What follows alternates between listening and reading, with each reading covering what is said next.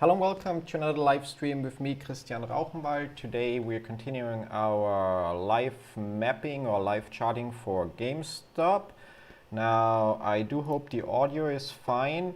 You guys should also hear, I'm gonna check or play with the volume, but there should be some background music. I don't know if it's any good because I can't hear it here.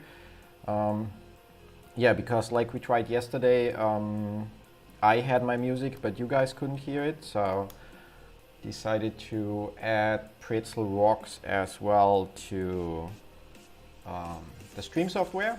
So hope this works. Hi David and hi Chris, great to have you here. And why can't I hear anything? Oh, now I have myself here. That's a bad idea. Okay, that's closed. And music. Okay, so I can increase the volume a little bit on the music. Got it. Again, not sure if it's any good, but should play the liked songs playlist. Yeah, so it's kind of like songs that I previously liked. It's a little bit tricky with the music. Hi Eli or Ellie, probably Ellie, not sure, or Eli. But yeah, so yeah, no, it's called Pretzel Rocks. It's kind of like a software or a platform that provides copyright-free music or royalty-free music, or however the right word is for, or whatever the right word is for it. And so it's YouTube safe, yeah. That is the nice thing about it. But it also means that there is like no popular songs, yeah. A bit too overpowering in terms of volume, or I'm gonna have to figure it out because I cannot hear. Yeah, let's try minus 40 dB on the music, and I'm sure we can figure it out. Yeah, and I'm gonna just switch, or before we switch, quickly. As always, you guys already know it, I guess, but we're always going to use our little one-page cheat sheet, which is in the description down below, and we basically rely on Elliott wave theory, which is described in this handy book here, which you can either order or read for free online. Also linked down in the description below. Now, one thing that changed since yesterday is that, at least in my YouTube videos, the links for the book are affiliate links, so if you decide to order something, I might get a small commission. But again, you can read the book for free on the website, so no need to spend money. Yeah, or you can just Google it yourself or whatever. So with that, I push this button and nothing happens, so push it again. There we go. And that's where we left things off yesterday. Yesterday it was really a train wreck of a prediction, mostly because we had trouble with this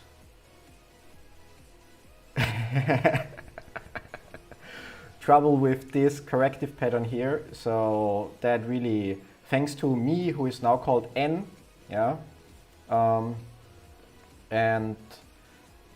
yeah, like we came up with one alternative prediction that looked very nice for some time and is still theoretically valid. But yeah, this here screwed us a little bit, that part, and we literally were, I don't know, like tapping in the dark for quite some time. And in the end, we ended up with this labeling here based on N's help, yesterday called, or formerly known as me, and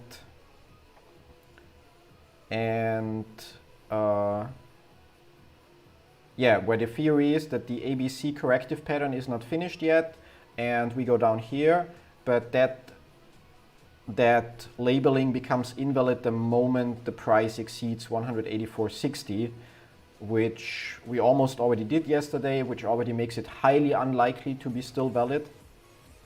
But yeah, until we shoot through that 184.60, that's theoretically still valid. And the other labeling we came up with, actually thanks to the auto label feature of wave basis, was that we indeed had our correction here, but the pattern that we tried to label after this was not a regular impulse, but a leading diagonal, which happens in 7% of cases. So kind of like, But yeah, based on that, we would expect, I haven't checked the pre-market, but we would expect that we either have a small drop in that area, or otherwise it would mean that this candle 4, or this red candle here, is already the wave number 2. and we go up from here into this area. Now let's check TradingView or open it so we have the real-time price also here. Yeah, looks like we're going up, and if we open at 185 it would already invalidate the alternative prediction or labeling. Yeah. Also left an update on Reddit. If you feel free to go and upvote it if you want. Basically just a summary of what we did and where we stand right now, and basically two options regarding that candle number 2. So or that candle number 2, or not candle but wave number 2. So we either go down here or we don't. And yeah, so we don't need that for now. We need that. Yeah, as mentioned yesterday, I will provide updates as we go, but today I actually have, I think, like quite a few things on the site that I need or should get done. So I'm gonna see how that works best, so that we have regular updates and basically regular predictions for the next step of the stock price, and also that I still can get some stuff done on the site. Yeah, and yeah, so. Yeah, I think that's it for now. Like, so we just have to wait another 8 minutes. So based on the pre-market price, we would already start here, which would change the labeling like this. Yeah. But I also have to say, like,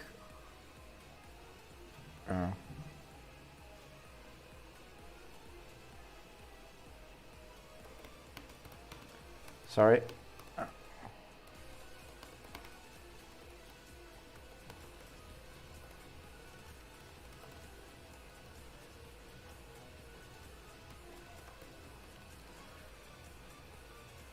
Monkey Man Boss, welcome. Yeah, so I also have to say, because we don't have a nice overlapping here, yeah, so the predicted area based on this 0, 1, 2 that we have here doesn't overlap nice with where theoretically we would have our wave 5 here.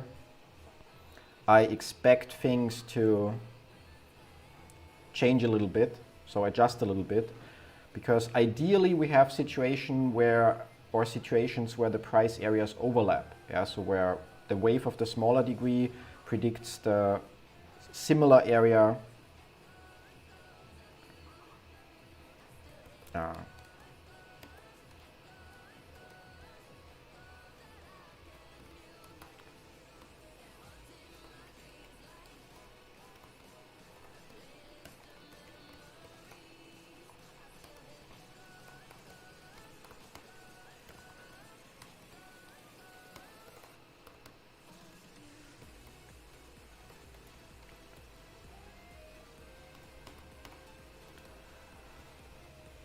Yeah, so as said, so that the price overlaps. Now, as always, just to be fully complete here, we basically started on the monthly chart, which I don't have open here, so we're gonna see if I find it in a post.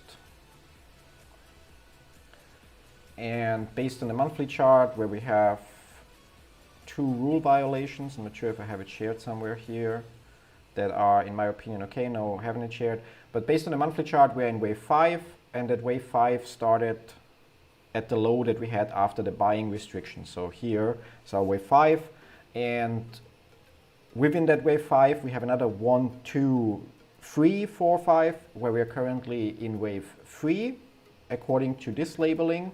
And that wave 3 started after the low we had in the earnings call, and which would be here. Now, we previously had this here labeled, but because the weekend was in between, the chart reset. But basically, maybe I can find a screenshot, and that should be in probably in this post. Yeah.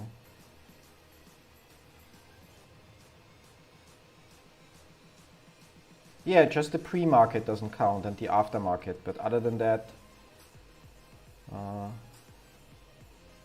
not this. Oh, maybe this post. Yeah. Yeah, there we have the low from the earnings call, and yep, that helps us. So basically from down here till, okay, so basically what we also had was this here to here, to here, and yeah, I'm not going to draw that line, but log the wave lines of this and log the predicted price area of that, so which is somewhere up, yeah, so in the 300 something area. And so we are in this wave 3 of another wave, so we are within this wave 3, which is another wave 3 based on a higher degree and so on. And within here, we are also within a wave 3, which would be this one. And within the lower degree, if we go from here, which was then in green, no, not in green, is this one here, where we are also in a wave 3. So we are in the third wave of a third wave of a third wave of a fifth wave.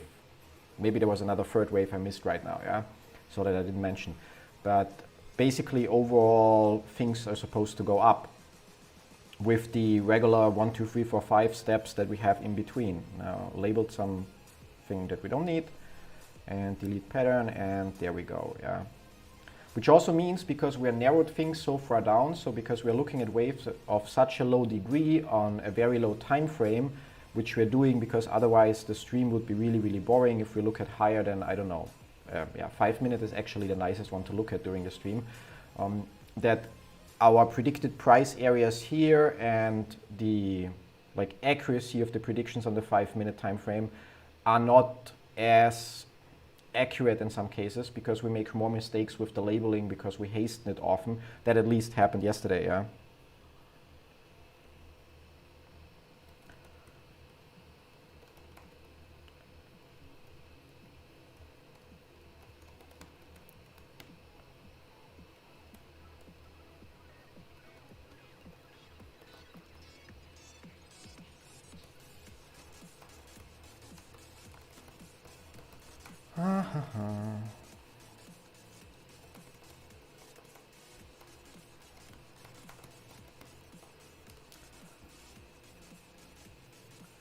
And yeah, so just have to wait for market open. No, I mean, it would load pre-market if I wanted to, or sometimes even if I don't want it to, but it doesn't matter for the Elliott waves, yeah.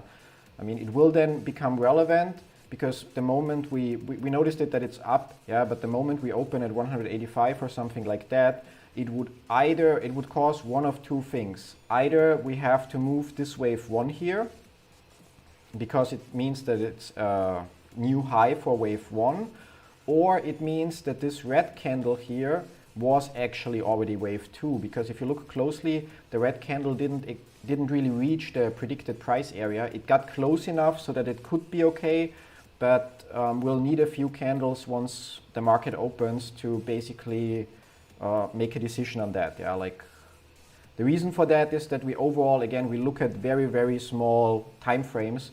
Our overall prediction, which is a little bit, or not overall, but if we zoom out a little, it would be this wave pattern that we have here, 1, 2, 3, and there the prediction, independent of this candle, more or less, is that our price area, our next one would be 188 to 190, which would be wave 3, followed by a drop roughly till here, followed by till wave 5 till here, and so on, yeah. So it's really, on the 5 minute chart, we will need a few minutes, maybe half an hour, to figure out if it stays like this, if we have to relabel like that, or if, yeah, like one of those two cases, pretty much.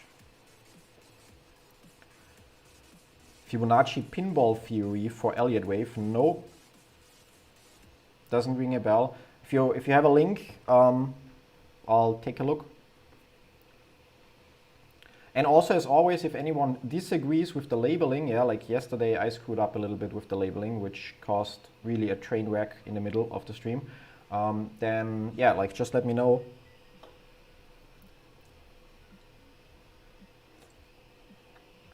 Although yesterday our collective decisions of what makes more sense also apparently turned out wrong, yeah. Well, I guess since we gapped that far up, markets open and we gapped that far up,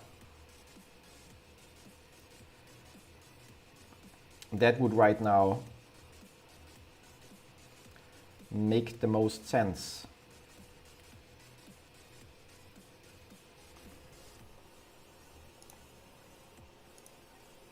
helps predict where wave 3 end after determining wave 0 and 1, 2. Ah, yeah, but we do that automatically with wave bases. Like the moment if we, wave bases is the software I'm using, it's paid software. And pretty much the moment I label any wave, so it doesn't matter, you see we have 0 and 1 labeled and it automatically predicts wave number 2. And depending on where I place wave number 2, you see that it predicts wave number 3 and accordingly then also wave number 4 and 5. So like all of that is built in and we don't have to plague ourselves with actually applying Fibonacci's ourselves to come to the predicted areas. And yeah, thanks Ben. I mean, I also enjoy it, and since I'm also invested in GameStop, kind of like makes sense to follow. I'm just gonna close that here, and we can close that here, and I can close all of that. Not that, or that as well. And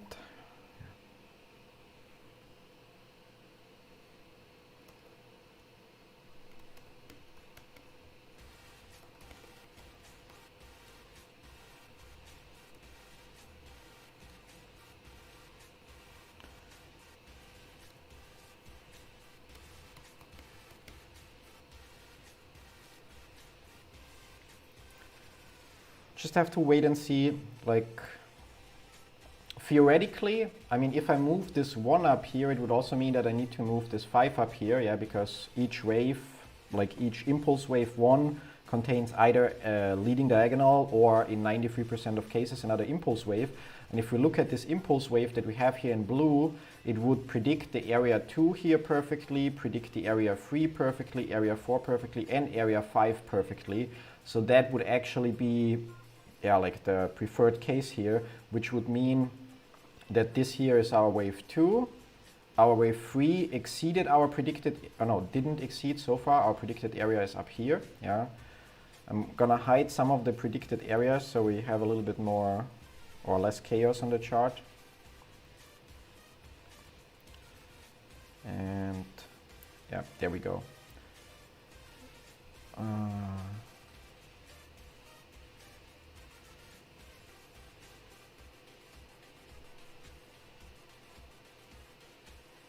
Yes, but if wave 1 after wave 2 hits the 0.618 retracement versus the 3.82, then the second wave 3 should end at 1618, 192. Yeah, but that's the prediction that we have, the area of 190 to 192.50. I mean, the thing is when I move the 3 here, it auto sticks to the candle, yeah, so I could just put it up here in the area, if that makes more sense. But we also don't always reach those areas. Like we have cases where we fall a little bit short of that area, or in cases where we exceed it. And so it's like, yeah, I think while Elliott waves have a very high accuracy, even in our own labeling and history, yeah, sometimes they, yeah, fall a little bit short. They still are correct enough that they predicted where we are going and and the area that we at least got close to. But overall, yeah, so I think our prediction here matches quite well. And it really adjusts depending on what I move. So even if I move wave number 1, you see that then the predicted price area even for wave number 3 moves. Yeah, so it's not considering the candles, it's literally just considering the distances between the points that I have here. So independent of candles, yeah. And yeah, but yeah, so I think that's where we are now. And let's see where we go from here. We also have still a gap open here. And while gaps don't always close, often they do, so I wouldn't be surprised if we see things go down here. Plus another thing that, as mentioned, like the predicted area for wave number 3, which is basically the wave of 1 higher degree for this orange wave that we're currently labeling, is lower than what we have predicted for wave number 5 here eventually. Yeah. So if wave number 3 didn't get all the way, or didn't go all the way, then wave number 4 falls shorter, but not that much. Yeah. but wave number 5 then also falls a little shorter, and we get a little bit more of an overlapping of the predicted area that we get based on this, based off this 0, 1, 2 with our orange pattern here. But yeah, we'll need a few candles to see where we stand on this. And yeah.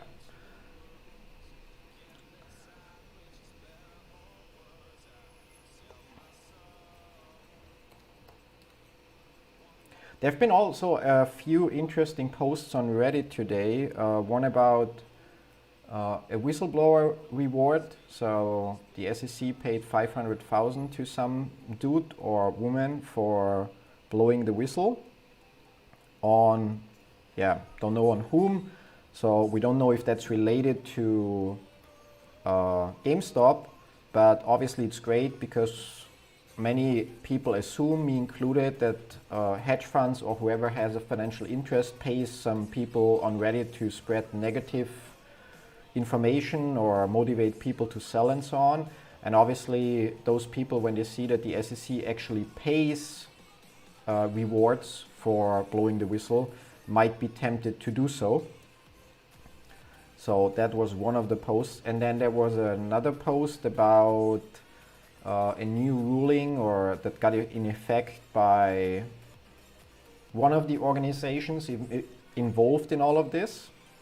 Not by the DTCC, but something else, if I recall it, that basically made it clear that they don't want to end up holding the bag, and that they are not going to end up holding the bag, and that we should get paid, if I understood it right. Yeah, there we go. So likely here, which means, I mean, the candle is still developing, yeah, so obviously it could go higher. So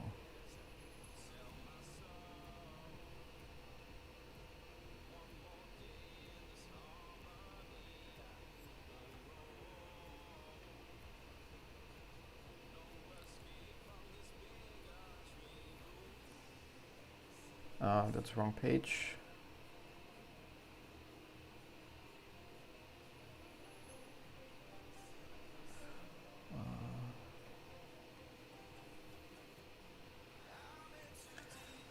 Yeah, and that's what I meant earlier. What I also noticed, but that could be pure coincidence or maybe something I didn't fully understand, is that often when we shoot through the right area, we go pretty much twice the distance. So very often in our previous labeling, I don't know where we have it here for wave number 2, it's roughly twice the distance. In this case, a little bit more. And I'm not sure if there's a rule to it that I simply don't know or missed somehow, or if that's just a coincidence that I don't know, that I'm trying to make sense of, yeah.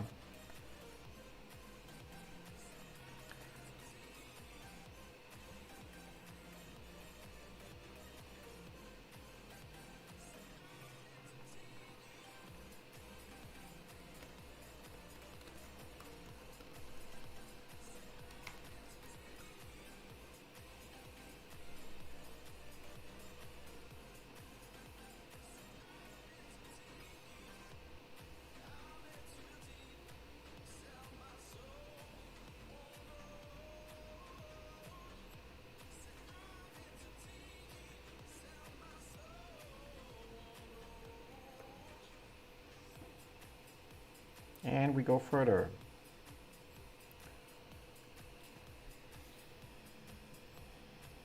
Hi Nans with Guns, long time no see. Hope you had a great morning. I assume it's still, or maybe it's still morning where you are. Yeah. Yeah, I also don't recall anything about it in the book. It's just like an observation that I noticed, and I could probably find more cases where we had it. Like yesterday I actually picked more cases, but today it's like the first one that I notice is here, where it's a little bit more than double. And if we look here, the predicted area would be here, and if we take that, it's pretty much double. Yeah, from here to here, and then here it would be pretty much twice the distance. I think we also had it on the hourly chart, like there also, like not here. Here from 4 till 5, I mean, it's also not exactly double, but roughly the predicted area is almost in the center of that movement. Here, not. So that wave here is, yeah, like got completely exceeded, but there were a few other examples. So, and I think we can hide our labeling for the predicted area here and move on. Yeah, already more exciting. We're close to 200 now. Theoretically, we would expect a drop. However, in the recent examples, when we shot through, like in the hourly chart, which happened here, we shot our wave 3 exceeded what was expected. Then we also exceeded our wave 4 in the drop down. Not sure if we have another example for that. We had our, here we had our wave 2 exceeded, but our wave 4 held. So, in other words, I wouldn't be surprised if we, on the way down now, shoot a little bit through here, the area that we predicted for wave number 4. And yeah, so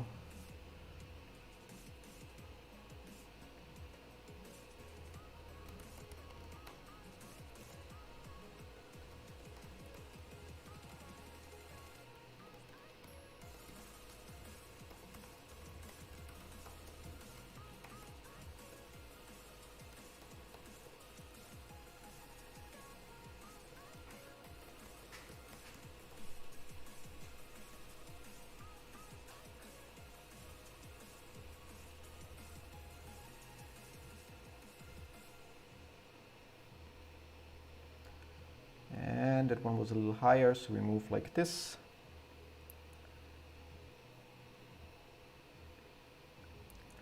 So did that. Can actually close that for now.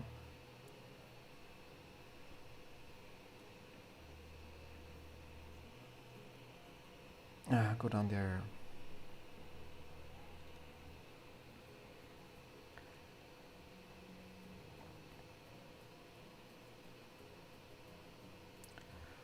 Good morning, Michael. Yeah, I've heard the day you shared in Reddit and I found it great. Thank you for sharing. I'm willing to find some time after all this frenzy to understand it deeply.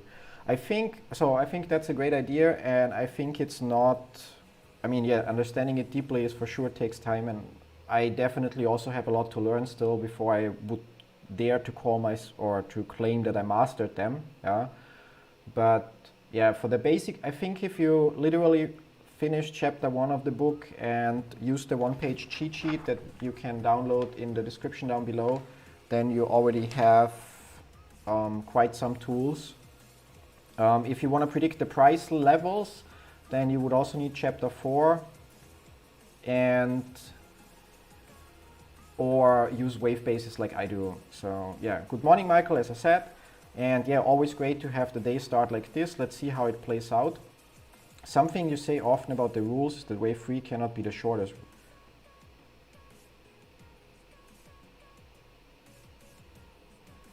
Yes, I look at the price difference.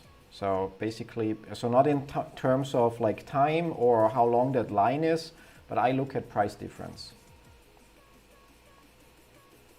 So it's, for me, it's maybe I'm wrong in that aspect, but it's, in my opinion, as far as I understand it from the book, it's about the price difference. So the time is really a little bit of a irrelevant factor.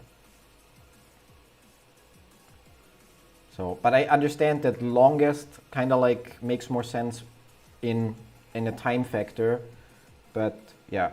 So theoretically, we also barely reached the area of our wave 4 already. So while this could go further down, which would not surprise me, it's also possible that we're already on the same candle in this case, which I probably will not be able to label properly.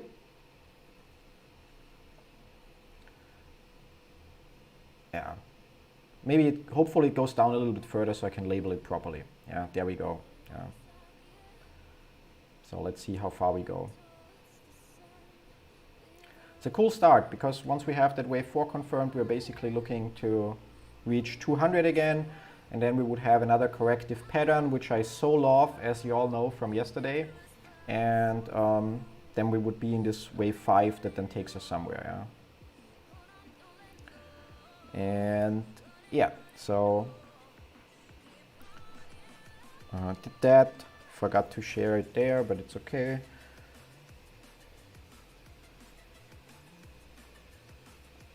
Need to do that, and oh yeah, still haven't done that today.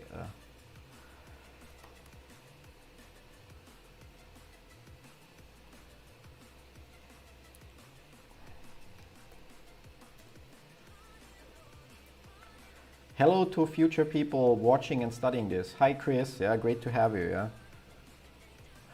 I think they would only study that if we would have a very high accuracy. Yesterday was a very bad example, and I'm sure people might use it to say like it's not accurate or it doesn't work or something like that.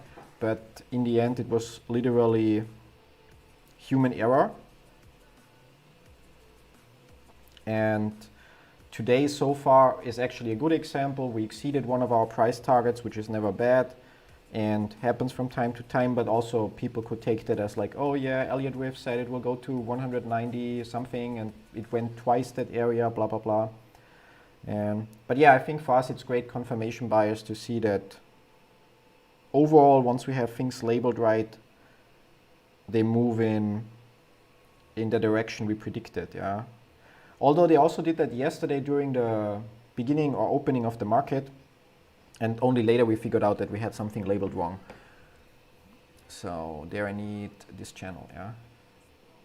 By the way, so we can try, but we will not be, because we are already looking on such a small time frame, but theoretically we would need to be able to fit a corrective pattern in there, which we all hate, or I at least hate, and in 80% of cases would be an ABC, which would go like A, B, and it doesn't label it properly because of two little candles. Let's see if I can move them. So B would be, no. Seriously? B would be here, 0 would be here, and now let's see if we can move A. A would be here, yeah, so A would have predicted the area of B nicely, and B would predict an area here which we exceed, yeah. So, but it could also be that those two candles are not going to be the entire ABC, but that it will be bigger because, yeah, first of all, I suck at corrective patterns, and second of all, it happens sometimes when we try to jump the gun with the labeling. Yeah? But let's get rid of that, and let's just assume or wait to see where this goes. Yeah. An interesting aspect is we still have the gap here open. And again, gaps don't always close, but they often do. Now, if that gap would close now, it would invalidate our labeling, which happened to us yesterday. So if it would go down here, because then wave number 4 would enter the area of wave number 1, and we would have to relabel. However, if we have wave number 4, and then eventually wave number 5, which is then followed by a corrective pattern, like that would predict it or would be predicted to go down here, but that then drops further to close the gap. No, that would also not be okay. Our high here is 184.6 and our high here is 184, yeah? So pretty much if that gap closes, I labeled something wrong, yeah? Good to know, so. Trading that gap or waiting for that gap to close according to Elliott waves, not the right move. Let's move that a little bit here so we focus on the orange development.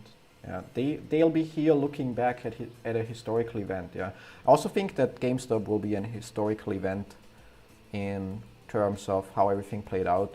And unlike the housing market collapse or so, where basically the average Joe was the idiot at in the end, I think that here, yeah, like it will go the other way. But I could be wrong, so.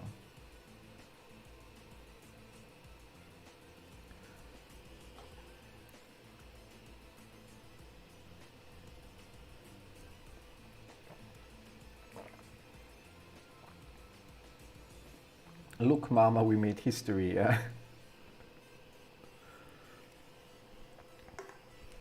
It's like crashing the world markets, not because we did it, but because we didn't budge, and then being proud of it. I'm really curious, like, what the aftermath of all that is going to be like.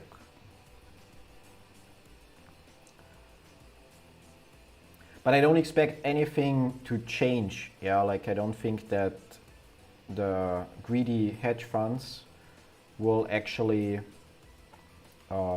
change anything on their side. They will just try to do the same again in the future.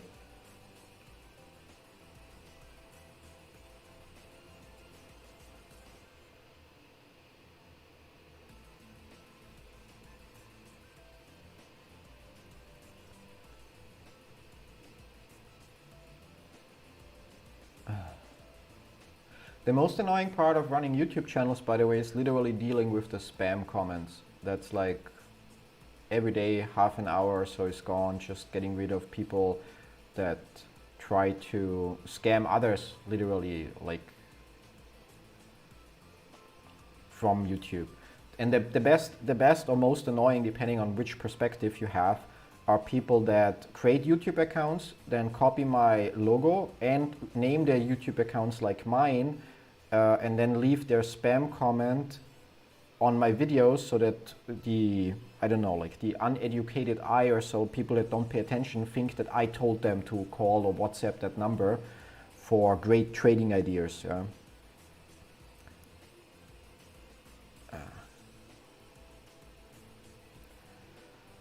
So far so good. We went further than expected, but yeah,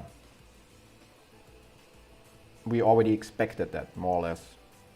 Since we went up further than expected, we also went down further than expected. I'm sure there has to be... what link? I don't see a link.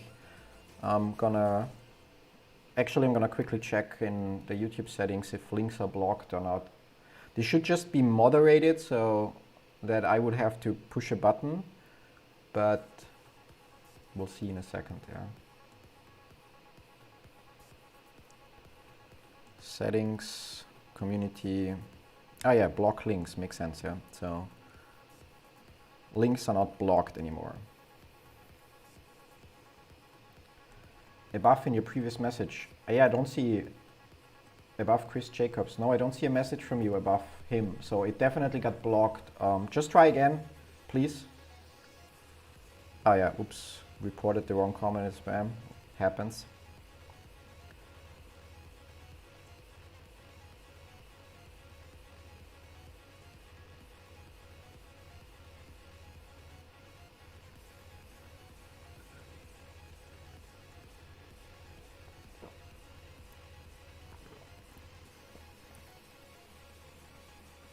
And I think movements like this are also an example why trying to day trade GameStop especially, but even other stocks with Elliott wave on such a low time frame is likely not a great idea.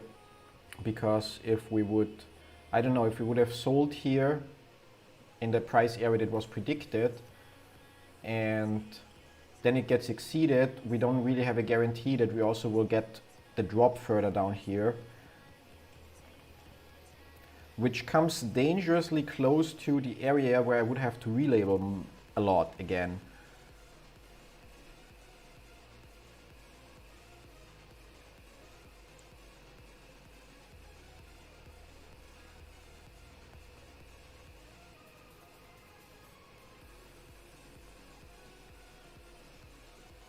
And there we are. Are you shitting me? Like, did we reach that? Did we close the gap? Low 184, high 184. Fuck my life, yeah. That's gonna be fun to figure out.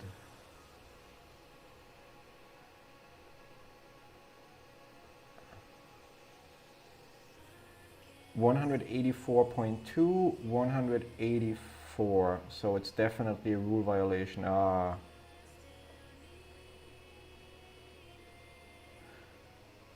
I don't use simple moving averages, or I don't use moving averages. In my opinion, the problem with them is that they're lacking behind, and basically, yeah, I don't know, like, I mean, I'm sure you can trade off them in combination with other things, but yeah, like, I just don't use them, so, but We'll see. Now we'll have to figure out what's wrong here, or what we mislabeled here.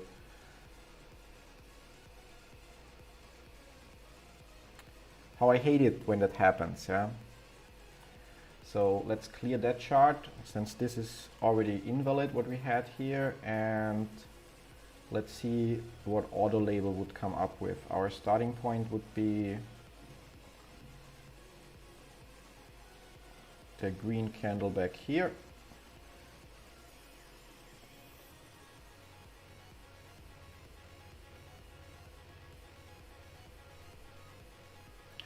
So it would label this as a leading diagonal. And then basically here wave 4 to 5, which just doesn't make sense to me, but maybe I don't understand something.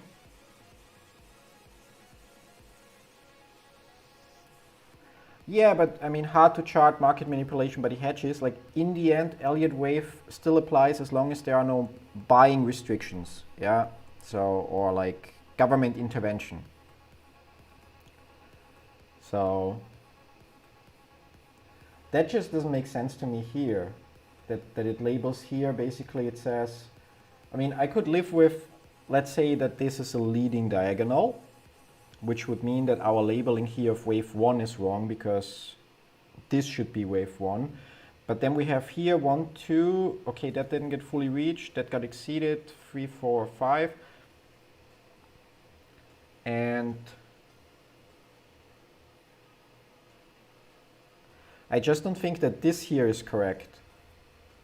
Because here from 0 to 1, we would need to have another impulse or leading diagonal, but it's theoretically possible that we're looking at because we're looking already at such a small time frame, that we simply are not able to look any lower to fit in the pattern that's needed. Yeah. If we would have it like that, yeah, let's see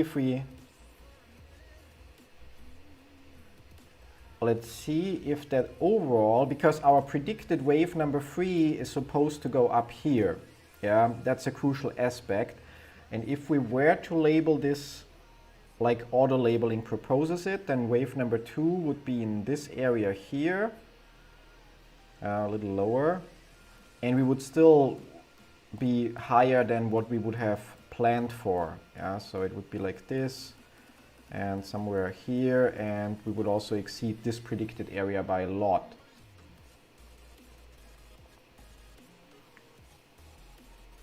So I'm not really happy with that either, yeah, because again we would be way too high compared to what we can predict from that 0, 1. So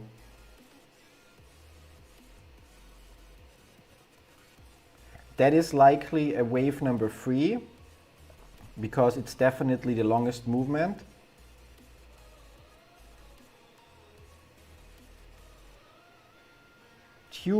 Tuber charged. You are the man, Christian. You stream, I follow. Sound familiar? Maybe from last week's stream. But it's honestly with like 100 people watching and chat, it's hard. And I suck at remembering names, so. Yeah, Chris would be happy if it means pushing up those zones, yeah. I'm okay with adjustments and relabeling that we do on these areas here on the 5-minute chart, because they don't really affect our predicted areas for that we have on the hourly chart. Yeah, so, and those are the ones up, yeah. But I obviously want to be able to label this properly without rule violations, because it would also help confirm the things on the upper chart. Let's take the auto label a little further. Let's say from here, so from the earnings. So there it would think it has, or it would say it has a wave 1 here. No, actually it would think it has a wave 0, 1, 2, 3 here, so that's definitely not what we're looking at. 1, 2, 3, 4, 5, A, B, C, so 1, 2, 1, 2, 3, 4, 5, 3. Yeah, but that can already not be, because if that's 1, 2, 3, and then 4 cannot go in that area, which happens here. So that's definitely not correct labeling.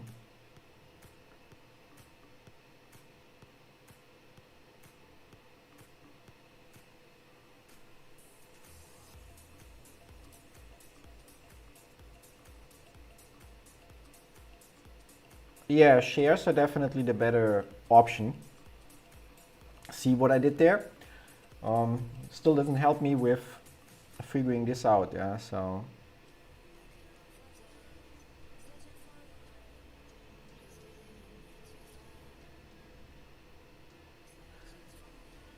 I mean, it's always nice when it happens in the first hour of the stream and not in the middle. But I swear to God, I already hate this whole area here so much.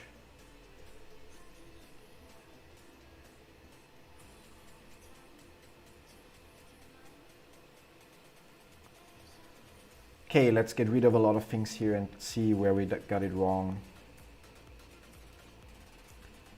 And get rid of that. And get rid of that. And get rid of that. And we'll also get rid of, yeah, let's keep that for now.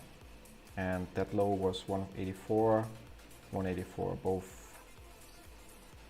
at 184, okay,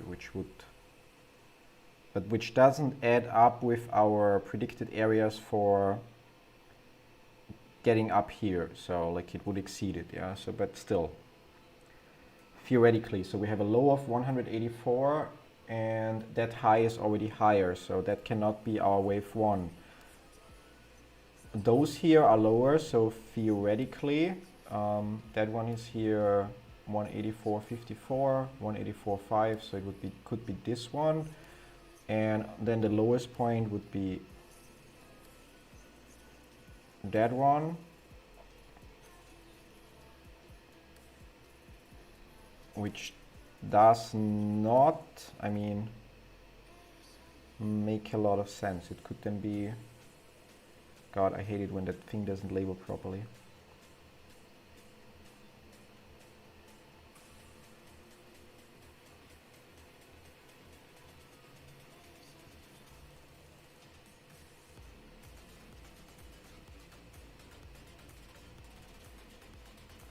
But that doesn't help, because if I were to do that like this, then this would just be another wave 1, and I have the same issue that I had before, that we exceed the predicted area. So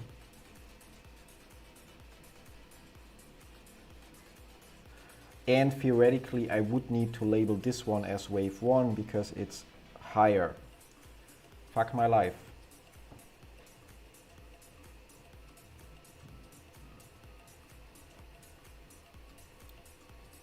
Yeah, of course, I mean, if that's a wave 5, then this could be an ABC, but it still leaves me with the problem, if that's a wave 5 of 1 degree, then it would automatically also be a wave 1 of a higher degree, yeah? So then this would be wave 1 and wave 2 would be, yeah, which with the predicted areas would add up, yeah? So I'm just gonna lock this, but the problem is that then the predicted price area for our wave 3 already overlaps with the prediction that we have from a higher degree.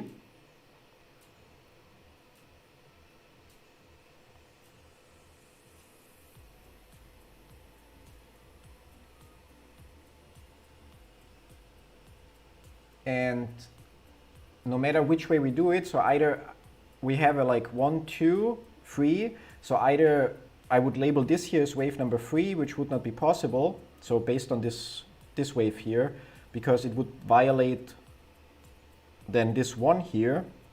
So, and if I say this here is 1, 2, 3, 4, 5, just theoretically, then it also automatically is a 0, 1. And then 2, and then 3 already goes in the area that we are only supposed to reach or predicted to reach based on a wave of a higher degree as wave number 5. 5 can be the shorter green candle, red candle with be part of the retracement. No, 5 cannot be the shorter candle in that case. Or yeah, it wouldn't change anything, like, to be honest, like, even assuming, I think you're right that it can, yeah, but I think that's part of chapter 2 of the book, and basically there it mentions that Elliott tried to explain a scenario where he assumed there is something like an extension or a zigzag or something that goes beyond wave 5, but in fact was just an extended 5th wave. So, but it wouldn't even change anything, because if I label that one here as wave 5, yeah, I still have to find, I still would have to label it 0, 1, and then 2, 3, 4 is then somewhere here, and 5 is way beyond where our prediction goes, yeah. And the bigger question is, like, it may actually, it may make sense, but the bigger question is we would need to be able to confirm that, which on those low time frames we are very hard or very rarely able, because we would need to be able to fit another 1, 2, 3, 4, 5 in here, which likely would be 1, 2, 3, no, cannot be 3, 4, so we fall a little bit short here. Maybe on the minute time frame it would be possible. One is 193.92.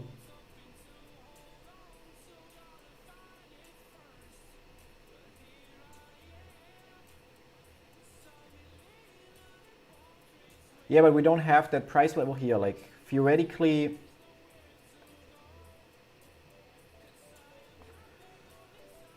thanks, yeah. Like, so I cannot just say 1 is here when the candle clearly goes further. Like, then we wouldn't need candles at all, and we could just go with the predicted areas and then, I don't know, like flip coins and see if it happens or so, yeah.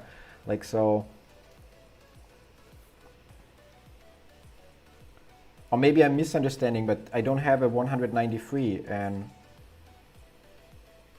it can definitely be, it can definitely not be like this candle or something, because we already have a higher candle before it. So, and this one here is actually, as mentioned already, it cannot be, because it would need to be this one here, which is high 184.6. Your blue one should be 184.6, yeah.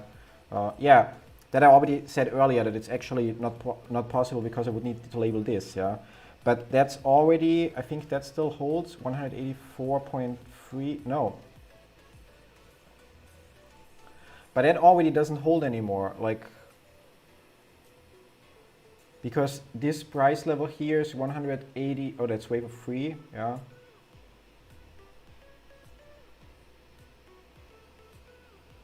And that candle here only goes, so then our 3 and 4 would be wrong, and 4 cannot be here because it would already violate this, yeah.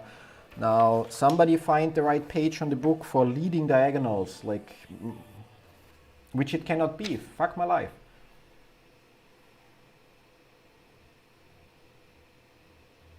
Yes, it overshoots, but unless, so as long as we have a free market, so as long as there's no government interference or things like buying restrictions, the rules should apply, yeah.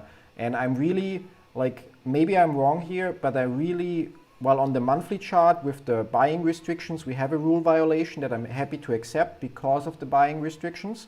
But besides that, I'm really very unwilling to accept any kind of rule violations, because it's more likely just for us trying some kind of like confirmation bias, or like trying to find excuses why it still is right. And if we are wrong with our assumption that it's because of some, I don't know, like, I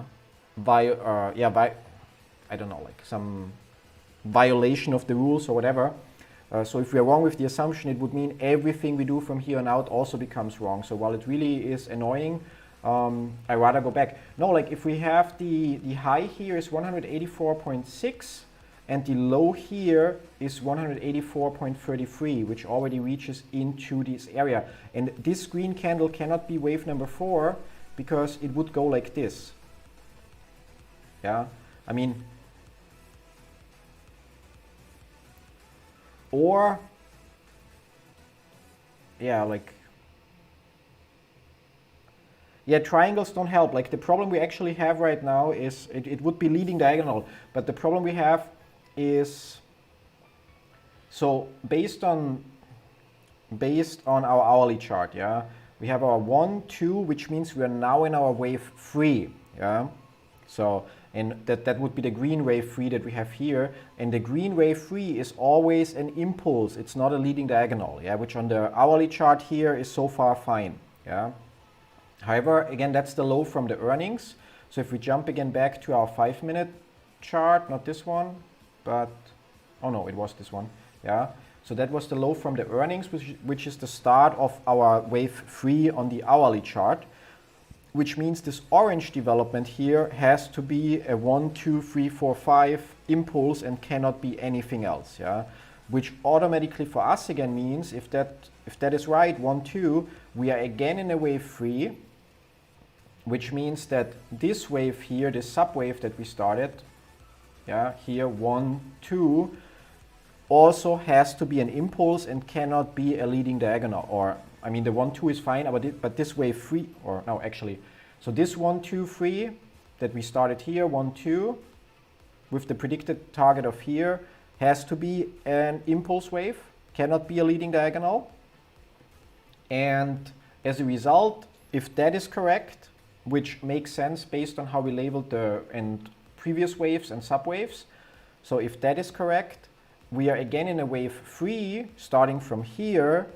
So this 1, 2, 3, 4, 5 also has to be another impulse wave and cannot be a leading diagonal, yeah? Which means we cannot have the violation, or we don't even have to bother about looking up if there is an allowed violation for wave number 4, because it cannot be a leading diagonal, yeah? So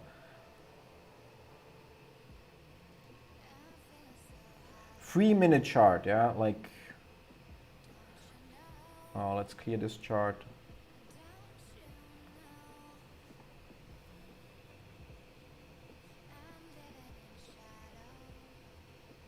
Yeah, but that chart also doesn't get better because there's still, you have the high at 184.6 and the low here at 184, which basically retraces into that area, which means you cannot have something like 1, 2,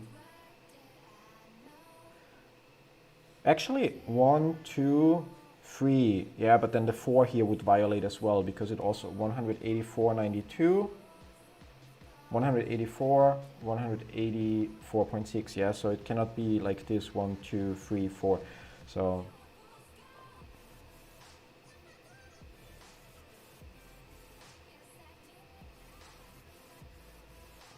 no, I don't use other indicators, so I mean, I usually also use like simple things like, for example, trend channels in general, or, you know, like support resistant levels. So things that on its own are pretty much useless, but in combination with other factors help. But obviously the whole topic here is to focus on Elliott waves, and like, it's kind of like, I don't know, I enjoy the streams. I enjoyed yesterday's streams. I loved Friday's stream a little more because we didn't have to suffer through that many relabelings. But yeah, like, it's kind of like, the question is, where did I get it wrong? Yeah, but okay, let's go back to the drawing board on this chart. Yeah, so let's get rid of everything. Yeah, now one thing that is very likely true is that yeah, zoom in, scale, go back. So the low that we had after the earnings is the start of our wave, yeah, which leads us to this point 1, and in our assumption this point 2, yeah. which also would match the predicted area, which would now be wave degree. Let's say this one is our primary wave, yeah? And let's log the wave lines. Now, in order to, if that's true, then we would now be in our wave number 3. Yeah, we can worry about confirming that wave in a second, but let's just see if we can figure that out. And the predicted price area, or I'm not showing it, or I'm just not zooming, would be the 340 something for that wave number 3, which means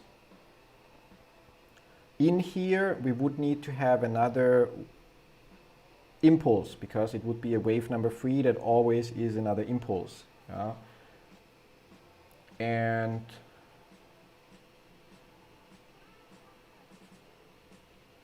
theoretically, I mean, let's just give it a try. We could have,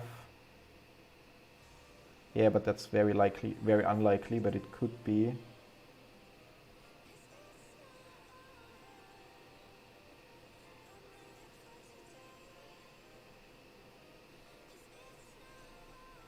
Yeah, very unlikely, very unlikely. But we don't have any rule we don't have any rule violations. Wave number 4 here, the low is 183.22, the high here is 182. So there, wave 3 is not the shortest, wave 4 doesn't retrace into wave 1 and so on, so that, at least according to the rules,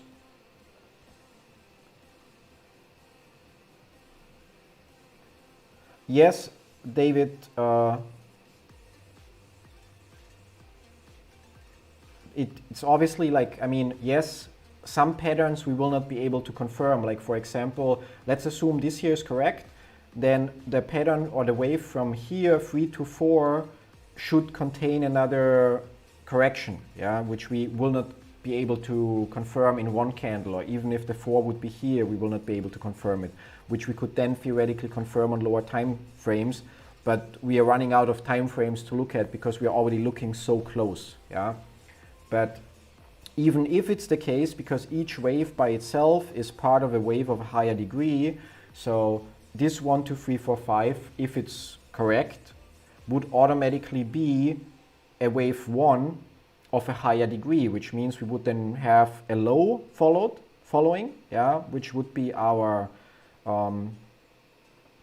wave 2.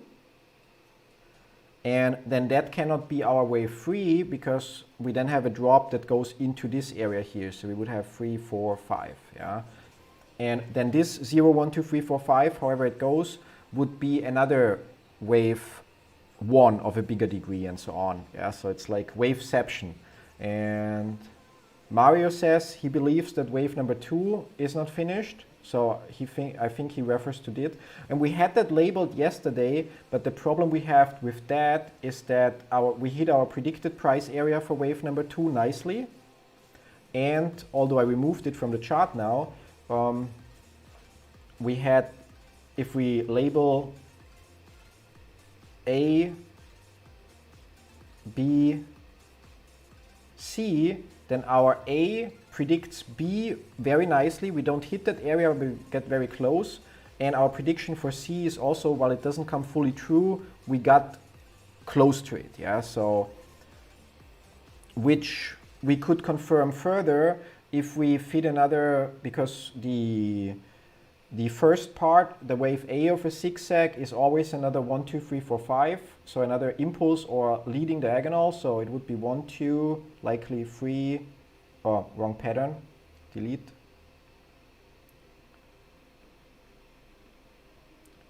So 1, 2, 3, 4, 5. And if we look at that, our predicted area for number 2 gets a little exceeded. Number 3 is almost on spot, gets a little exceeded. Number 4, we hit like a bullseye.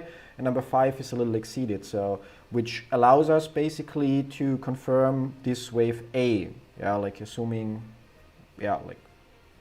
And wave number B here is always another corrective pattern, which in 80% of cases would mean it is, or in this case, actually wave number B in 30% of cases is a zigzag, and in 40% of cases it's a sideways movement, which means in 70% of cases it's something that's labeled ABC. Yeah?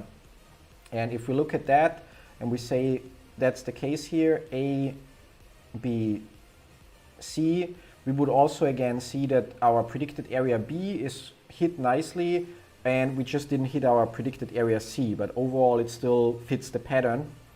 And then for here, for the last leg, we would need to be able to fit another 1, 2, 3, 4, 5, so another impulse or ending diagonal.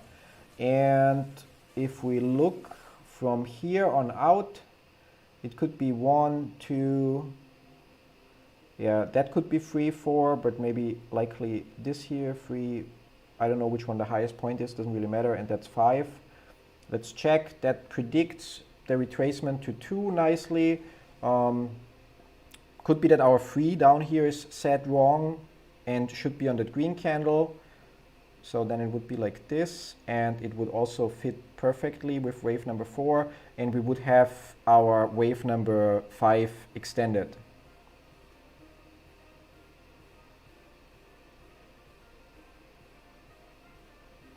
I'm assuming you are quoting the book, yeah?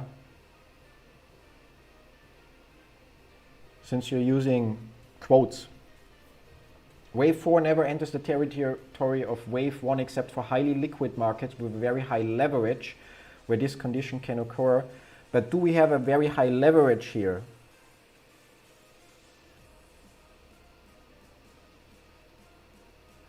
I also want to point out for people that are confused about, or like, I thought Elliott waves is accurate and why all that chaos right now. Our overall prediction still stands on the hourly chart. It's like we are literally working in the, like almost with the microscope, and where things get a little bit more challenging. Yeah, that's what I mean. Yeah, that we have here a perfect zigzag, and if we would have a double zigzag, then that all that sideways movement doesn't make sense, yeah? So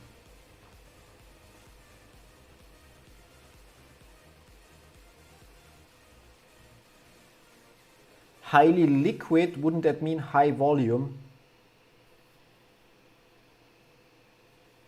I mean, I don't have the volume indicator here, but we have one here. I'm not sure if the amount of shares, let's look at daily. So today, 5 million shares so far versus if we look at other days where we have movement. Not sure what the average is, but like, yeah. Maybe that's what I mean. Like we have high volatility, high liquid, 6 million just now. Yeah, it's hard to judge. Yeah, like, but maybe we're just at a time frame where we may have to accept rule violations, but until or unless there's no other option we can come up with, I'm really not comfortable doing that, because it really could screw the rest up, or yeah, like so, yeah. But regarding the argument that wave 2 is not finished, we had a valid labeling yesterday. Also, I think maybe even Mario, that you followed by a double 3. Any correction, not triangle, also not a double zigzag or another double 3 or a triple 3 or triple zigzag.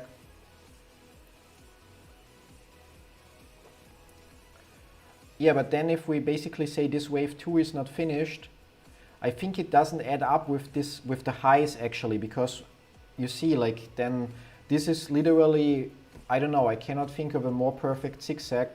Even consider it, the only one minor thing that here is not perfect is that we exceed this predicted price area here, which could just mean it's an extended 5th wave, or there is an extended 3rd, and I would have to move the 3 and the 4, yeah.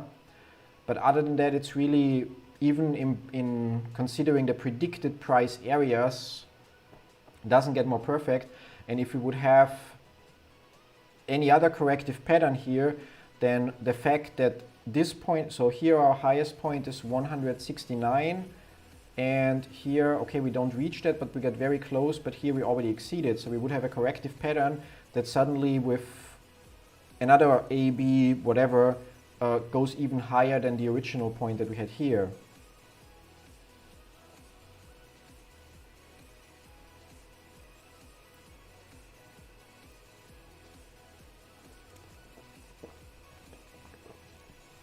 So while I'm honestly still at the moment have no clue how we're going to label this, I'm still fairly confident, and we can, I mean, we could even go further, so and say we confirm this here is a 1, 2, 3, 4, 5, to confirm that this is actually our wave 1 of this degree, yeah, but that could be like this one. I don't know what's the lowest. Oh yeah, never mind. We'll have to move those two then. That's likely the lowest point, and yeah, now I got it completely messed up. Wait, great. So 0 goes down here, and 1 goes here.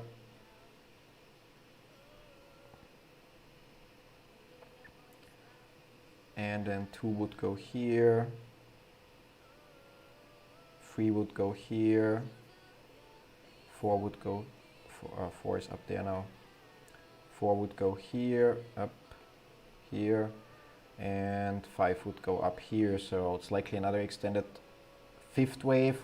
Or I could maybe break it up, 1, 2, 3, 4, 5, which is then wave 1, A, B, C, wave 2, 1, 2, 3, 4, 5. Okay, that cannot be wave 3, so likely 1, 2, 3, 4, 5, yeah.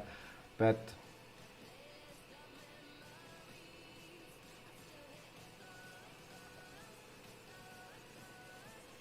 you can move down 3 and 4. Yeah, so, but it really, I mean, this one here, yeah, so, but it doesn't really change anything. Or are you referring to the other one? Like, no, you used letters, so you're talking about that one, yeah.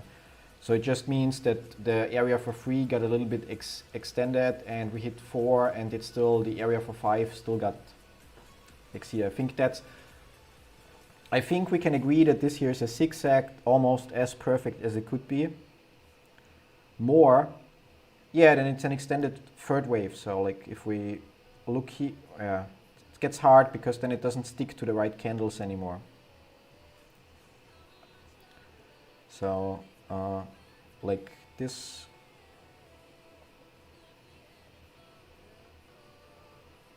doesn't get much better. So I think the original version of having it here and assuming that we have an extended 5th wave of some kind down here is there at least we have basically 3 out of 4 price areas that hit the nail on the spot, yeah. But anyway, like I don't see that how this can be still part of wave number 2, because we already go higher than what we have here as our B. Now theoretically, if this would still be, or let's consider it, yeah. Let's say we're still in wave number 2, then it would actually mean that very likely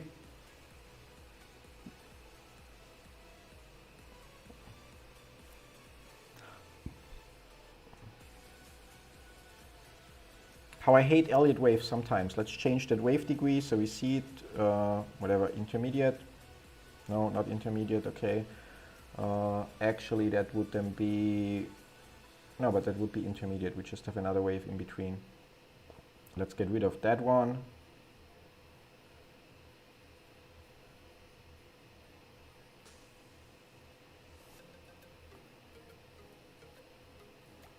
And get rid of that one.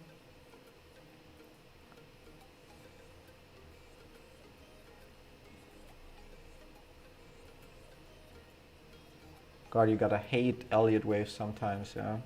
So what do we still have? There's still a green wave that we can get rid of. So assuming our wave, wave 2 isn't finished, although the predicted price area, so even delete wave, deleted too much. Let's get rid of that pattern, and so we have 1, and we're gonna stop there and say project pattern forward. It literally would, the projection would be that this here is our number 2, yeah, but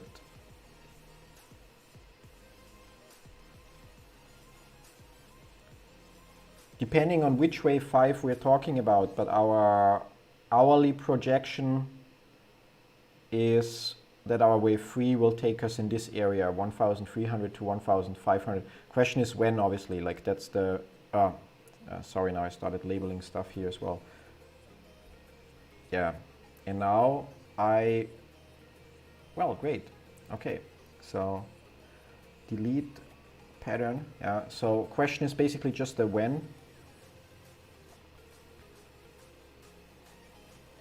And from 2 to 1 I see a double 3, from 2 to... We don't have a 1 anymore, so I likely deleted the 1. You mean here? No. But assuming we go with this here, yeah, then basically, let's log this. And yeah, like we don't have wave number 2 head is the assumption.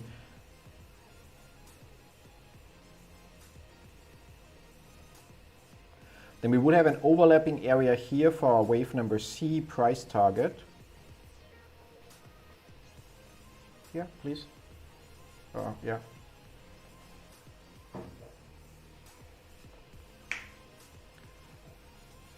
Thank you, sweetie. And we still would need to be able to confirm that. So we still would need to have an impulse or a leading diagonal down here, another ABC here, which might actually work out, yeah. Yeah, Mario seems to have an eye for corrective patterns where I really suck at, yeah. And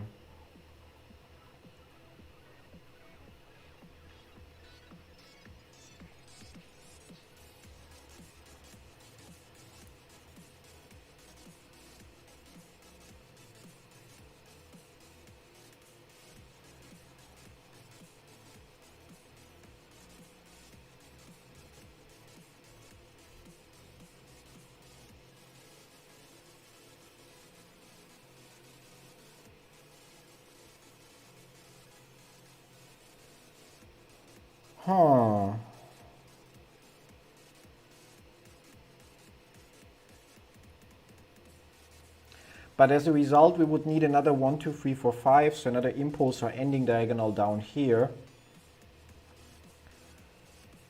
if that's the correct labeling. And then the question would be if it's like,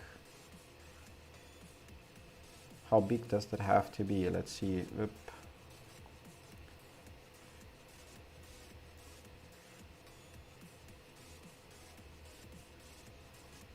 No, it would need to be even bigger.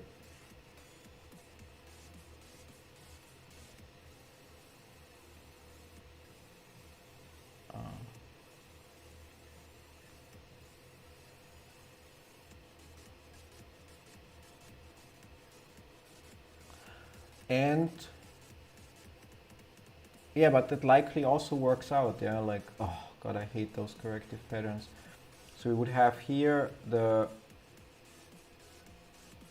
1, 2, making this the longest wave 3, 4, and 5. Obviously the 0 is wrong here.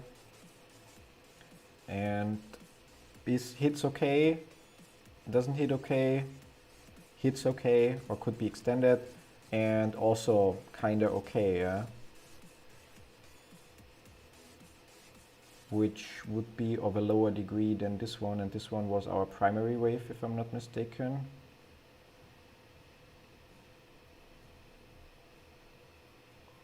And no.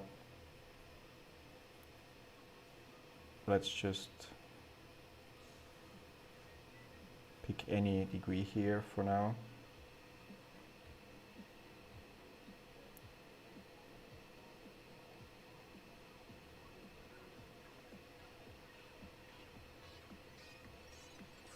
So you think like this, Mario?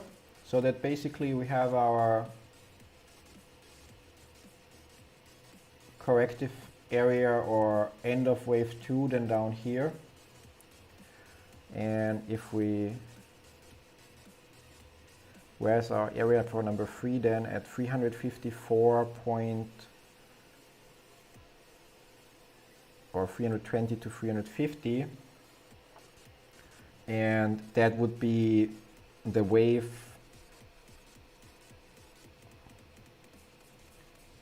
3 that we have here. Although the assumption would be that then this wave 2 is also not finished, so where do we have then our predicted wave 5 here? 300, 600, 500 to 600 roughly, yeah.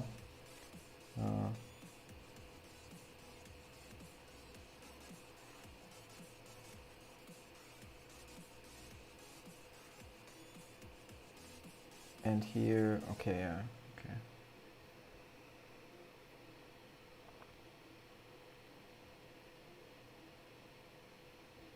You mean in terms of free, or 3, 3, 5?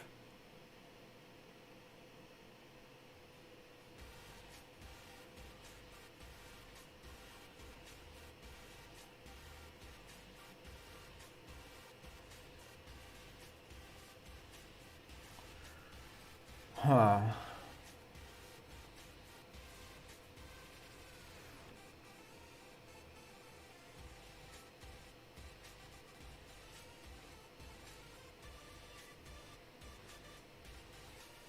But yeah, I mean, since we previously confirmed, I mean, that would actually, so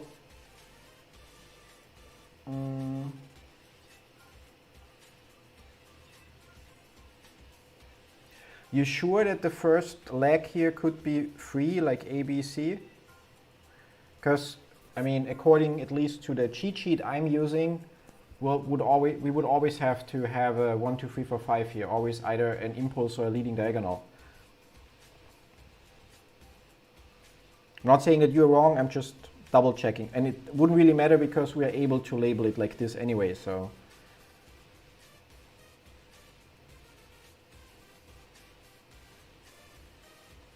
It's like for 2 days now, we're basically relabeling this fucking area the whole time to figure out what's going on.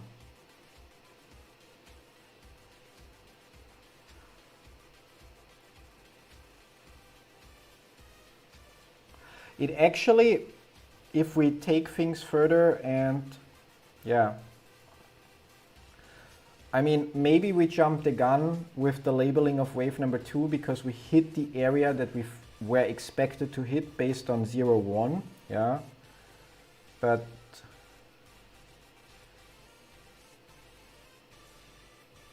yeah, that's what I mean. It's 535. So according, I mean, maybe you already downloaded it, but down in the description you can find the link to this one-page PDF. And according to that, if you look at a zigzag, so an ABC like this, then the first leg of it is always an impulse or a leading diagonal, and the last leg is also always an impulse or a leading diagonal, or an ending diagonal in that case, which would always be 535 then, basically.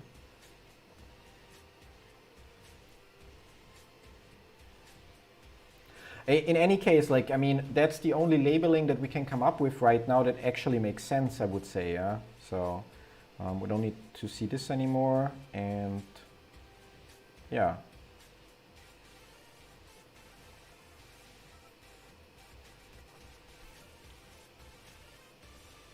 Because we are, but on the other hand, that would also mean that we should be able to label this here again, and that's the point that we cannot do. It should then be again 1, 2, or 1, 2, and then that cannot be wave number 3. But maybe we just cannot do it on this time frame, but on a lower time frame we could. Yeah, let's like, or maybe I'm like going too far. I'm going too far with trying to confirm things.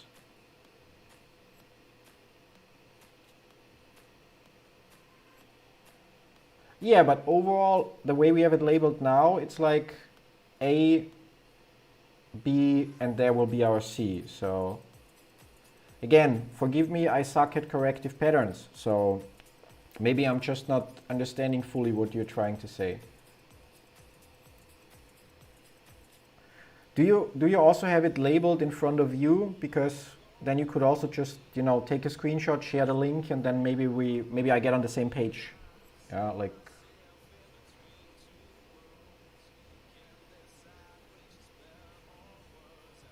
At some point, maybe it would make sense to jump a little bit on a higher time frame, like not too much, because obviously watching things play out on the hourly time frame is going to be very, very boring. But if we move, I don't know, like maybe to a 15-minute time frame or so.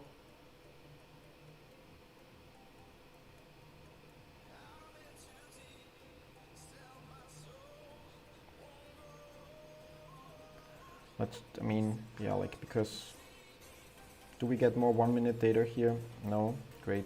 So, or maybe a 10-minute time frame, which probably doesn't help much, but still.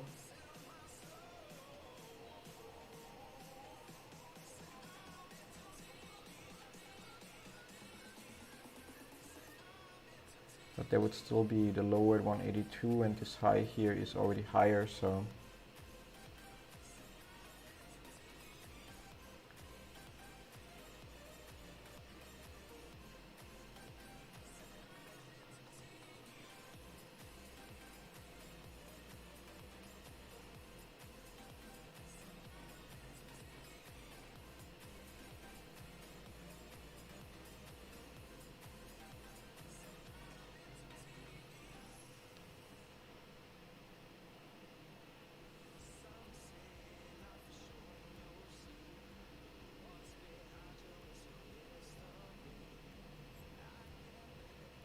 You mean on here?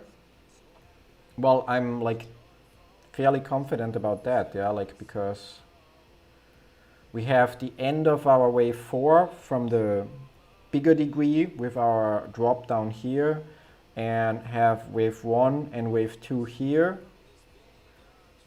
And then zooming in, basically the end of the earnings call, the low that we have here is the beginning of our wave 1. So 1, and yeah, like the big question that we have pretty much now the second day is like, is this our wave 2, or is our wave 2 down here? Or will it be down here, yeah?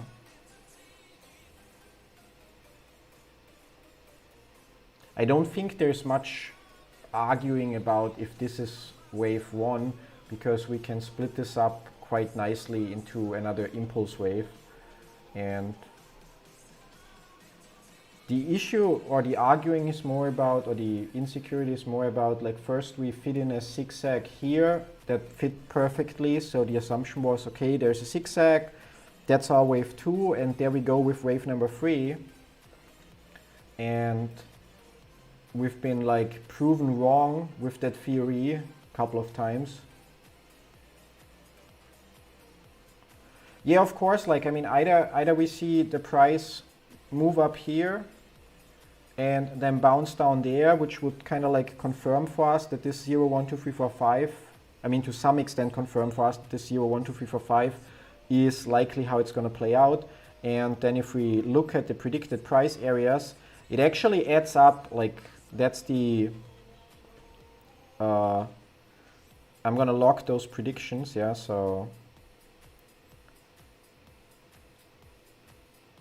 While I'm not a fan of where we are going with this, obviously we all want to see it go up, but actually now looking at this actually makes so much more sense, because we have an area where the predicted, so we have the prediction 0, 1, which predicts this area of retracement for our wave 2.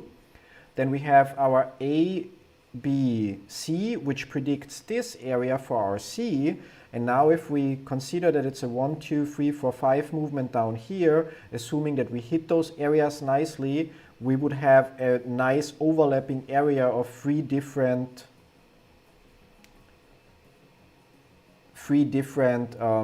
predictions, yeah, so which actually also, if you recall, was something that I didn't like about our previous labeling, where maybe we were just biased there and focused too much on how the pattern fits to go upwards, yeah. But there we had the issue that our labeling didn't add up with, so different predicted or waves of different degrees, and their prediction didn't overlap at all, yeah.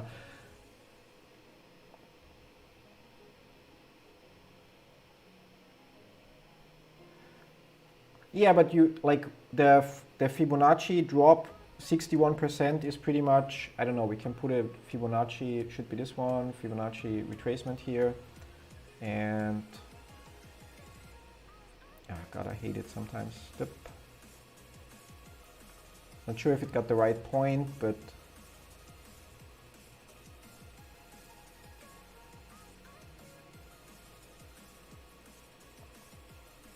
and 61.8 would be here in that area. Yeah.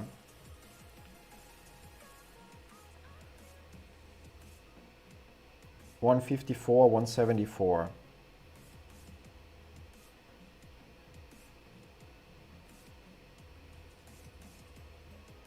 Where we don't know where wave 5 will end up fully. Like again, like there we still have our hourly predictions or on wave of higher degree, and they don't change until we make an adjustment to, for example, if we would have to move our wave 2, for that the price would need to fall below 120 to force us to declare this here invalid. Yeah, and so nothing on the bigger prediction changes. It's really just on the low time frame where we're looking at on waves of very small degree, where currently basically the movement would look like this. So we go from here down into this area, and then from here our wave 3 will be here, wave 4 would be here, and wave 5 of this degree, yeah, that's the important word here, would be in the 600 to $500 to $600 area. But that, like, that already would assume that we hit the area 2 exactly where it's currently labeled. As you see, when I move 2 a little, it changes a lot. Yeah, and area 3 plus area 4 and so on. Yeah, so like, and if we then compare that, because that 0, 1, 2, 3, 4, 5 would be part of another wave 1, and that would be part of, yeah, that basically would be part of the wave up here. Yeah, so either there's still a wave of another degree in between, so between that wave 1 there's another 1, 2, 3, 4, 5 where our labeling here just will become wave number 1, or we'll have to make adjustments along the way again. But what I like about this labeling, although I don't like that it says the price will go down, but here now we really have 3 different patterns that make sense and add up and all predict roughly the same area, which would be 100, yeah, let's say between 150 and 160, somewhere in that area, which from where we then would have our wave 3 that I thought we already are in. Yeah, so we'll know if it's true in, I don't know, half an hour or so. If we see that area here hit, maybe a little exceeded, and then start to go down.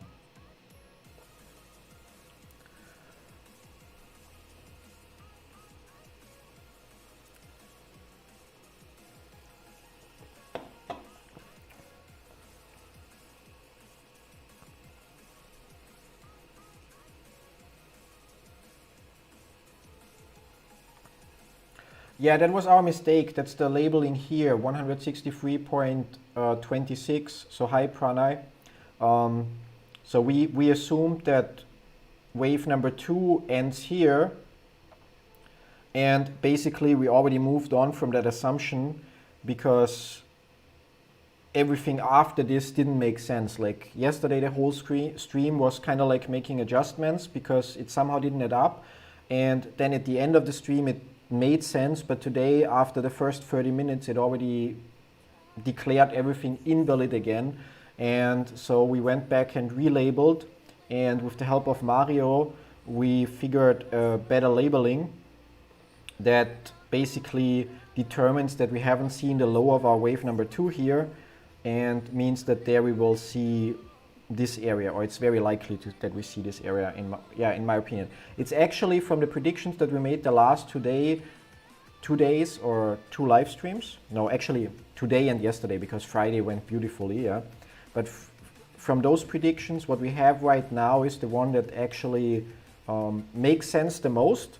Plus, again, we have waves of 3 different degrees that each predict the next price area, and we have an overlap of all 3 to some extent. Yeah, so likely it could go that we don't see, or that we don't have the upward pressure that much. So while we may reach that orange box here, we may not reach it fully, which moves this orange box a little. Then maybe the downward pressure is a little bit more, so we reach the bottom of this box, only reach the upper side of this box, and so on. And overall it would increase the overlapping area.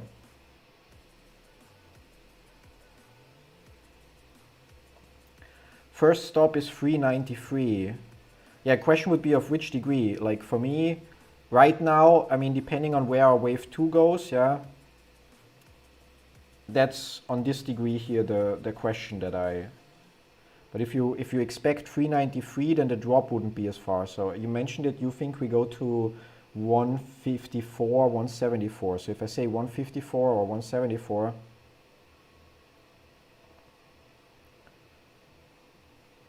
if we go to 174, which I don't think, like I think we go further in that case, yeah. But yeah, like roughly plus minus $30 or $50, the predictions match yours right now.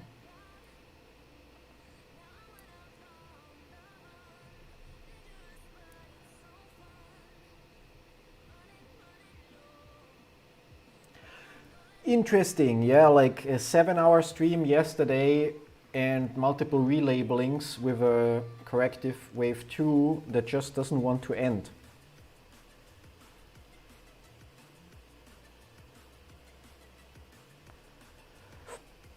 Well, I mean, I understand that obviously, theoretically, if the price would drop below 120 or 116 that we have here, which would invalidate this 0 here and would mean that all of what we have here is wrong, yeah.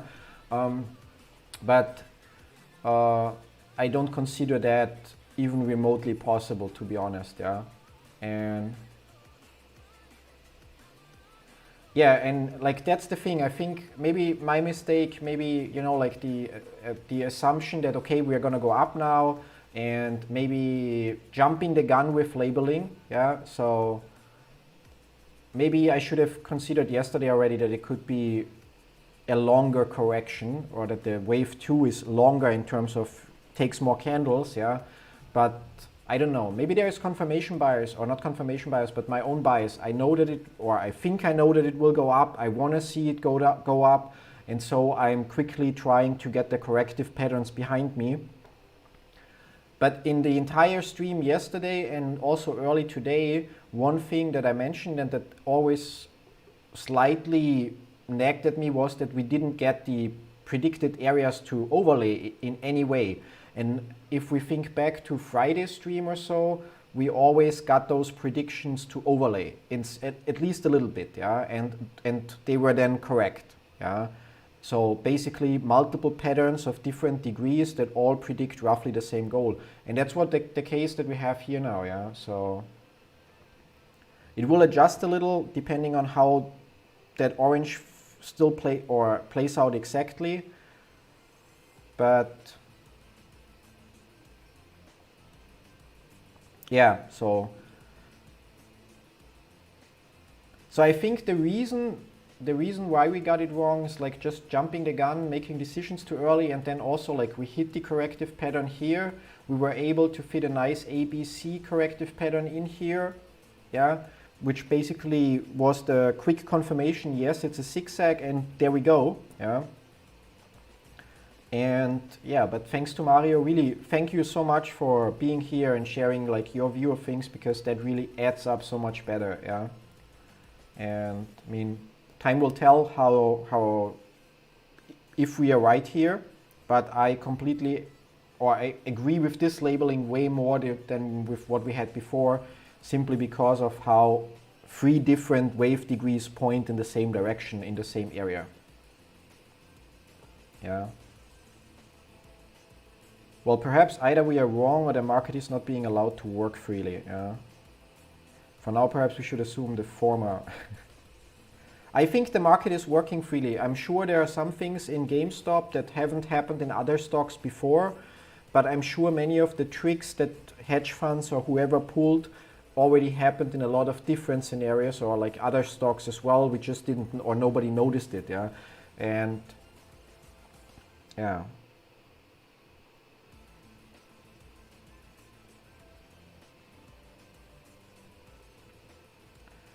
Michael Clark, I don't know, I get that all three time frames line up, but the other technicals show more bullish than bearish in the coming days, or day to days, okay, and in some PR today, yeah.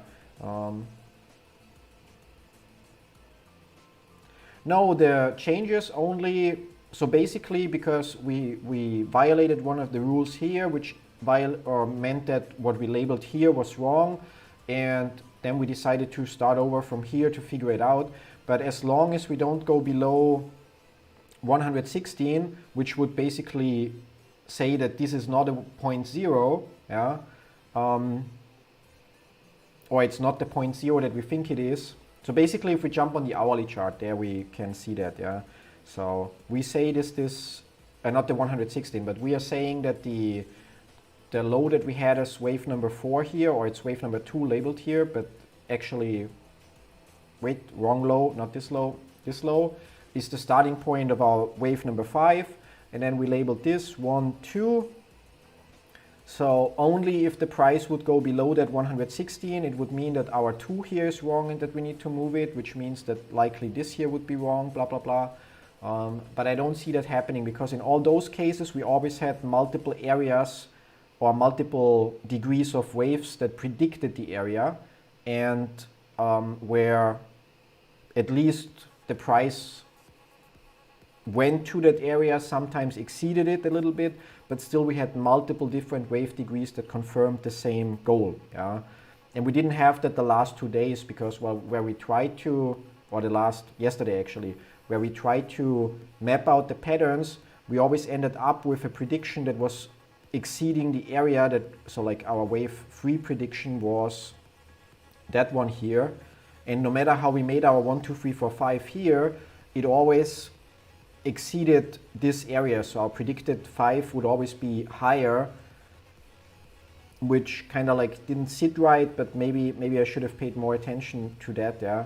And now with our new prediction, we literally have, yeah, like 3 different wave degrees that all tell us we're going there. So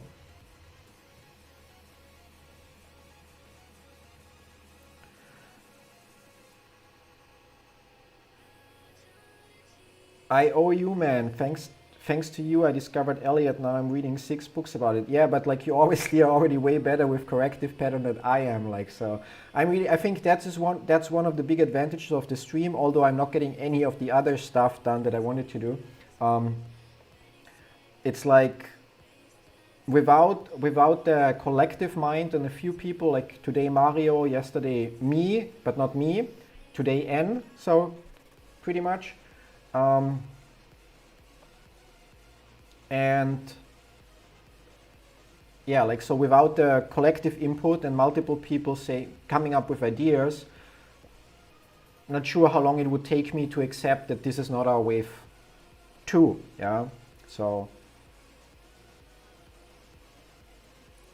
sure, I'm gonna hear a lot on Reddit about it from people that don't think Elliott waves work and so on, because obviously what we had in the beginning of the stream was like 1, 2, 3, 4, 5, and now it's like, oh, by the way, my assumption changed. For those watching, make sure you like the video. CR and other are giving great insight. Yeah, obviously, if you like the video, then like the video. What really would help me, however, if you subscribe to the channel, because I think I still need 200 subs or so. Yeah, so consider that.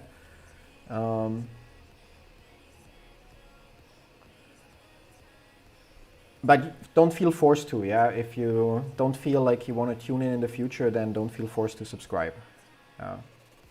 So, by the way, did somebody notice I added a subscribe now video element that should show up every 5 minutes or so? I'm not paying attention if it happens, but it should be there.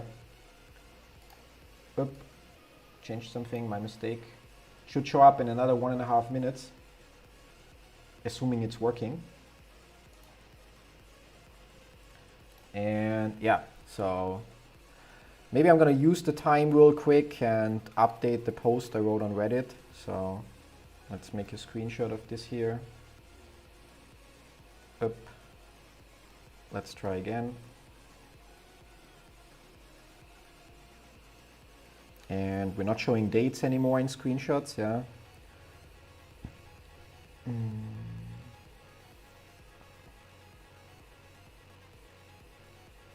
And I think the positive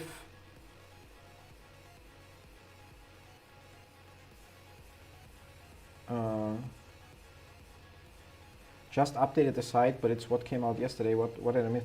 Ah, the yeah, like I'm gonna talk about that in a second, yeah.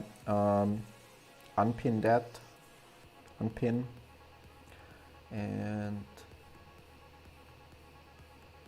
no, that's the wrong post.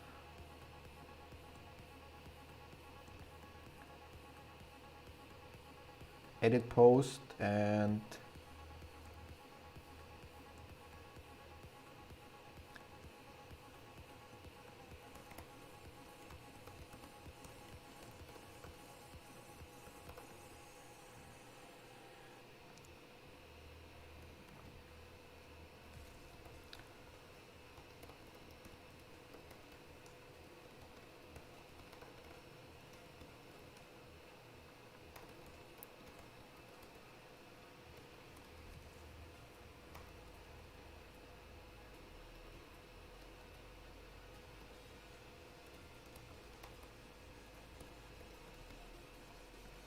tum tum tum.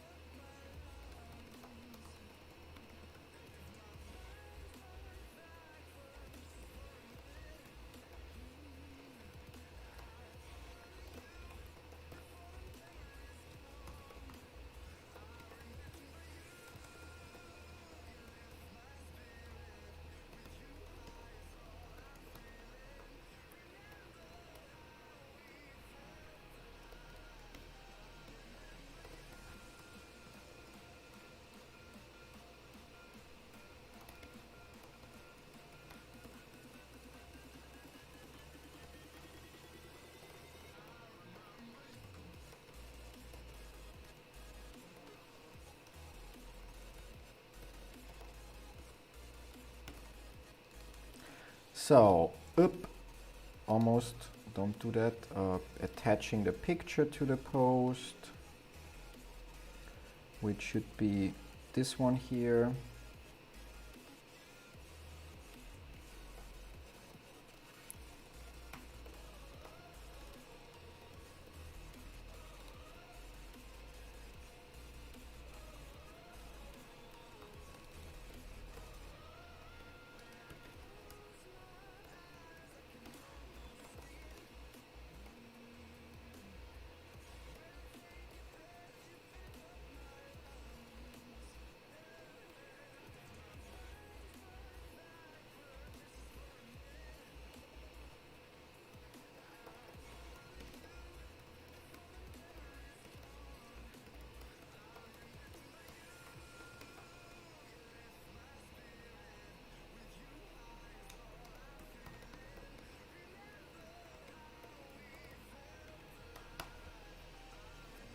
And yep, update posted. Nice, nice, nice. That's done. Okay, so yeah, there was a post on Reddit about that. I'm gonna see if I can find it and then bring it over on this side. That's already done. Yeah, doesn't matter. Doesn't matter. Oop.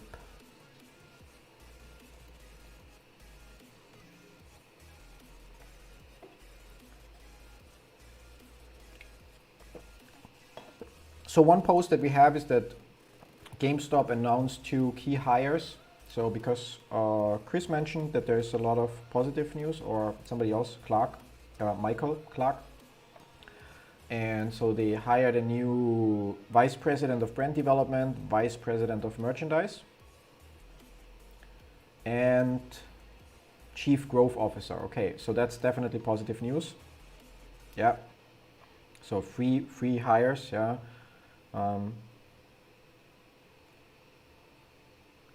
However, assuming that hedge funds or whoever is manipulating the market, just like the quarterly earnings were a great timing to kind of like try to drop the price because it would lead retail investors to panic sell. I think any kind of positive news from GameStop is a great incentive, or would be a great incentive for whoever is shorting it to try to create a drop in the market, to kind of like show that people are not impressed by that news and are still leaving the ship. But yeah, so let's see. The other post was, I saw it today. Let's see if I can find it.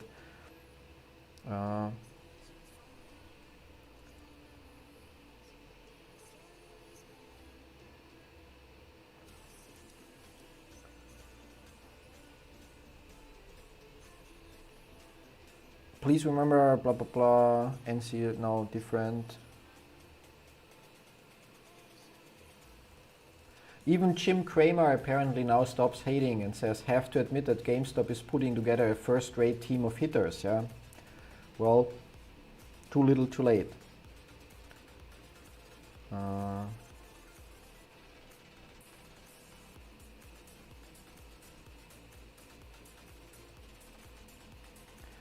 There's the post. Yeah. So there's this NC or NSCC filing. And basically it just outlines that the NSCC, or that organization that basically handles the trades, I don't know like how to describe that best, yeah, that they basically secured themselves so they are not holding the bag, yeah, which is another positive sign. But as mentioned in the edit, it doesn't specifically mention GameStop, of course, and so on. But there is a lot of positive aspects, and in fact, I think that if we look at all the single things that we don't know for sure, so where we have some facts that may not be specific for GameStop, but if you then combine some of them and you look at it, then yeah, like you are likely to come to the conclusion that yes, we are in for the ride of our lifetime. But yeah, it's tricky. It's like I mentioned yesterday, that's why I like Elliott waves, because I don't have to worry about if one of the posts of the information is 100% accurate or not, because I can just trust Elliott waves, and every time I get it wrong with Elliott waves, as we noticed, especially yesterday and today till now, it's because I fucked up. It's not because the patterns don't hold. But yeah, so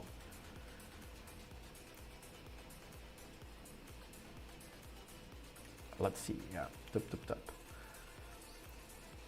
But it's great that we now have I'm really happy. Thanks again for helping and sharing the corrective pattern that matches better. So now just fingers crossed that we don't have to relabel this part another time, because then I'm just gonna, I don't know, like go crazy here. It's also great that we have this area, because I might have another couple €1,000 left to buy GameStop, so.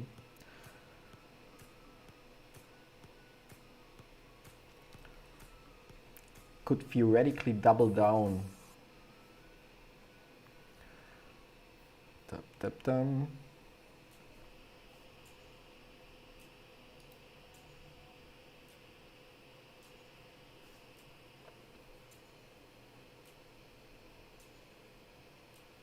Ah, yeah, buy the dip, yeah. Yeah, I'm also surprised, but I think some of those things, I mean, not Fibonacci, but some of the theories or trading strategies that come from it are more kind of like, yeah, like confirmation bias. It's kind of, in my opinion, really, if you think about things like people like saying, okay, there's a support, a resistance level, and then they buy or sell at that level, I think it just works in most cases because it's the most simple trading strategy that people can come up with. And so there is enough people that do precisely that, and which leads then to a confirmation of the strategy. Yeah?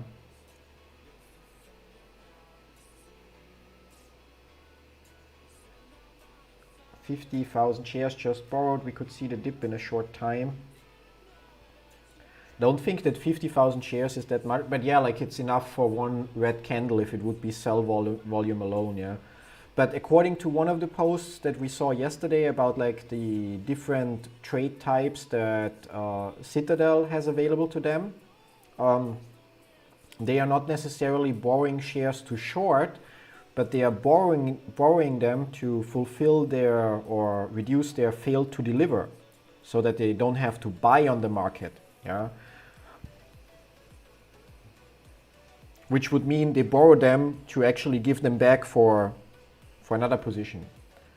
So, but without creating a buy order on the market.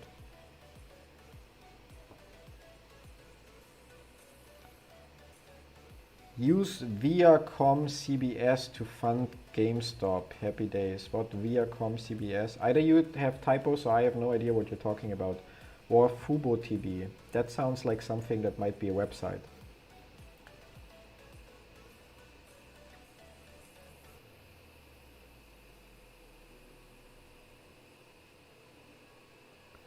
Ah, wrong browser.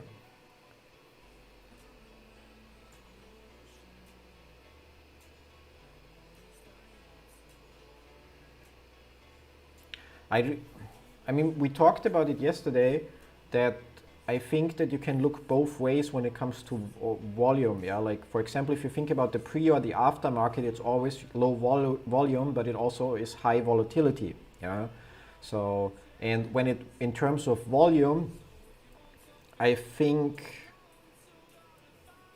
if you have high volume, but it's like balanced, so roughly the same amount of buy and sell orders, then you can have high volume with low volatility. And I think simply that there's enough people willing to buy, maybe with buy limit orders. Yeah, I don't have level 2 data, so we cannot show you nice sell walls and buy walls, but maybe there are enough people,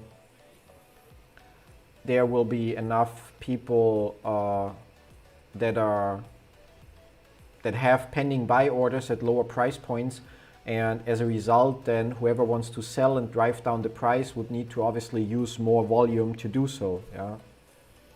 And yes, Mario says according to Elliott, if wave number 2 is complex, the fourth wave will be short. Yeah, it's actually, I think the word used there is sharp. So because we have this endless fucking correction that really like drove me crazy until Mario showed up and really saved the day so far. It would mean that once we have that low, we go to point number 3, and then this part here would be a sharp correction. So not as, by far not as long as what we suffered through here, yeah. And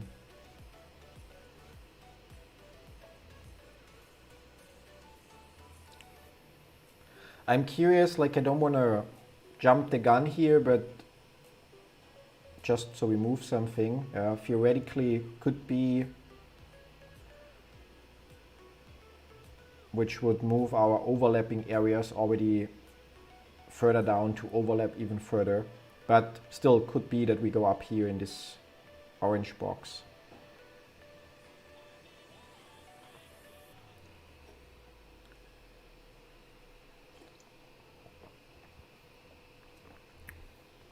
Yeah.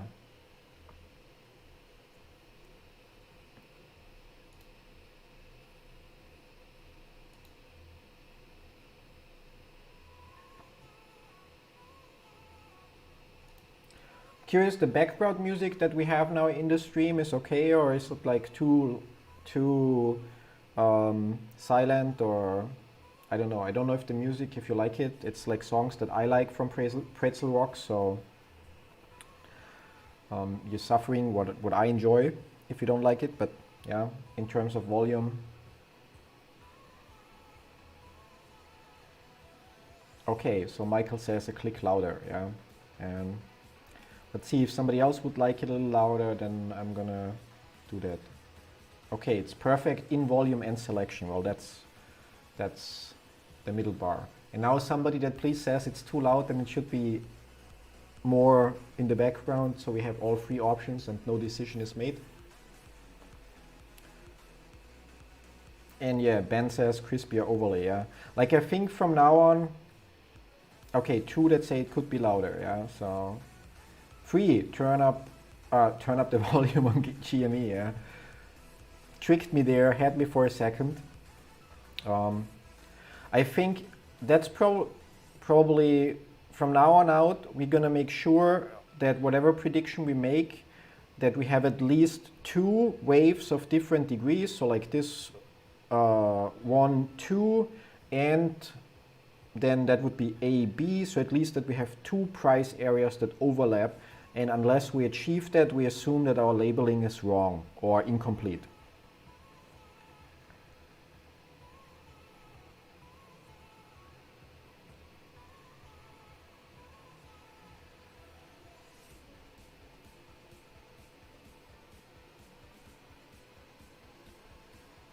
And theoretically, this 1, 2, and that would be then wave number 3, which by itself should be another 1, 2, 3, 4, 5. Yeah, but there we don't go that far down. So that kink up here is okay, but it could also mean that we go further and actually reach that area.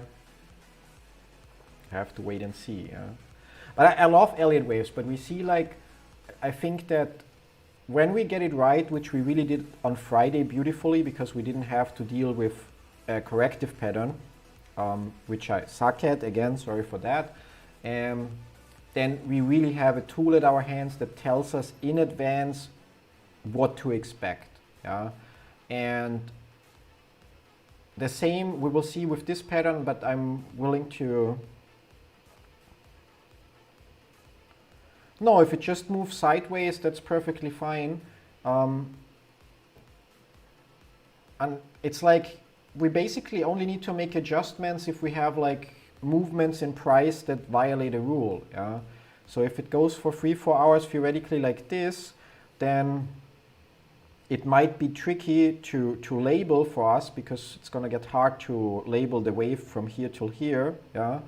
But the prediction still now stands. I think it's the most accurate we had compared to yesterday, where like things didn't work out. I'm fairly confident and things will go like this. So I don't even expect it to take forever, but hard to say. On the other hand, like literally that here happened in one day, and then the next day we witnessed that part down here and a small upward movement. So all of this was one day, and then all of that was one day. So if we go by the same standard, we couldn't expect to see obviously we see the movement till here based on the time, but yeah, like I think we need to see also movement in a direction. So again, I think maybe we see that area hit, so that it goes up a little bit more to hit that area, which would actually make sense, because 0, 1, 2, wave number 2 would be another corrective pattern. So theoretically, I'm just saying theoretically, and it's not confirmed and so on, but theoretically this here would need to be, yeah, you see A predicts B, and that overlaps nicely. So that would actually be what we'd expect right now to happen, where we again would have at least 2 different wave degrees that predict the exact same area. Yeah. And then from here we would go down. So we would have a few more candles that take us up there, and then we would have the candles that take us down. We might fall short a little bit here, so it might not go into the area, but go like close, because in the end we are looking at an impulse wave that goes downwards for us. Yeah.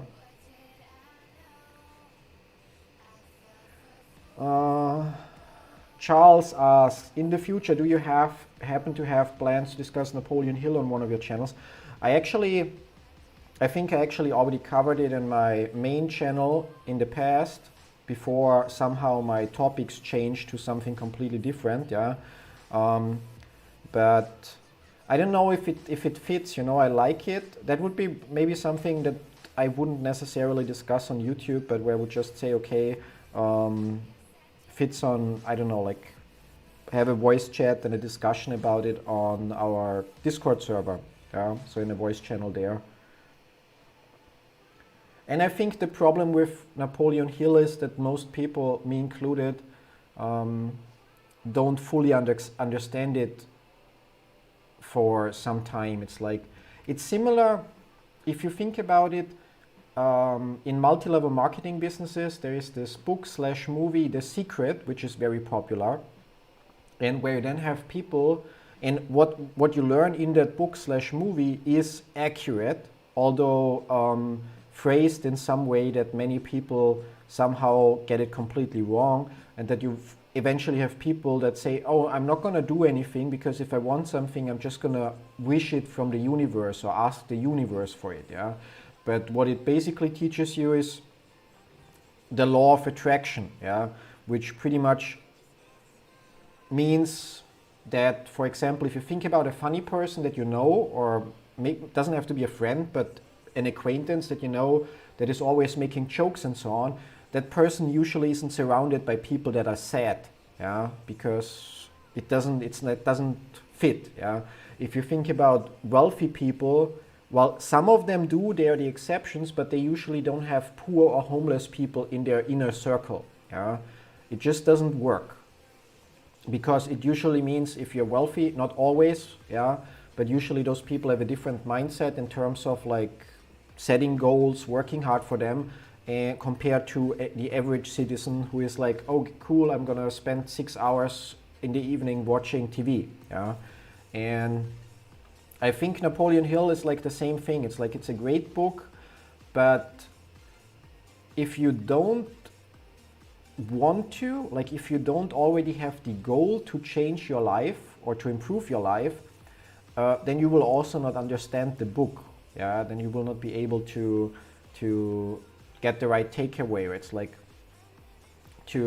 when I don't know, like even when I met my wife initially, her mindset used to be way different than it is now. Yeah, so when I told her like that literally that your mind is the core part, like setting goals, but not just random goals, but goals you really would die for, yeah. She for a long time didn't believe or didn't want to believe that it actually is like this, that with your mind you can influence things, and it's not in a way that you influence them like, okay, you want to, I don't know, like by the end of next week you want to have 1.2 million euro or something. It's not that the money is going to appear magically, but if there's nothing on this planet that you want more than to, like literally nothing on this planet that you want more than to have 1.2 million, not by next week, but maybe by the end of the year, then you will do whatever it takes to achieve that. You will, instead of watching Netflix, you will work your ass off with side hustles and stuff like that, and you will jump at every opportunity that can get you closer to that. Yeah, and that's something. That for most people, like it simply is, they cannot believe that it's that easy, because on one hand it is that easy once you're able to set goals in a way that they are really, you develop the burning desire to reach them.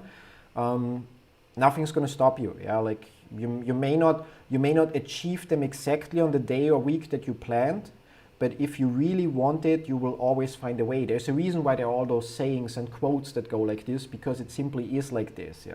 And Pete says, hard enough to be friends with employed people when you have your own business. I have to agree, like my mindset is like so different from how the average employee thinks. And it's in it's a lot of different things. For example, we hired our first employee this month, and in Ukraine, it's like the insane custom in the IT industry that the employees have usually every 6 months a performance review and usually expect to get a 5 to 10% raise. Yeah, that's simply not sustainable. Like take whatever your salary is and then use the calculator and calculate what happens if you get a 5 to 10% raise every 6 months. It like quickly reaches a point where the company cannot pay you anymore. Yeah, it's like where it's important, or where they cannot grant you a raise anymore because your salary already got so high. As a result, you suddenly are disappointed that you don't get raises anymore, and the company has to make up reasons why this time you didn't get a raise. And it's like, But so when we hired her, we also had talks about, I also explained to her like that if our business is doing well, like I'm not going to be the one that hoards the money and just, if she doesn't ask for a raise, she's not going to get one or something like that. But I'm also not, I also want employees to understand, in order for there to be a raise, the business needs to go well. There needs to be revenue and profit that grows, so that the salaries can grow as well, or that bonus payments can grow as well, and so on. And many people that are employees don't think of that. It's like a friend of mine, or an acquaintance of mine, she owns a construction company. In Germany, they basically, next to the Autobahn, they dig trenches and install the fiberglass wires for high-speed internet. And her employees here and there, they used to just don't take care of the tools and just break a, I don't know, couple $100 machine or tool. And then, oh yeah, we didn't know, we didn't do it. And then she just forced them, more or less forced them. They didn't maintain the machines properly, so the damage or the replacement comes out of their pay. Yeah, because before that it's simply, well, and many employees have that mindset. Not all, by far not. So I'm generalizing here, of course, but it's like, whatever. If I break it, the company will buy a new one. Yeah.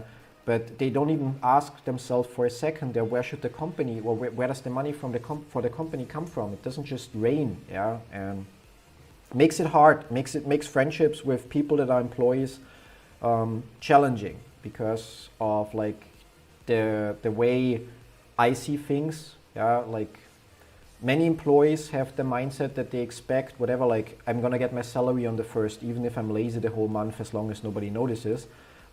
Where I'm obviously looking at, okay, when I'm lazy, it means I don't make as much progress. It means our revenue doesn't grow as much as I want it to grow, and so on. So it's like two different worlds colliding then very often. Yeah. Although I have my really best friend, he's also an employee. He works for a sub company, or like sub company, I guess, yeah, of Red Bull. And although his mindset about some parts is where I would just have to shake my head, but we get along amazingly. Yeah. But yeah, so. And yeah, regarding Napoleon Hill, I think it's one of the best books ever written, and it's the one book that really explains it on spot, what it takes to reach your goals. Doesn't matter if the goal is to achieve a certain amount of money or whatever it is, but I think that in the end, it has to be within you. Yeah, so like you have to reach that point of enlightenment to understand that it's really up to you.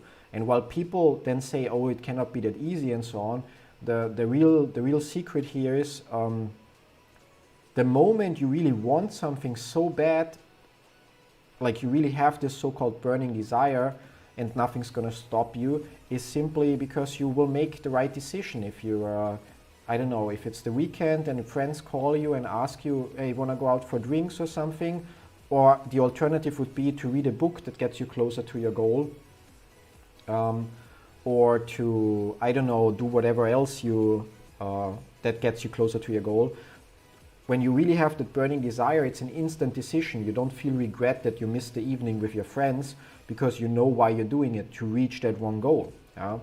And so, yeah, so most people simply don't have a burning desire to reach anything, and they don't have real goals, because I want to be rich is not a goal. If I live on the Philippines, somebody maybe with $1,000 per month salary would be considered rich, whereas if we live in, I don't know, like on Dubai, yeah, not so much.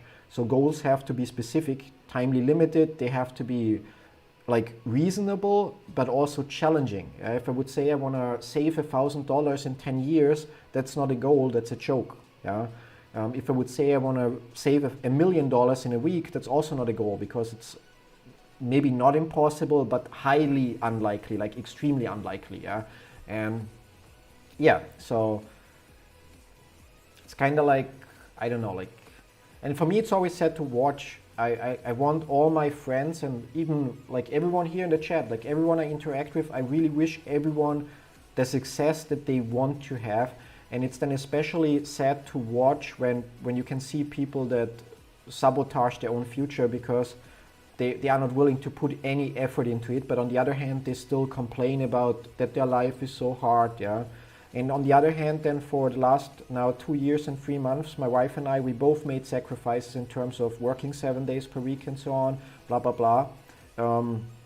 Not spending a lot of money to get where we are right now. It's literally 2 years of sacrifice. And while it's not too much sacrifice, and obviously I was willing to make it and my wife was willing to make those sacrifices as well, but where others went on vacation and shared pictures, we didn't spend any unnecessary money so that we can focus on being productive and build our income streams further. Yeah? And Nuns with Guns says, just always remember to take some time to rest. It's important so you can keep the desire going. I think people always use the phrase work-life balance, and I think I had a talk with a friend of mine a couple of weeks ago, and he actually mentioned it to me, and I agree with that. It should be actually not work-life balance, but work-life, what was the word he used?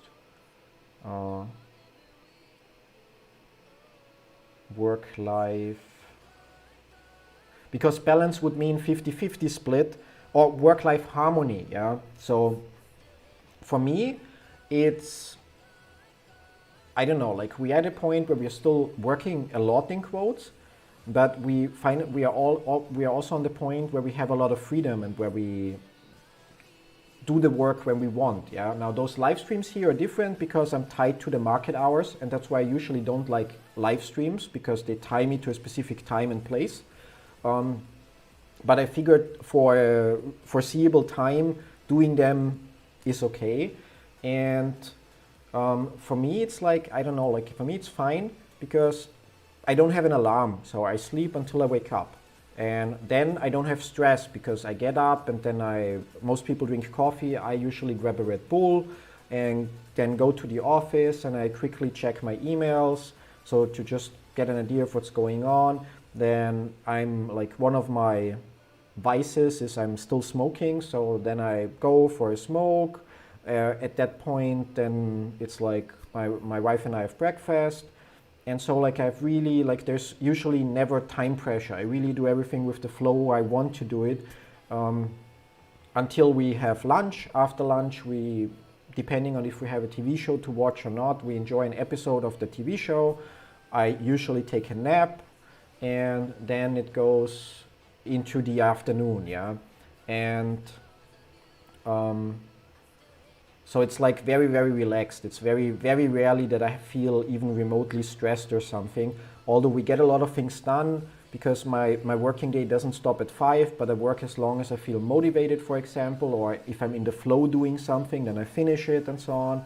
And then, yeah, like in the evening we may watch some movie or just, like enjoy the time together. Or yeah, and then at some point we go to bed. I read a little bit every night before falling asleep, and yeah, so it's like quite relaxed. So, and also has the benefit, like that's the biggest benefit I think that when you're self-employed, if you do things right in quotes, that you can achieve. If we want to, I mean, currently there's a lockdown in Ukraine, but if we are like, okay, let's go for lunch, we don't have to worry, oh, we only have 1 hour lunch break. We don't have to worry to go at, I don't know, 1 p.m. when everyone else is going. We can just go whenever we feel like, yeah, or maybe when, so it's like, and we don't have a timely limit on it, and the same with everything else. So like, while we have certain things that we have to do in order to keep our businesses going and our income streams and so on, we have like the freedom, and so I don't think like, yeah, so I think we have the work-life harmony. Yeah? I may screw a little bit with it right now with those live streams, because again, I wanted to do other things on the side. I recorded a new video today for my main channel that I still need to cut. I still need to deal with YouTube comments. I have a call later at 11:30 p.m. with one of our customers and so on. So might be a little bit different this week, but then I can just relax the mornings a little bit more to compensate. But I agree, it's like really important to have that balance, yeah? Or not balance, but harmony. Yeah, yeah, you should quit smoking. Actually, that's the thing. It's like yesterday I mentioned that before I met my wife, I didn't have a reason to save money because I literally was like, why should I? I made enough money that whatever I wanted to buy within reason. So like, if I would wanted to buy it, or if I would have wanted to buy a $2,000 TV. If I wouldn't have the money back right at the moment, the worst case would be I would have to wait 4 weeks to issue another invoice to one of my customers to get that money and pay for the TV. Yeah. So, and I was single and blah blah blah and so on. And when it comes to smoking, it's similar. Like when I still lived in Austria, I quit smoking at some point because I was not willing or tired of going out into the cold, so I didn't smoke in the house, and so therefore going out in winter for smoking seemed like a dumb thing to do. And that was in 2012. And then I didn't smoke for almost a year, but I moved to Thailand. And in Thailand, it was warm all the time, and it was like sitting at bars, enjoying, I don't know, whiskey coke, for example. And there somehow, like, I wondered, like, I enjoy smoking. Like, it's really, I don't know, I enjoy it for whatever reason. I know that it doesn't make sense, especially if somebody is not a smoker, but I enjoy it. And in Thailand, it was then like, okay, why am I actually not smoking? Like, it's like my decision to do it. And so there I started again. And yeah, like, obviously the prices for smoking in Thailand and like Chris says in Southeast Asia, they're so cheap. Yeah, Thailand, Philippines, like it was cheap. Here in Ukraine, the same. Like in Germany and Austria, it would be, I don't know, like €6 per package. And for 12 or 14 euro, I get 10 packages here. Yeah, so,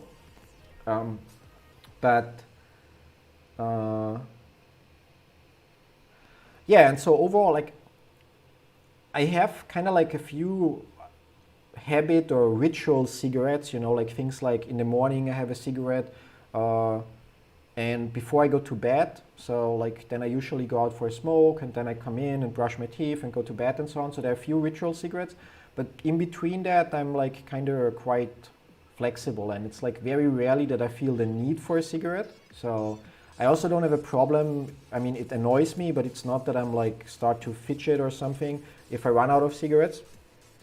And yeah, so I think it's like something I enjoy doing, and as long as I enjoy doing it, I know that there is some health risks, yeah. And it's like it's not a financial issue. I also, before I stopped smoking for roughly 1 year before moving to Asia, I stopped smoking twice for a few months because of money issues. Because literally the, I don't know, like 50 to 100 euro per month when I was still in Austria for cigarettes made a difference, yeah. But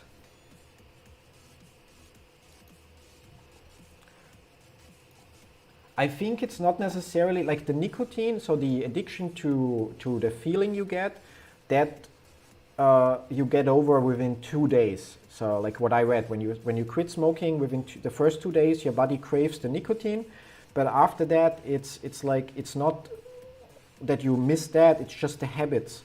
Like I don't know, like if you are used to wait for the bus and have a cigarette while you're waiting and stuff like that, or if you're used to drinking a coffee with a cigarette, yeah. And yeah, I tried vaping, and I have a vape somewhere standing around here still. And there, what I really don't like is the fact, when I first tried it, it's like, then you go into the city and you want to have a cigarette, so you want to vape, and suddenly your battery is empty, yeah? Or what's even worse, no matter which vape you buy, I haven't found one that doesn't eventually leak, yeah? And I have like really no interest in carrying something around and being worried how it's tilted to eventually have a stain of some liquid in my clothing, yeah? And I don't know, for me, quitting was actually easy. Like I went to a friend of mine, I got completely wasted. I figured I'm gonna keep one cigarette for the morning. I got completely wasted. She figured she's gonna smoke that cigarette before going to bed. I woke up, decided to go home, have no cigarettes anymore, too hungover to go buy some, and just decided, fuck it, I'm gonna stop, yeah? And it really, but back then it depends also on who you're hanging out with, yeah? So, back then I already worked in home office, so I didn't have to see a lot of people that smoke around me, yeah. So it was literally just my ritual cigarettes that for me, with the morning coffee and stuff like that. And yeah, so, but now it's like, I don't smoke in the apartment. We have a small balcony, but I also don't smoke there. I basically go out of our apartment and to the balcony that is more or less the fire escape, yeah. So it's kind of like, yeah, like separate balcony, and smoke there, yeah. And it depends on the day. Another thing where smoking helps me in quotes is like, when I develop something, so when I'm coding, then sometimes I'm stuck. I'm literally stuck, yeah. And then the 5 minutes or so that I go for a smoke and walk around, I still think about the problem, but I'm not looking at the code. And very often I get the solution within those 5 minutes. Usually I don't even finish that cigarette then, but I have the solution or a different approach and continue from there, yeah. So I know it's bad, but it's like something, I don't know, like it's one of my regrets in quotes that I started smoking as a teenager. Like my best friend slash neighbor started smoking, and in the mornings when I walked with him to the bus that took us to, or me to the train station and him to his school, he didn't want to smoke alone, so eventually I tried it as well. My mother and my stepfather both smoked, although he only smoked like 2 cigarettes per week or so. And so, yeah. But now I'm at the point where simply because I enjoy it, and there are situations like where, yes, I could just go out on the balcony and walk around for no reason for 5 minutes, but there are situations where it kind of like is helpful with my process. I just don't see a reason to fully quit, yeah. And as long as I kind of like have it under control, so I don't know, like I don't really need, yeah, like, I mean, now if we're talking about smoking all the time, we think like, yeah, it would be nice to now go out on the balcony and have a cigarette and so on, yeah, but it's not that I'm like, oh my God, I need to go for a smoke now, yeah, and so as long as I have it under control, I think it's fine, yeah. And I remember my mom used to own a bar, so she's now retired, and so she used to get home in the morning, slightly before I got up, and she used to put her cigarettes on a cupboard. And back then I was already smoking, blah, blah, blah. So I got up in the morning and I usually took her half used or half empty package with me to school, yeah. And because she usually used to have still cigarettes. And I remember one day in school, it was like towards the break around 10:30 in the morning, like I already had like 15 missed calls or so, and I called her back, and she literally got batshit crazy, like that I took her last cigarettes, yeah. So as long as I'm not there, I'm not really worried about the smoking. So yeah. Yeah, everything in moderation, yeah. But with all other things, I actually suck to moderate things. So like maybe those streams are a great example for it, because I'm not like, okay, I'm gonna stream 1 day per week, but I'm like, well, screw it, we're gonna stream every trading day, yeah. And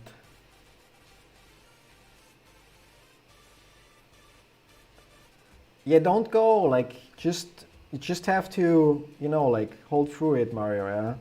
But, and yeah, like, we saw a comment that GameStop is pumping, but our expectation is already that we might get to see this blue area, or that might be the tip, and then go down here, yeah? And yeah, with other things, I'm a person of extremes. It's really hard with me, so if I have a good TV show, I have no problem watching the entire show or an entire season in one go. Like, I literally, when I was still living in Germany, I had automated shutters, I think is the right word, and on a timer. And I don't remember which TV show, but I was like, okay, I'm gonna watch one episode, and then eventually the shutters went up because it was suddenly like 7 in the morning. Yeah? And also with work, sometimes I'm so motivated to do something, especially when it's about programming, that I'm just so focused on this that I neglect other things, yeah. So like I'm living in extremes very often, but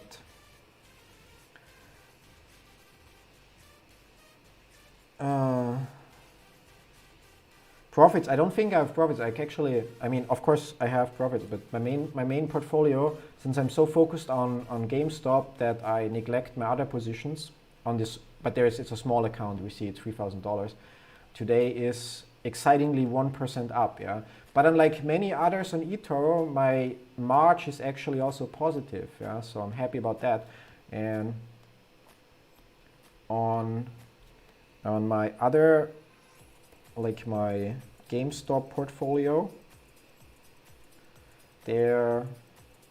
although there my profit number isn't correct because like I withdrew and redeposited and blah blah blah. So initially, as mentioned, I didn't just hold. So initially, I figured I'm gonna be smarter than other people. Yeah.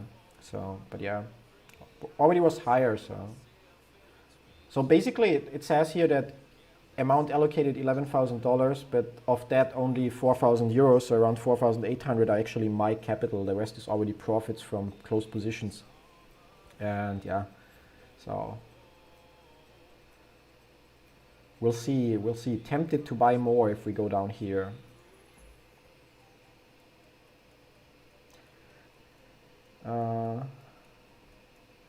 Never forget to find harmony. Yeah, I do that. It's like I'm literally, I don't know, like my body works, or I don't know, I listen to my body, or however you want to say that, yeah, or express it. For example, I very rarely get sick. Like it's maybe once per year that I'm like down with like a small flu or something for 2 days, or yeah, and it's like the moment I feel that I need a break, I take a break. Yeah, and it really would need to be some super emergency where I really cannot walk away. But usually the moment my body tells me, okay, it's like it needs rest, or it needs water, or it needs whatever, I do that. Yeah, but yeah, like, yeah. Hey brother, how are we looking today? Yeah, LabG Athlete. Any thoughts on what GameStop is doing? Yeah, it's doing what we labeled out here. So going up here, going down here, going up here, going down in this not perfectly yet overlapping area of 3 colors. And from there we go back up. So that's the plan. Thanks to Mario, who left us to go buy cigarettes. Maybe he comes back, you know, like all those my dad went to buy cigarettes jokes. And yeah, but it may not happen today, but that's the overall projection. So it could be that today we just go like this, and then tomorrow we may, or I don't know when, but like that's the how, but we don't know the when. Yeah, and predicted prices. Yeah, so pretty much similar question. 190 would be our area here, and from there we drop. And predicted area for the drop would be around 165 first, then it corrects a little bit, and then we go down a little bit further. And overall, the drop predicted would be 150 to 155. There we now have an overlapping area. Could be a little bit further, could fall a little bit short, but somewhere in this area, 150, 155.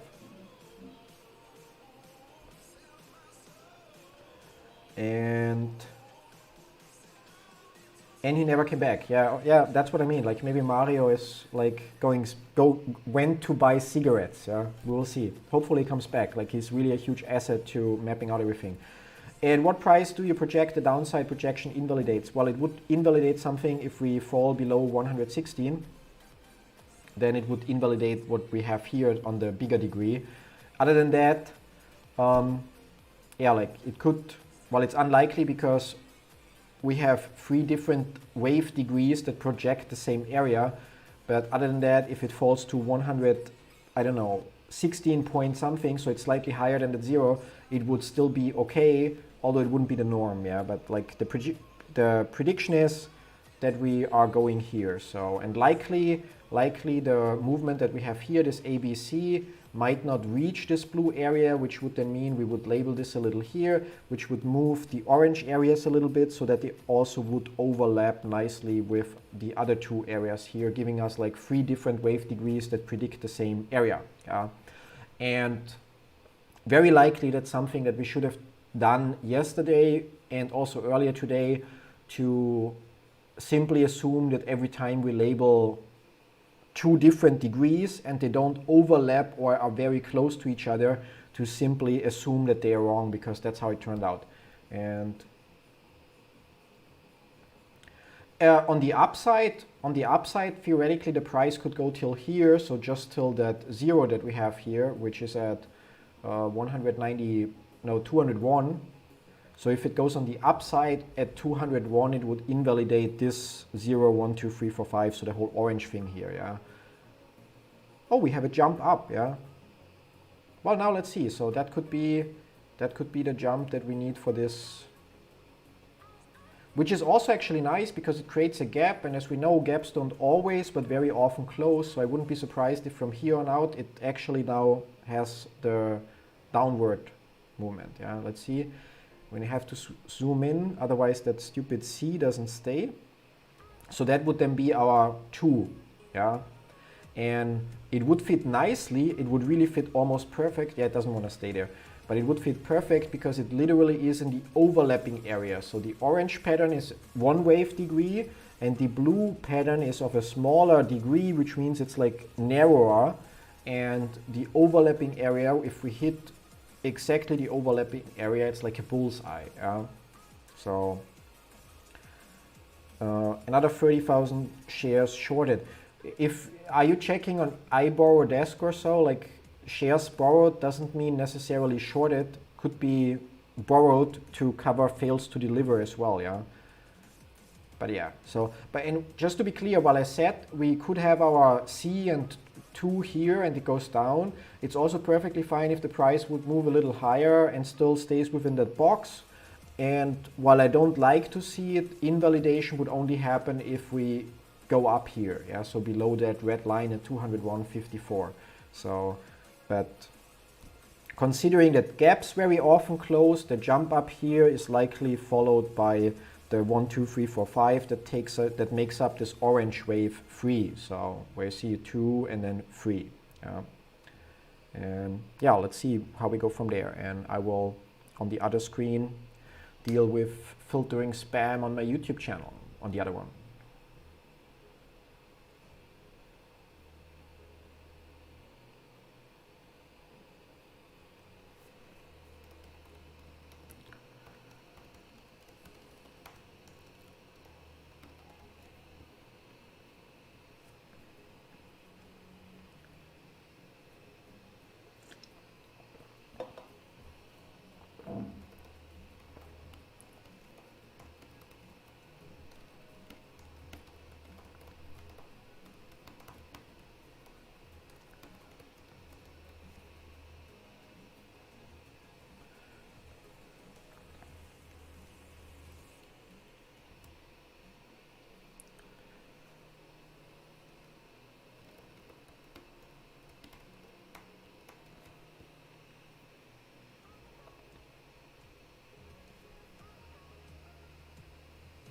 Yes, they could theoretically collect them, yeah. But I think more likely, it was also mentioned in a post by someone else, it's more likely that they use them to actually cover their own fail to deliver. So basically shares that they naked shorted and now they borrow it to basically cover that. Yeah, so they don't, if they wouldn't do that, if I understand it right, if I'm wrong, just correct me. But if they wouldn't do that, they would be forced to buy, which would create buy pressure. But if they just borrow shares again to basically cover those fails to deliver, yes, they have to pay interest on those borrowed shares, but they don't have to buy shares, so it doesn't create buy pressure.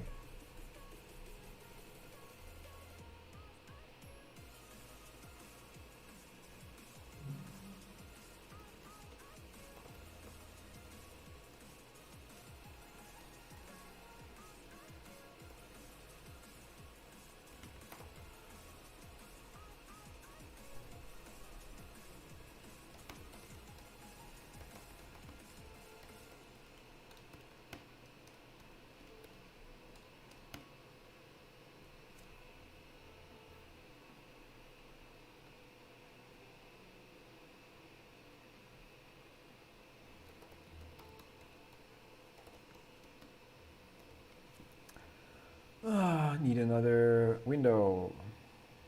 Down, there we go. Oops. But that's again, like as I mentioned, why, like with all the information we have, much of it is just assumptions. So we have some facts and then we spin our theories. Similar to yesterday's stream and today's streams, where we have some information and try to label it in a way that it goes up and ignore a few other aspects apparently. And that's why personally, like I like Elliott waves better. Like yesterday and today, when the patterns didn't work out, it was because I labeled things wrong. And now that we have a pattern or 3 different wave degrees that all point in the same direction, it kind of like is more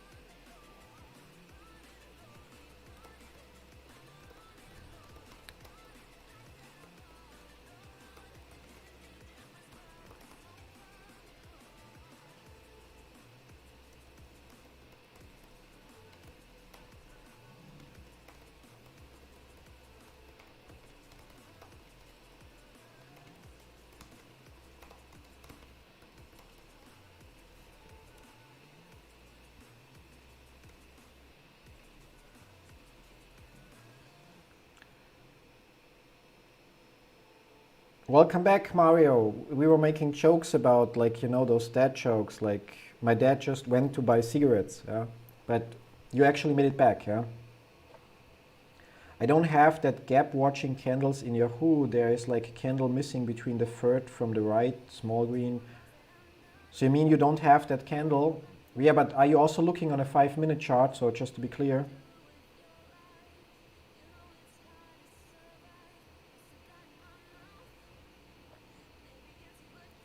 As long as there is free trading, so as long as there is no kind of like influences that, or like rules that set a fixed price or something like that, yeah, Elliott waves should apply. Yeah, so. Oh, interesting. Huh? What? So somehow this candle didn't register fully before. Yeah. Thank you, wave basis. But yeah, still works out. So now our assumption would be this. Yeah. And from here we would go down here and then back and then down further. Yeah. So. Yeah, no need to thank me. Like it, honestly, like without yesterday's stream, which was frustrating from a labeling perspective, and today's stream, I likely wouldn't have been able to figure out the corrective pattern here, or it would have taken me some time. And thanks to the collective mind, and especially thanks to Mario, we were able to figure this out. And the new prediction is just, yeah, like so much more, how to say, like accurate. Yeah, like, I mean, we will see how accurate it turns out, but because everything, 3 different wave degrees point on the same point or the same area, yeah.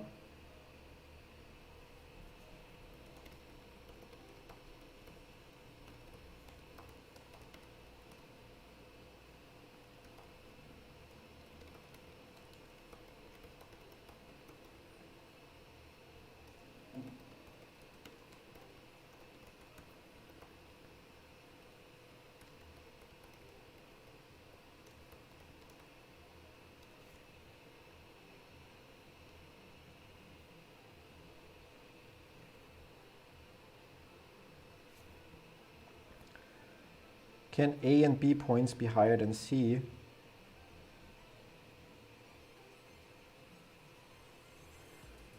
The first point on all the corrections of the cheat sheet shows a drop.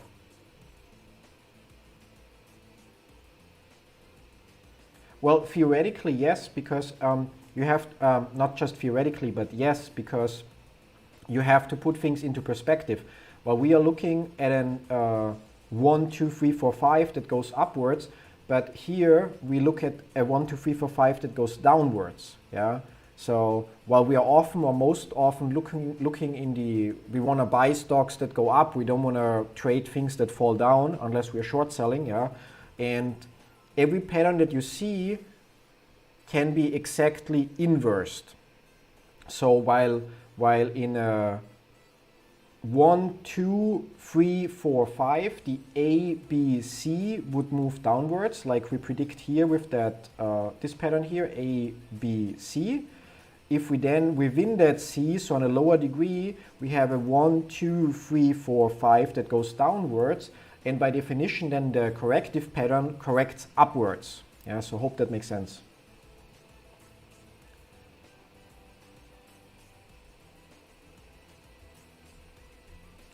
Yeah, like same for me. Like I mean, while I like to figure out the exact labeling, and it obviously helps us when we do that because it's like more confirmation bias for us if we hit areas nicely like this, and then hopefully we hit this area nicely, and then this, and so on.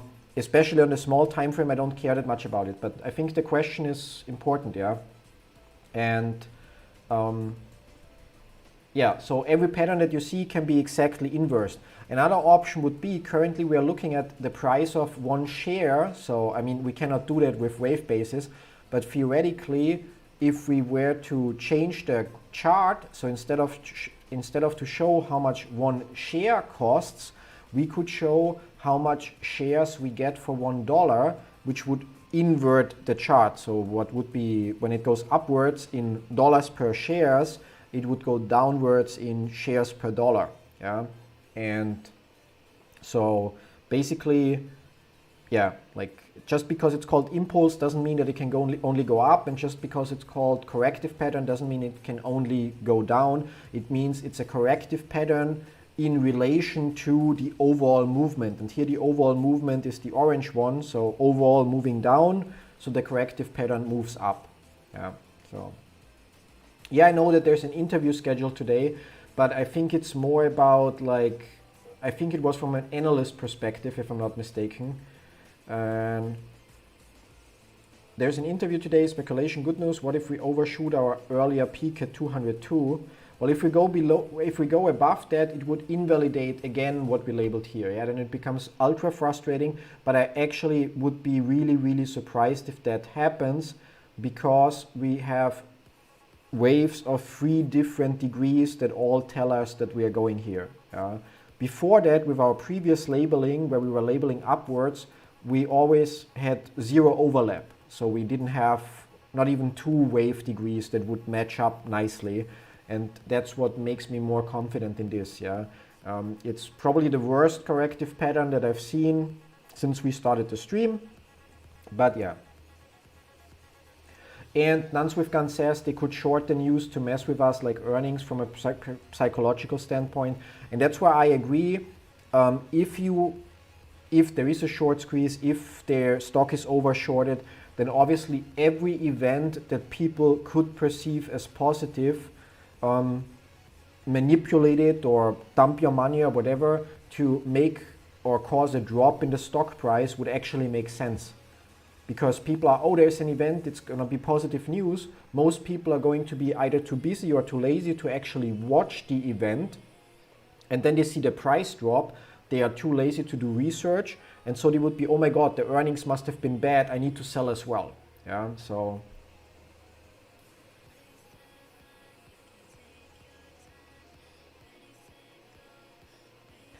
Yeah, but I mean, the question is, are they making money in between, you know? Because if we think about the scenario where we had the price drop that was already theoretically already announced a little bit before by MarketWatch, yeah, the 40% drop to 120 or so. If I already know that I will drop it to 120, I can short it to 120, and then at 120 simply cover those shorts to make a couple 100,000 or a couple million in profit. So maybe all their up and down playing, or to some extent, maybe they're trying to swing trade to generate revenue to get out of this somehow, or to accumulate enough money that their overall short positions will not kill them. Or I don't know, like it's really, and you still have to consider, well, there may be, in quotes, maybe because we don't have solid proof. We have a lot of evidence, but it's not that we have like trading books or order books that show us proof, yeah, that certain specific actors manipulate in specific ways. And besides those actors, there are still regular traders. There are other hedge funds that buy. There are other retail investors that don't care. There are people that maybe even watch the stream that think, okay, they're gonna outsmart everyone by trying to trade those swings, so that sold here and now hope that they can buy down there again and so on, yeah. And all of that plays together in some way. But I think that if there is something like people that have, or companies or hedge funds that overshorted the stock, then obviously every event that should be perceived as positive dumping money there to pressure down the price to kind of like, oh, there's positive news, but GameStop still keeps falling because it's overvalued, yeah. Kind of like makes sense to me. Yeah.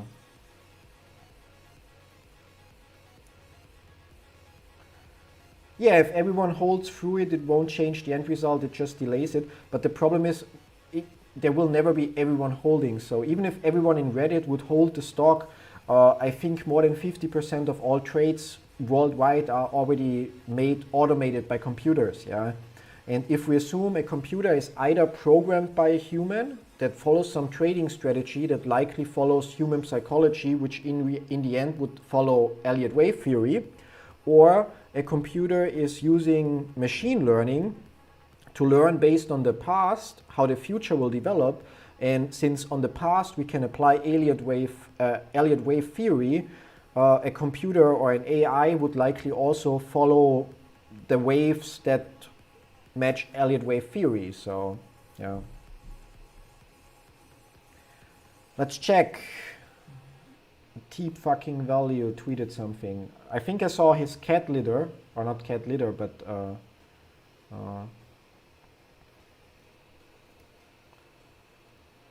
what's his handle here? I think I'm following him, but is it deep fucking value? Probably not. Oh, there. No, that's portfolio. Roaring Kitty, yeah, that was it, yeah. Not the right Roaring Kitty, okay.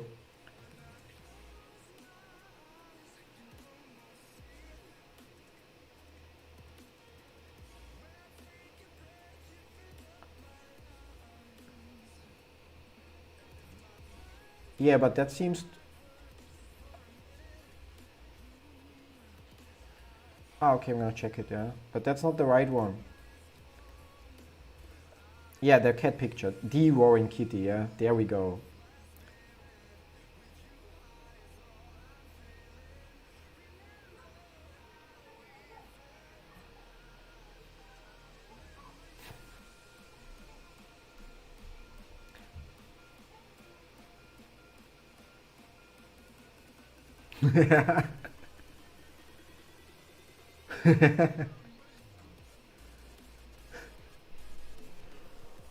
Yeah, thanks for sharing, Marcel.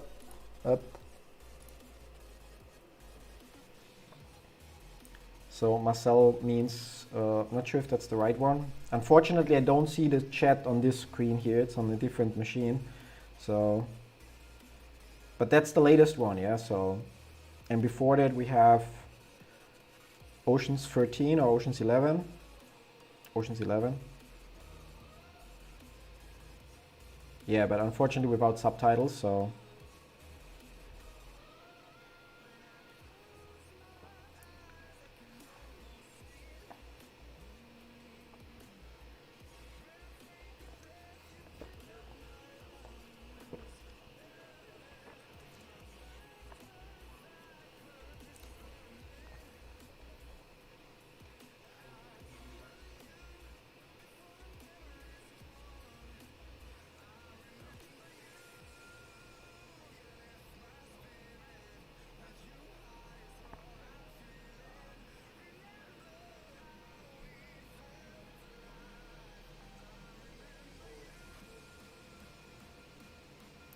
Yeah, but that's within fair use, like, in my opinion. I mean, I couldn't... Anyway, like, you guys don't have the audio, and if we, like... First of all, we don't have... I don't think that there would be a copyright strike for it, and if then I would object to it, definitely. But, yeah, it's not showing anything meaningful out of the whole thing, and it's a tiny segment within a very long stream that we're doing, so, but yeah. And the text is not the actual text from the scene, so there I would be very little worried, yeah.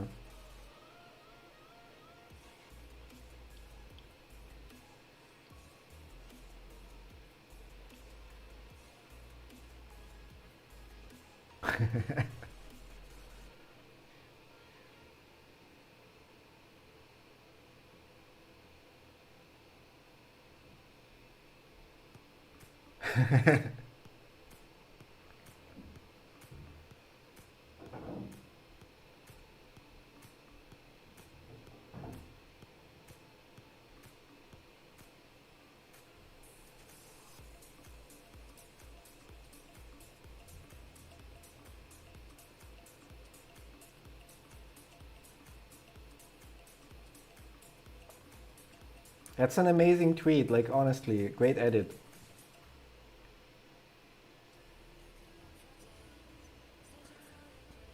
Yeah, like, I mean, confirmation bias, there we go, yeah. Yes, usually it's like a lot of interpretation possible with the tweets, but that one is definitely more specific. So,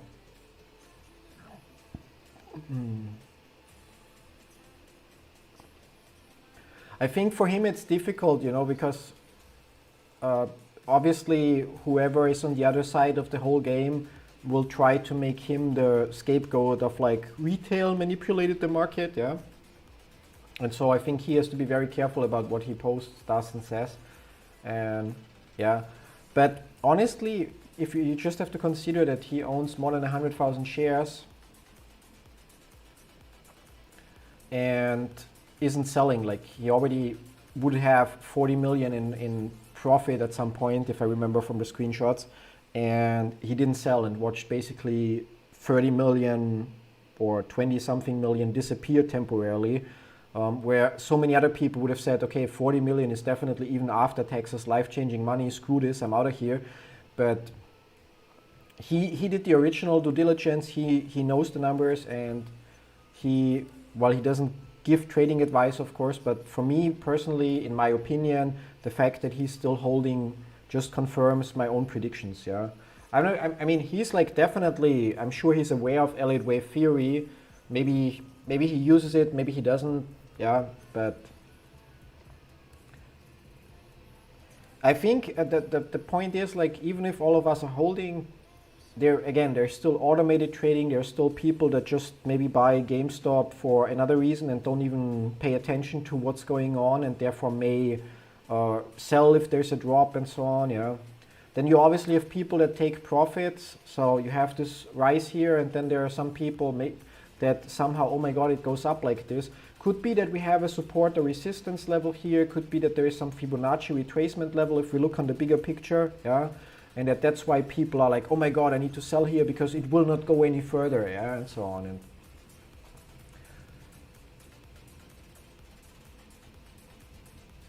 yeah, as they once said, if he's still in, I'm still in, yeah. Like I think similar. Like I mean, obviously I make my own decisions, but I'm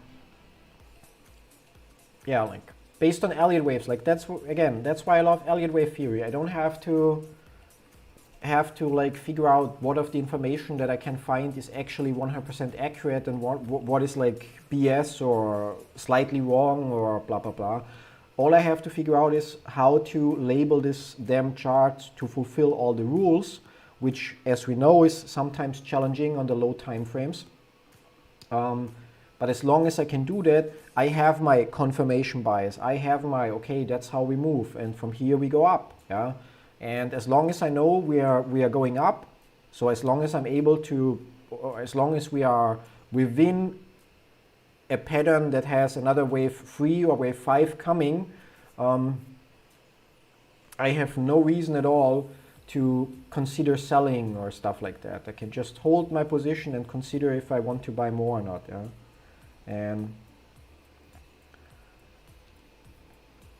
And I think Elliott wave, again, yesterday's stream was pretty much a train wreck, and we started today with the same train wreck without knowing it.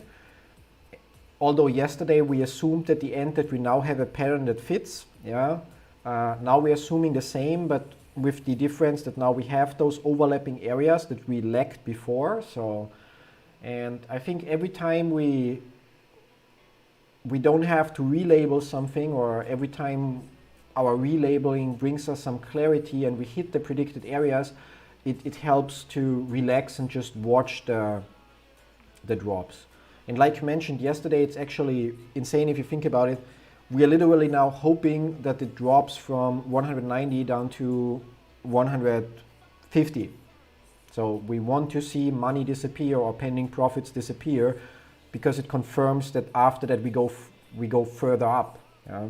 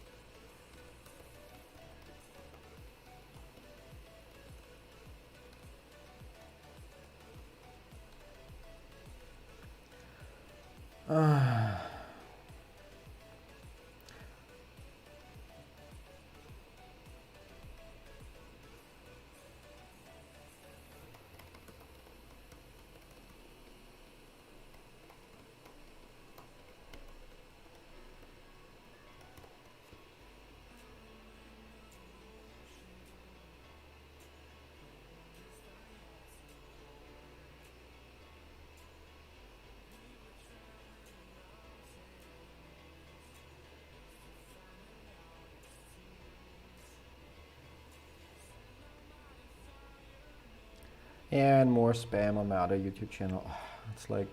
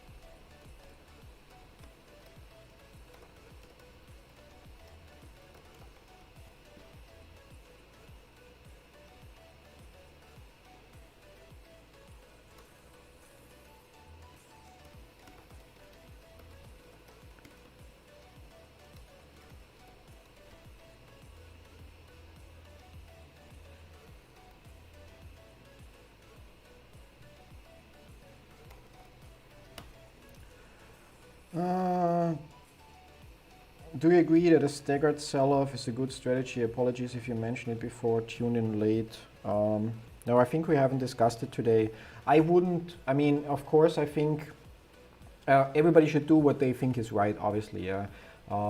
For example, if you, I don't know, like for example, it all depends on what you think is possible, yeah. So if you think $1,000 is possible per share, or if you think 100,000 or $1 million is possible per share, and obviously when you bought in, nothing speaks against that on the way up, however far we go, taking some profit to get your investment back, so you're basically only playing with the house's money, yeah.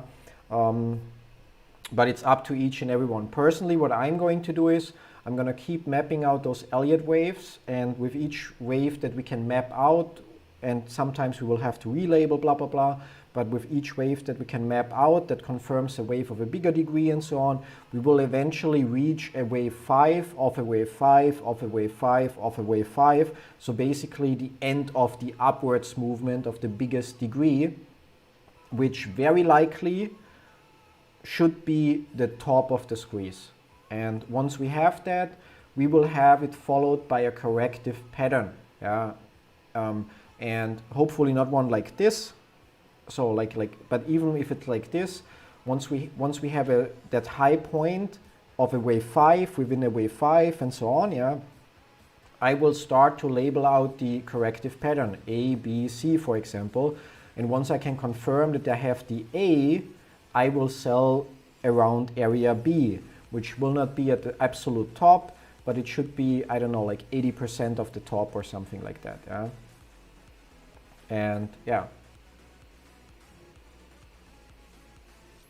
I don't reconcile those things. They just somehow work out. Like, it's, I think if you have a news event that somehow plays into the movement, it might cause you to invalidate some of your lower level assumptions, like the interview, I don't know, if the price would shoot up till here, it obviously would invalidate this part, but then whatever the new high is would likely we would likely just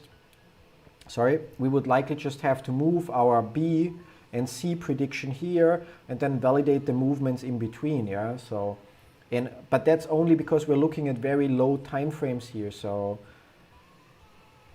I don't know why, for what reason, but overall it works out. Yeah, it's like if we look on the hourly chart, I'm not sure if we have everything labeled there still, but we already saw in advanced here.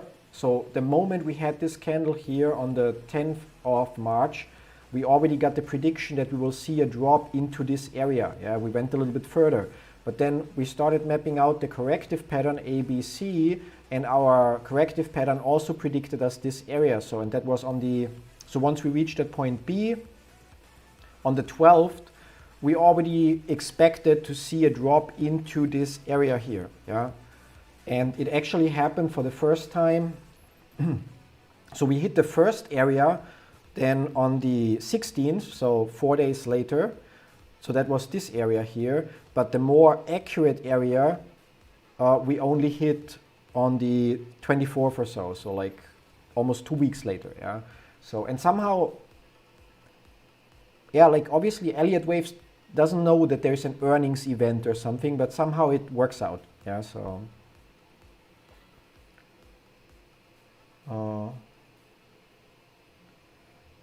What is your preferred method of cooking a steak? Yeah, I mean, if I would now say well done, then everybody would crucify me. Like medium. I'm like average when it comes to steak. Yeah, and I'm gonna hold back on my opinion about well done. And depending on the cut of steak, so it was a bone in ribeye, I would cut the bone off, let the meat temper to room temperature and cook over fire. I suck at cooking, something I cannot do, yeah, but I can order and eat food, so that works. No moo, please, no moo. And more comments to deal with.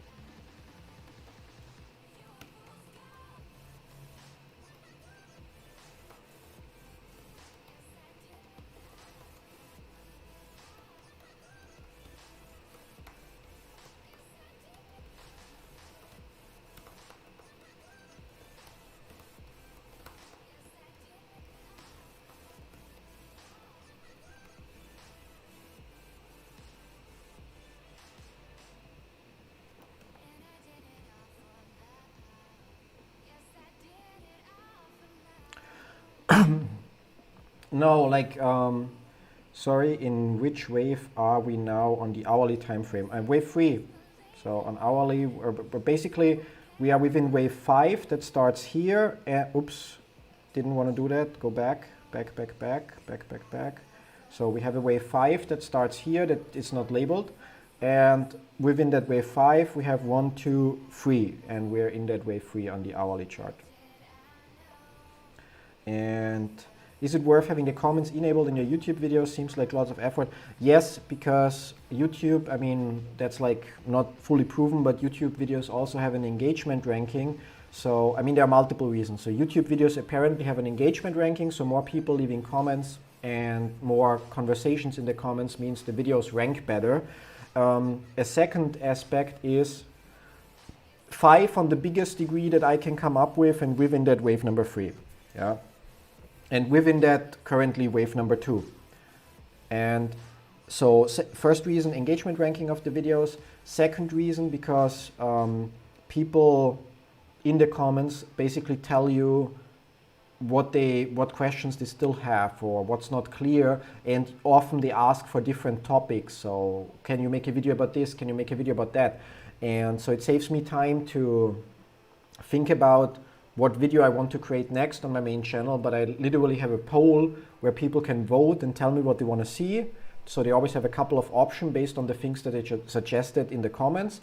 And whatever the poll with the highest votes is usually what I create then for the next week. And then it's like iterating. One video is a video I want to make, like a follow-up on a project I already looked at.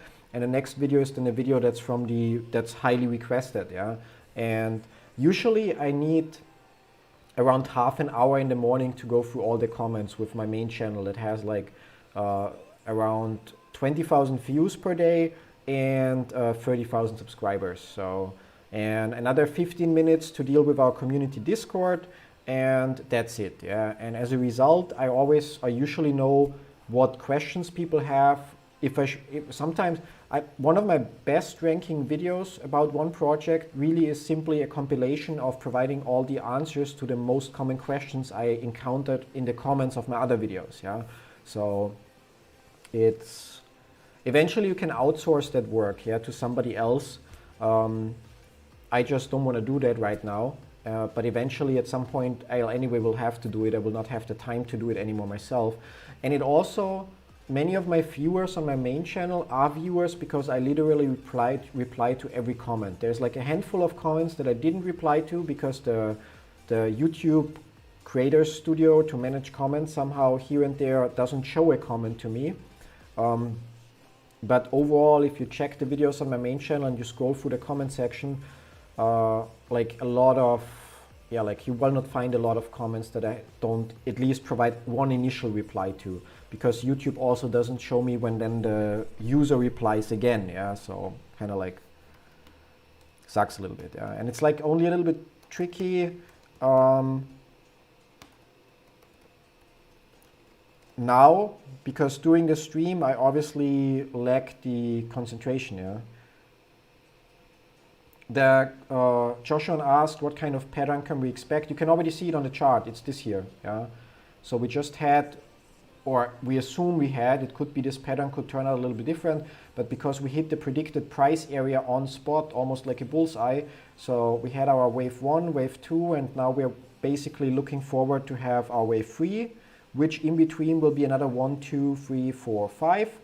And once we have this wave 3, we will have our wave 4, or expect to have our wave 4, and then our wave 5. And overall, likely this wave might go a little further, and then that wave might also go a little lower, so that we have this overlapping area here. And don't pay attention to the time, so it's not going to happen in the after hours or tomorrow.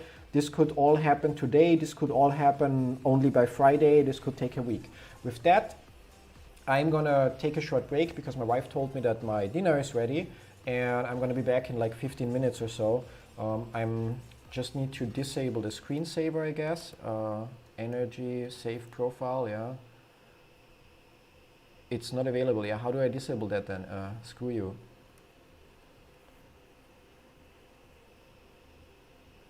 No, it's not screensaver, start after never. Great, that's a great idea. Start screensaver after never.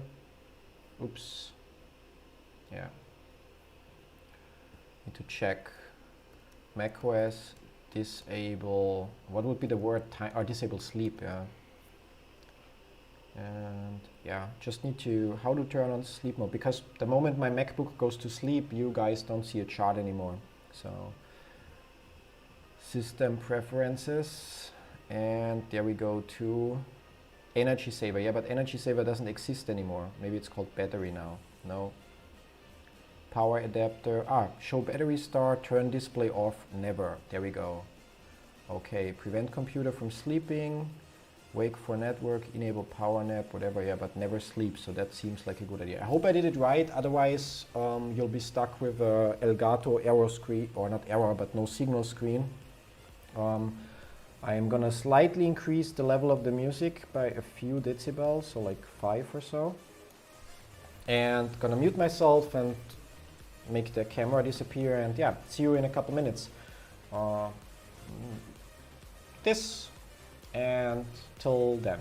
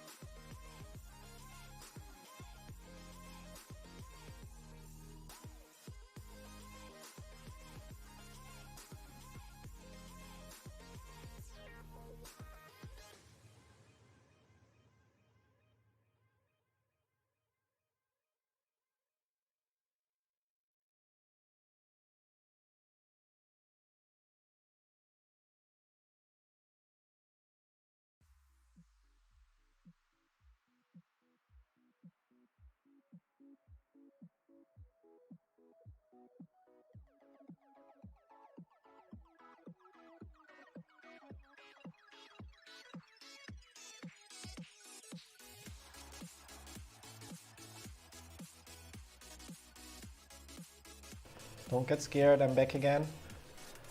Gonna reduce the volume here up a little bit. Up, we were at minus 39 or so. Yeah, that's roughly it. Yeah, so not much happened in the meantime.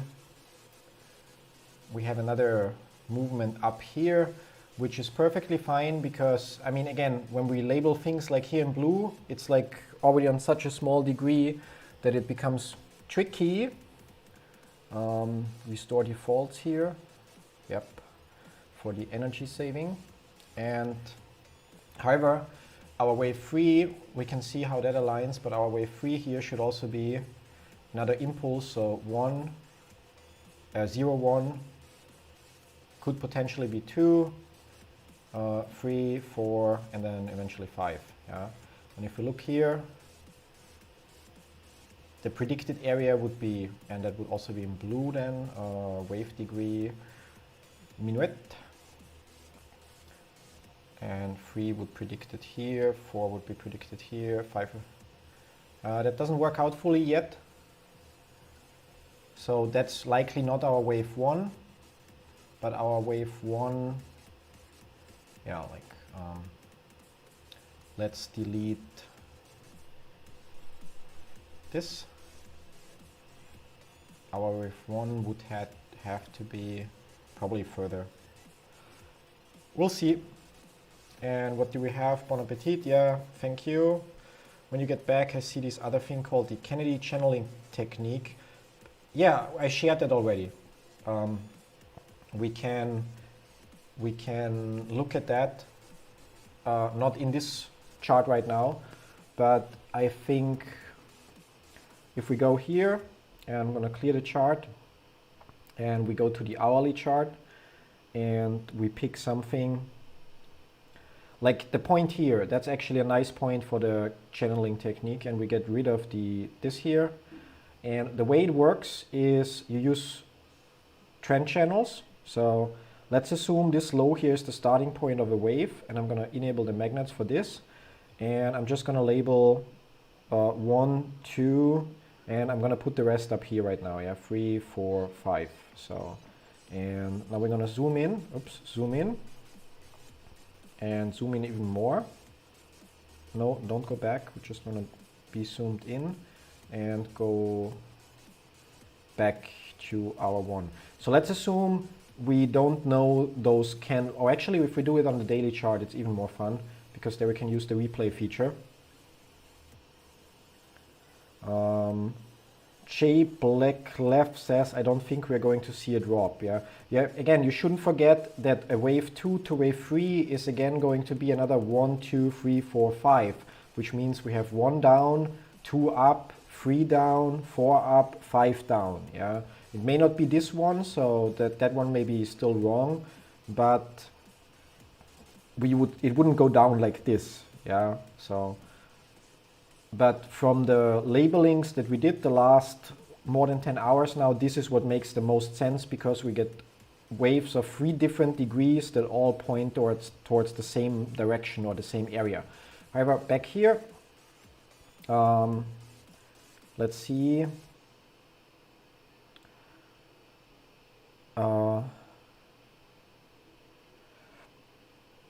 Where do we start? Okay. Let's assume we start from here, from this low here that we had in March with COVID, yeah, so, or just have to find it. August, no, go further. That would be the low, yeah. Now, the channeling technique works in the following way. We use the replay feature and we say replay from here, so that we see how it actually develops. So we have our low in that case, could also be a high or another point, and we start to label. We would say a little bit there, we would say 1 or 0, 1, and we would assume this will be our 2, and 3, 4, 5 just goes somewhere. Now what we would do is we take a trend channel and we connect our point 0 with our point 2 and draw a parallel line through our point 1. Yeah. Now, if we would have a lower candle than this point 2, it would change our point 2 until we have a lower candle that's below our 0, which would invalidate it. Yeah. But other than that, if we now, and I hope I push the right button, not play, but forward. Yeah. So which will add a new candle. What we are now waiting for is a breakout here, and actually our 1 would be here because this one is higher. Yeah. We wait for a breakout, we also need to adjust that channel because it needs to go through here. We wait for a breakout from here, which would most likely be our wave number 3. Yeah, so we keep going forward, and we don't have a breakout here. We have a new low, so that's a new low 350, and there the low was 350. They're both the same, but we're still gonna move. So we move the trend channel and need to adjust it. So again, from 0 to 2, and make sure that our channel goes through our 1 as well. Yeah. Now, it may take some time here till we get there. We have a candle that goes through, but it's not a confirmed breakout. We have a candle that goes lower here. So we picked the wrong starting point here. Yeah, my mistake. So because this now invalidates what we did so far, obviously, which means we'll have to move a few things here. So first of all, we don't have a 2 now, we don't have a 1 now. So this would be our new starting point. Picked the wrong start, sorry for that. And for now, this would be our 1, and we're gonna delete that trend channel for now because now we don't have a point 2. So that would be a new 1, a new 1. And let's see how far that goes with the 1s. Okay, so that will likely be our point 1. And let's see if we get a point 2. So that would be our point 2 for now. I'm going to save the trend channel for now, but we would draw a trend channel through here, parallel through here, which would give steep upwards, which is not going to be the case. Yeah. And oh, it's likely going to stay like this, going to make it tricky. Ah, there we go. Yeah, so this is going to be our point 2, and I'm going to move 3, 4, and 5 forward. And we're likely going to zoom out then a little bit. And we're going to create our trend channel, which is our base channel. So from 0 to 1. Yeah? And we move forward. We might see further lows, which would adjust our point 2. Like, that's not going to happen right now, but yeah. so far everything is about our point, above our point 2. That might be lower, so here our low is 396 and this here is 4. Okay, that's still higher, got it. And we keep moving. Okay, now we are lower, so this is here 377, which moves our point 2. We need to zoom a little bit, and again I need to move 3, 4, 5, and as a result we need to update our trend channel because now it connects like this. And yeah, like it's not, because I'm locked, it's not perfect here with the 1, but it's roughly enough, yeah. So, and we keep moving. And at some point we'll have to zoom. Yeah, let's switch this to auto. And so that's so-called our base channel. And the moment we have a breakout here is the moment where theoretically we could have our wave number 3 start, yeah.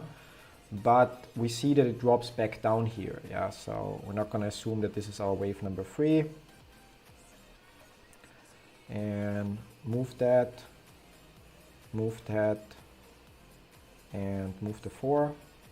So we keep going forward, and still within our base channel. Here we start to go above, but we fall below again, yeah. So, and we do the same. I'm reluctant, like we could start the labeling here, but we would have to move it. So usually we would actually start to label it. But yeah, like in this case, it would be very much moving channels. Like we want to see a movement that's significant in relation to the channel here, yeah. And we keep moving forward, like this, for example. So we have our high, and we're gonna just create one more candle here, this one. So we would now assume that this is our wave 3, and we move our 4, 5, and we can draw another trend channel now. And that trend channel, if we zoom out, will connect our wave 1 with our wave 3, perceived wave 3, and go parallel through point number 2, yeah, which is, I need to disable the magnet, and then I might be able to accomplish just like this and move that. Okay. Okay, not like this.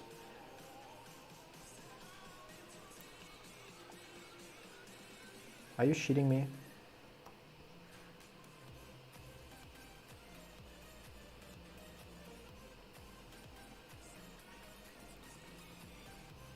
Yeah, somehow I cannot move. Let's zoom out. Yeah, if we zoom out and scale this, then I might be able to move this properly.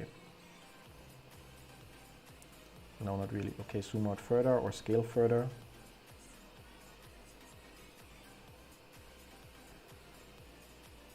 Gotta be shitting me.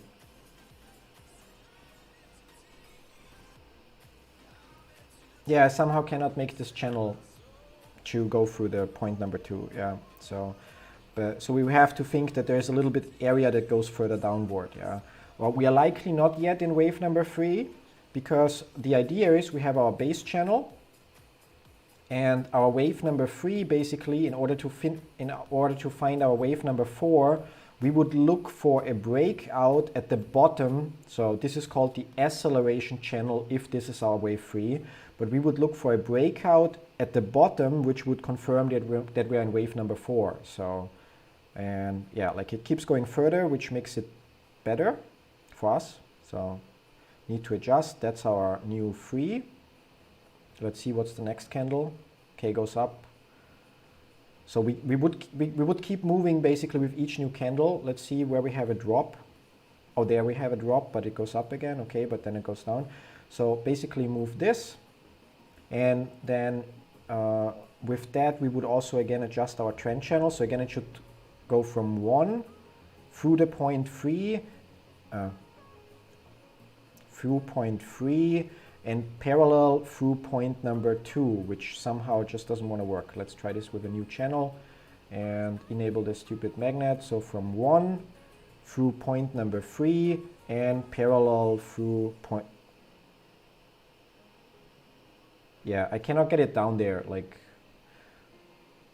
it really doesn't move there. I don't know why, but it doesn't. So let's try to solve this differently by simply roughly drawing a line that's roughly parallel to the channel that we have now, like this. Yeah.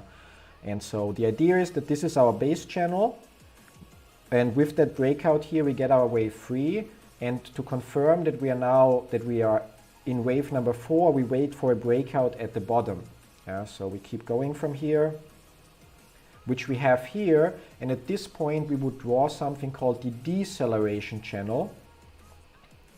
So where we would take, and that's tricky to label actually, so you take point number 3 and you draw a trend channel that covers the candles here, and you draw it parallel through the low that you have, so through the potential point number 4. Yeah? Which means, again, we have our base channel by connecting point 0 with 2 parallel through 1. We have our acceleration channel by connecting point 1 with our potential point number 3 parallel through 2. And once we have a breakout at the bottom here, we assume we're in wave number 4, and we connect point 3 roughly so that it covers the candles here with a parallel line through the low. And here we would wait for a breakout here out of that on the top of this deceleration channel to let us know we're in wave number 5. Now with that, there's an important assumption or an important thing.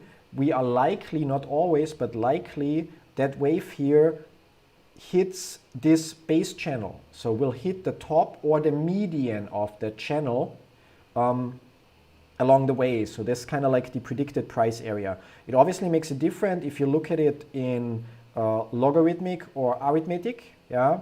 So in terms of the labeling here, but we are currently looking at logarithmic. So, and we keep going, and we keep going, and we keep going, and we keep going, and every time we have a new low, and that's the point here, but the bottom downside doesn't matter that much, but every time we have a new low point, we could actually move the channel so that it encompasses the new low, yeah. The breakouts on the downside here are irrelevant. We're just looking for a breakout at the top, which we have here, which would now indicate that we are in wave number 5, and I cannot go back here, but what we do at this point, so this would be our point number 4, because that's the low that we have here, and now we could draw our final trend channel, which is called the final channel, I guess, yeah. By connecting point number 2, I'm going to enable the magnets again, with point number 4, and drawing a parallel through point number 3, which again I'm not able to do properly here for some reason, yeah. Now it becomes a little bit confusing at this point, obviously. Oops, and disable the magnet. Let's see if I can drag that up, yeah, like this. And from this channel, from our final channel, the median or the top line are our profit targets. So we would already, that would be obviously in a truncated fifth wave, so where the fifth wave doesn't exceed wave number 3, but overall the top line of this last channel that we drew would be our profit target. Yeah? So that's most often the case. So, and if we keep going, in this case, we hit the median, blah, blah, blah, and eventually, do we go up? Oops, yeah, now it went all the way. Oh, I think we went too fast somehow, yeah, like it really, because we looked at daily candles, yeah. But basically from the starting point in March, it would tell us 1, 2, 3, 4, and we're now in wave number 5, yeah, based on that channel. So, that's a screen clusterfuck, yeah. Well, there are charts or there are scenarios where it works better with the trend channels when you do it like this. Like one example would be if we look on the hourly chart, but there I cannot use the replay feature, so it's kind of like, yeah, it's obvious because we already see the candles, blah, blah, blah, yeah.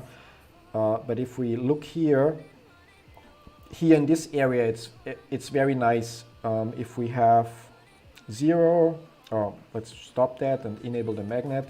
And so if we would say we have our 0 here, our 1 here, our 2, not zoom out, our 2 here, our 3 here, our 4 here, and our 5 here, yeah.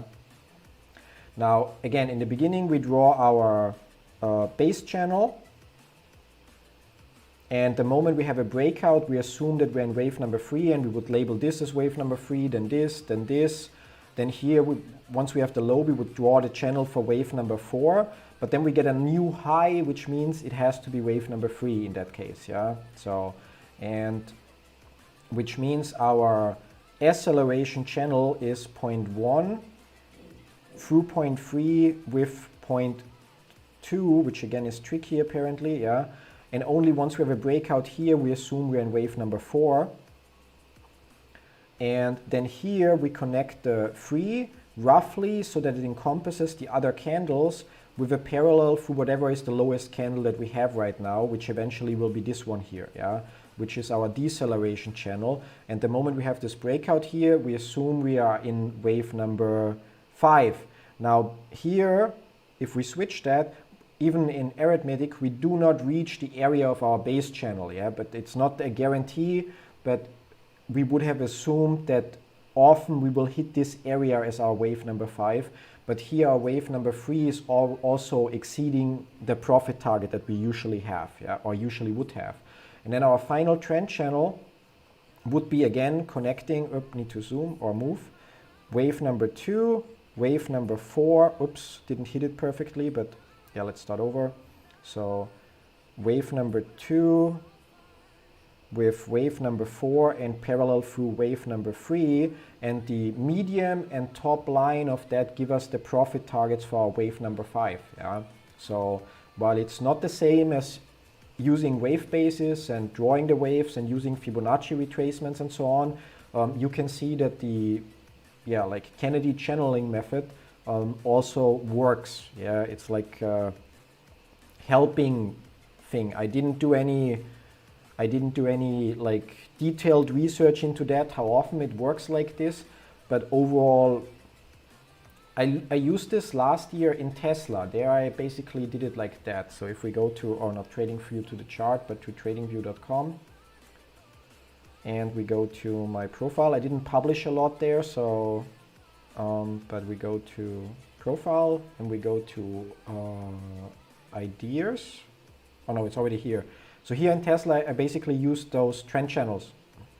They're not visible here anymore, all of them, but you see the base channel and you see the predicted retracement onto that base channel. And based on that, based on if it retraces to the top, the medium, or eventually the bottom of that base channel, you see the predicted final channels. Yeah? And unfortunately, that replay here is screwed up because the stock split happened. Yeah?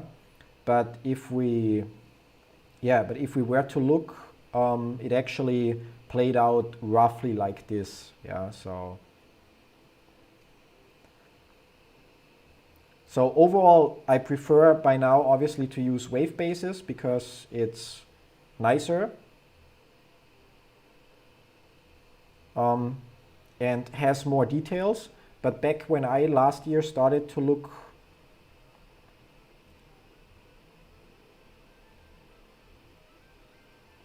so back when I started to look closer into Elliott waves last year, I also saw this from Jeffrey Kennedy, who is the guy who, from the website where you get the free book, actually runs the Traders Classroom. So, and I think it's a great method.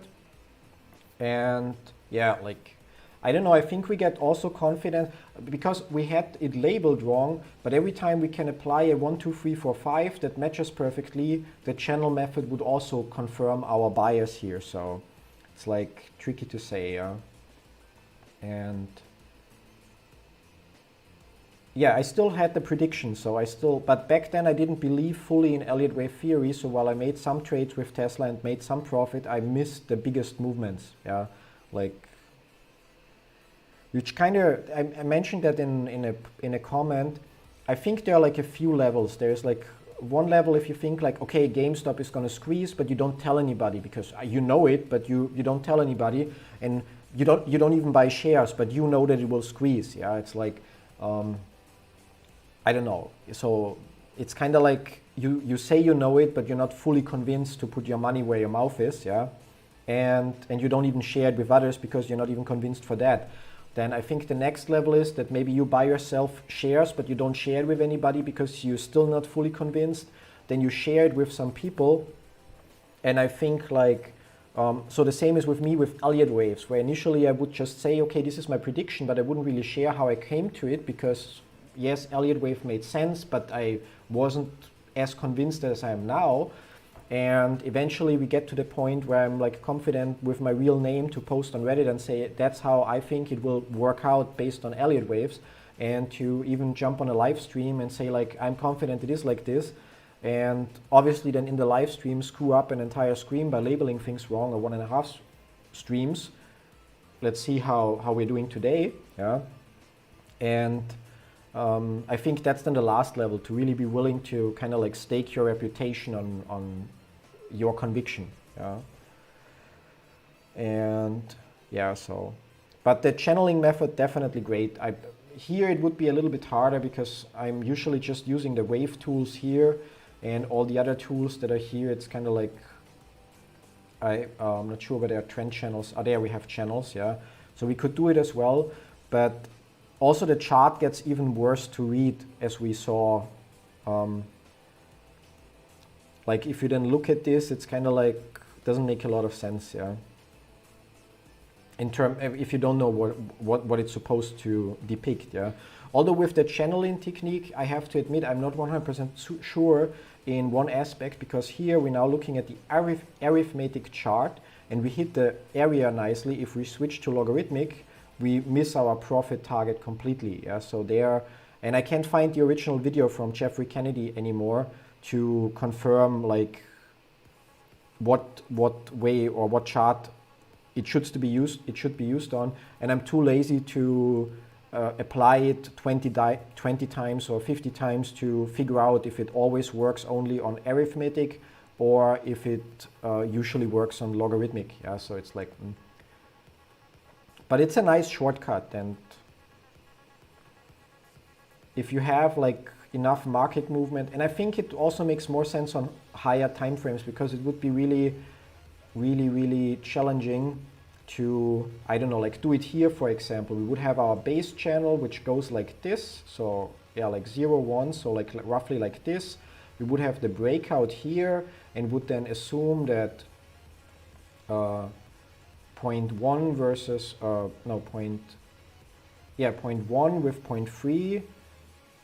Oh, no, we would then wait for the breakout on top of the channel that, yeah, so 0.1 with 0.3 parallel through 0.2. So roughly here we would have that breakout and would draw our deceleration channel, which would go from here under this green candle and parallel through here. Then we would have the breakout here, which would tell us that we are now in our wave 5. And we would connect 0.2 with 0.4 parallel through 0.3. We can do that. So we just draw the final channel here real quick. Wrong, here channel. So that point with 0.4 parallel to 0.3. And yeah, so median or top line, or in that case, because it's downward, bottom line of the channel, yeah, and we hit the median. Now if we switch from logarithmic, doesn't change much here, so still the same. We still hit the median area, but not all the way to the top. Yeah. And what we can also cross-check is, again, wave 4 often but not always hits the base channel. So if we draw another channel, the base channel would be again 0 with 0.1 parallel, 0.2 parallel through 0.1. And we see that our wave 4 hits the median of the base channel even in this case, yeah. So, yeah. But you see, you also notice that if we label things like this, even only with 2 of the 4 channels that we would have, so base channel, acceleration channel, deceleration channel, final channel, it's like becomes unreadable. Like, while now we may be able to follow, but if we open the chart tomorrow, it would be like, I have no idea what's on there. Yeah, so yeah, so delete the channels.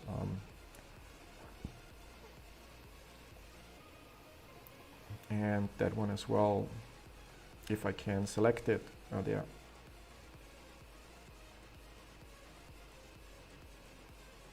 orange wave 0 be at the top of a candle instead of the bottom when it's a negative impulse. But the orange wave 0 is at the top of the candle.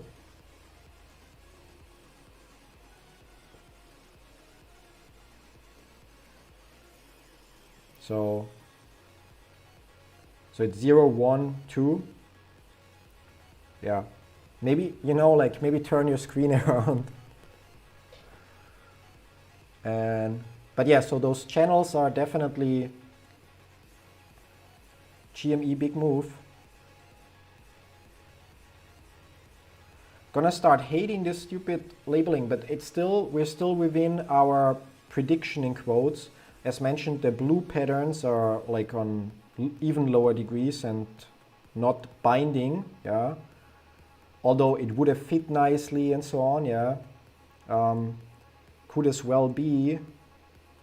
So that's definitely, that we can definitely get rid of. So as long as we stay below the 201.54, our prediction still stands, and we're still at least in this area here nicely. But then likely could be that we have another double free. So A, B, there we can label it probably like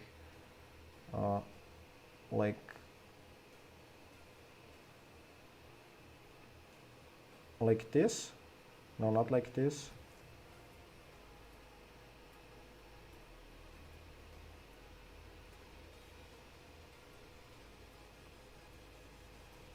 I hate to be wrong multiple times in a day, and especially if it's 2 days in a row. Like,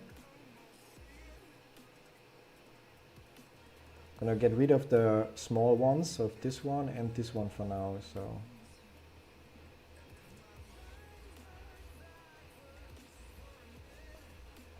but this would move our nice overlapping areas obviously into not so much overlapping anymore. Yeah. So we still have both predictions overlap the bigger prediction, but we don't have them overlapping each other. For that we would need a wave 3 that actually a drop that goes like this. Yeah, so like further.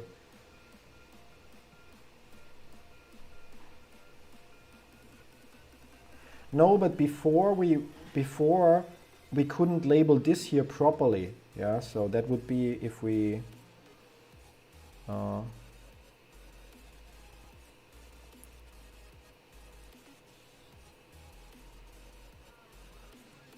that would be, where do I have that stupid post?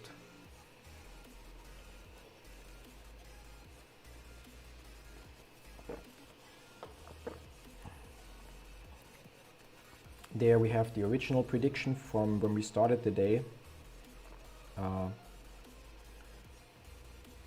This one here. And then we had the it went to 200 and it went too far down to invalidate this, and then eventually it invalidated most of this. Yeah, so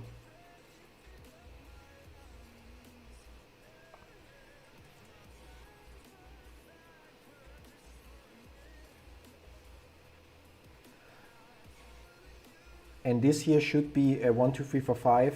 So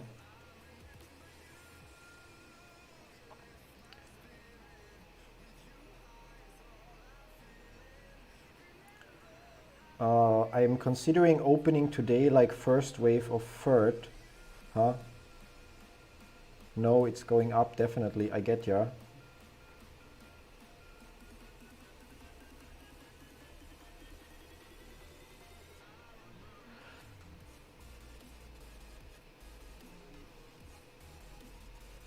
It's like really, we pretty much, I mean, in the morning at the beginning of the day, we had the alternative labeling which got invalidated based on this. So we had the A or an ABC labeled like this, but which got invalidated by reaching this high point. Now having it like this, ABC, makes sense.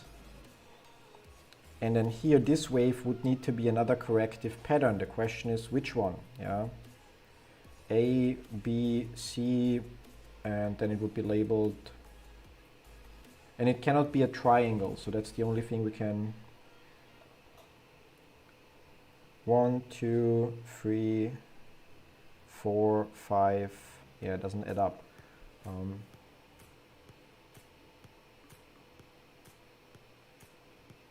If I'm rich, I will be surfer in future. Waves power. Yeah. Shouldn't say if, like it's the little choices. Once I'm rich.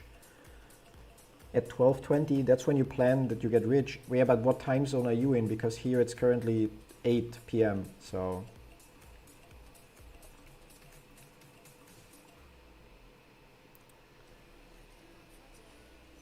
I don't know, like again, corrective patterns gonna like hate those. And yeah, so that's your strength, Mario. You saved our ass with coming up with all of this. So how do I label that here to be, I don't know, double zigzag? A, B, C, and then comes down W, X, Y.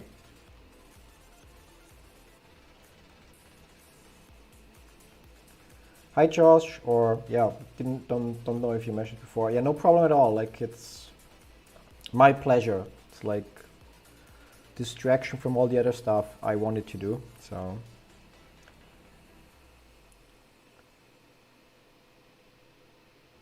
can I label it like this?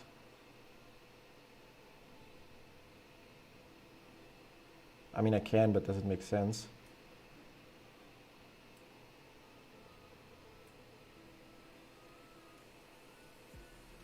Yeah, not really, almost, but upload it somewhere. Like I'm using Print Screen, so it's like an app that you can install, or it's called Lightshot, which is really cool. Yeah. So with it I can do things like that. So I just press a key, or I use the shortcut in the menu, and then I can mark areas and I can draw on them and so on. Yeah. And then I can just smash the upload button, and on the other screen now, it then gives me a URL that I can share. So, and if I then share the URL, it's that screenshot, yeah. So if you just, that's the easy, but yeah, that's how I do it because it's convenient. So Lightshot would be the software used for it. And other than that, you can take a regular screenshot and upload it at Imager, yeah. And then you also get a URL or a link for the image. So, yeah.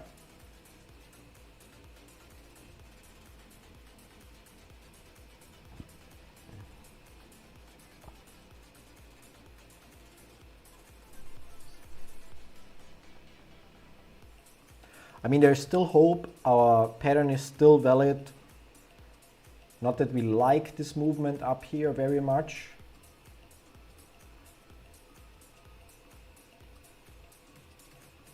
It would be nice if it's followed by a slightly bigger drop and a slightly weaker correction, so that we again get all three areas overlapping.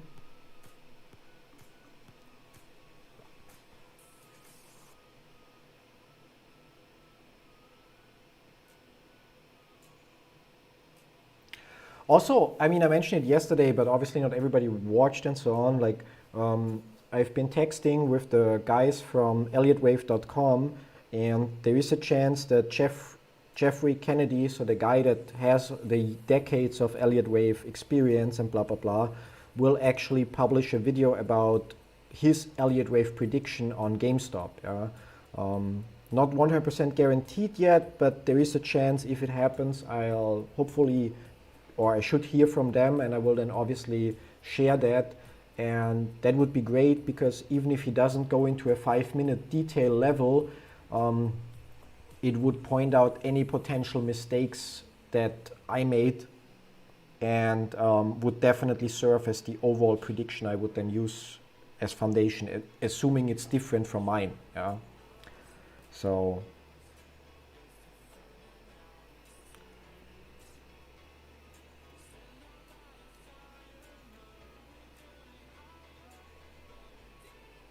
I'm not sure if I can watch it on stream. Like that would then be a copyright issue because that's not fair use showing an entire video that somebody else created. So would likely not do that. But I would probably definitely post about it on Reddit and mention it often enough in the stream so that people can watch it. Or yeah, so. And likely, as said, if his labeling differs from my labeling, I would obviously adopt his labeling because he has, decades of experience. And as a result, I would anyway then end up in the stream and say, okay, I had to adjust this and this on whatever, the monthly chart, daily chart, hourly chart, whatever. Or I decided to adjust because after watching the video from Jeffrey Kennedy, blah, blah, blah, and so on, yeah. But fingers crossed that we will see a video, yeah. And fingers crossed right now that its price drops. Like, it's like, I mean, I hope it drops, which is ironic considering again that I'm holding shares.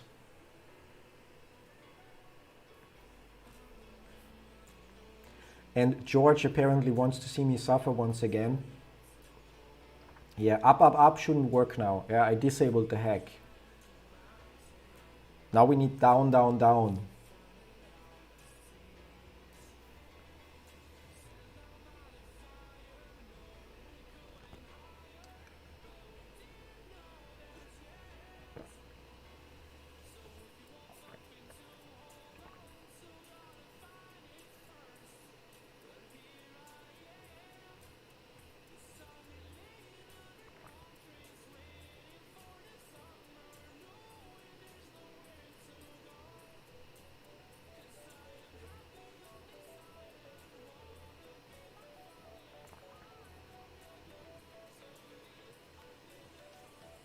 Yeah, like that's the, again, like keep in mind that our overall prediction still is that we go up here, yeah, so that we're in a wave 3 that goes upwards. So while obviously I get it when people watch this and they see me removing waves and adding them again and so on, yeah, we haven't changed our overall prediction one bit so far, yeah. And we are literally at the lowest time frame. And if we have a rule violation, which would be if we shoot past 201.54, it simply means that for the third or even fourth time we labeled all of this wrong. Yeah.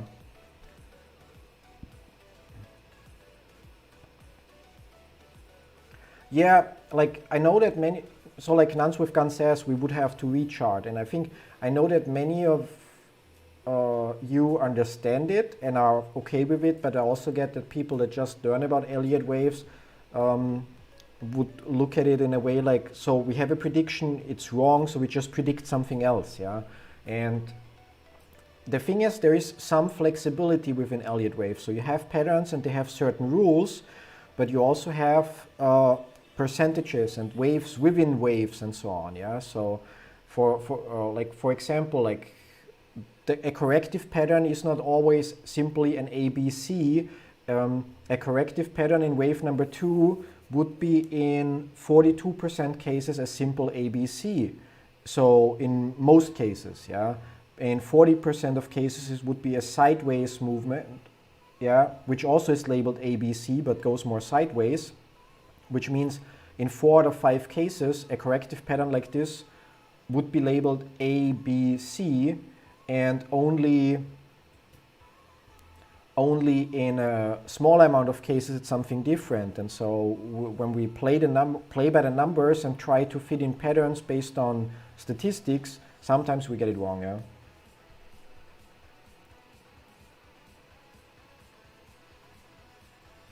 Well, depends, you know, like so I would just mean, it would just mean we have to rechart, and then the interview at 3 p.m. will cause a short attack, I would guess. I think if there are such things as short attacks and blah, blah, blah, and so on, yeah, that it would obviously be the perfect timing to hammer the price down.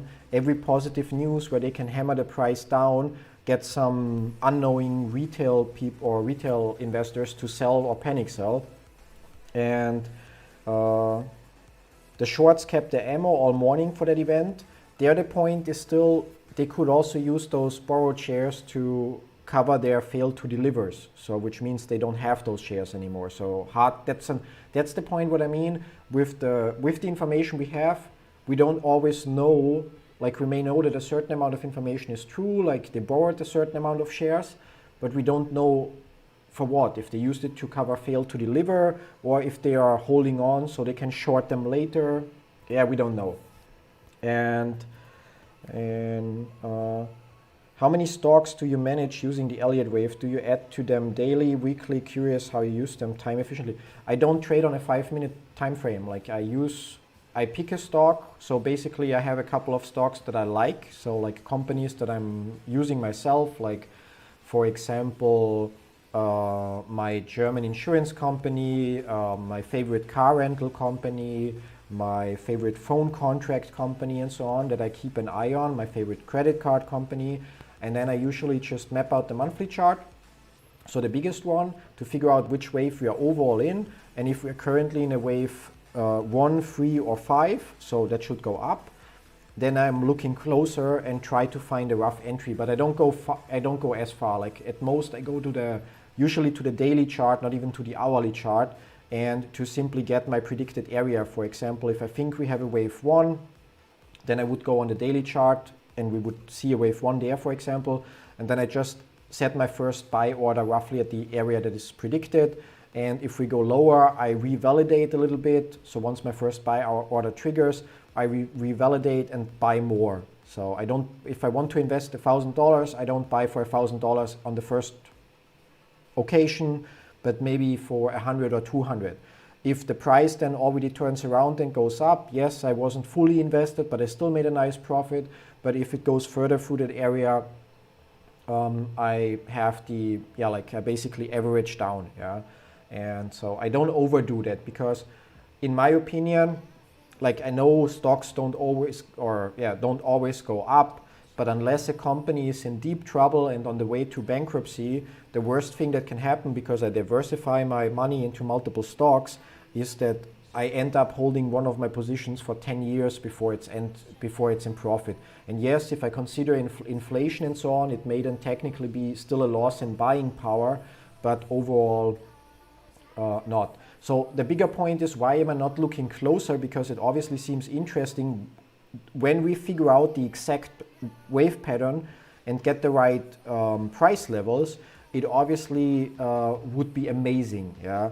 But we already see that the closer we look, the more often we have to revalidate or relabel because we run into violations of the rules, and that we don't always hit the exact price areas and so on. And it would just become a full-time job, and with some frustration. But basically, while all of this has been frustrating for yesterday and today, like with the relabeling, and especially if this now gets invalidated, it will be ultimately frustrating. But my overall labeling still stands that we will go up from here. So I just keep my position, yeah. And usually one of the main reasons why I don't look too closely, other than it takes a lot of time, is that depending on where you live, you have something like a speculation tax. So if I sell a stock within 1 year, I basically have to pay 25% tax on that profit. So by just looking on daily charts and maybe going down to the hourly chart, I basically guarantee that I will often end up holding the stocks longer. Now, I haven't been doing this the entire last year with my popular investors portfolio, yeah, on eToro, simply because I also initially didn't bother to look up how it will be with taxes and so on, but I try to do it more this way, and I only close positions early when I believe that there is a huge drop incoming and that it's smarter to take a profit now and pay taxes on that profit than to suffer through that huge drop. Yeah. So, and people are saying the 3 p.m. meeting may be a catalyst. Last time they met with ThirdBridge, yeah, blah, blah, blah. Would this affect the down? Yeah, but I mean, if it goes up, then yeah, like I think we covered that now. Maybe I'm reading the comment a second time. I'm getting old and yeah, but yeah. So then we would have, if we shoot for 201, it would be, yeah, like, thankfully I'm a very calm person, I don't rage, so, or it takes a lot for me to rage. It would just be frustrating because obviously it's like, okay, like, you know, like we got it wrong once, we got it wrong twice, and now we have another pattern and we are more confident, or I'm more confident in this pattern because everything works out and we have 3 distinctive subwaves that point towards the same target. So if this invalidates here, like we literally are running out of ideas how we can label this, yeah.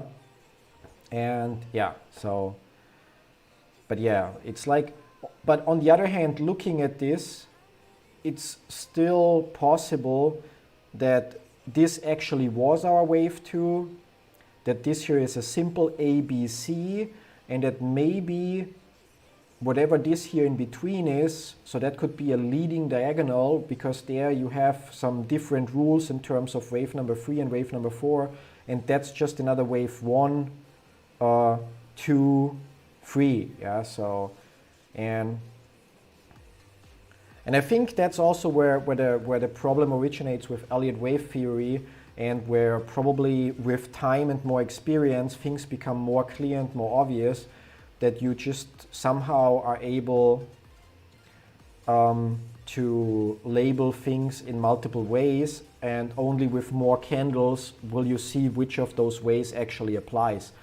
There I want to say I'm using the $50 plan of wave basis, so it has everything I need, but the higher plan actually would have a feature where you can use the auto labeling, and then it shows you 1, 2, 3, 4, 5 different variations of how it could label the chart. Yeah, and very often most of those variations will point in the same direction, so only small difference will, or there will be only very small differences, like for example in one wave 3 is labeled here, and in the other one it would be 3, 4, 5 or so, yeah.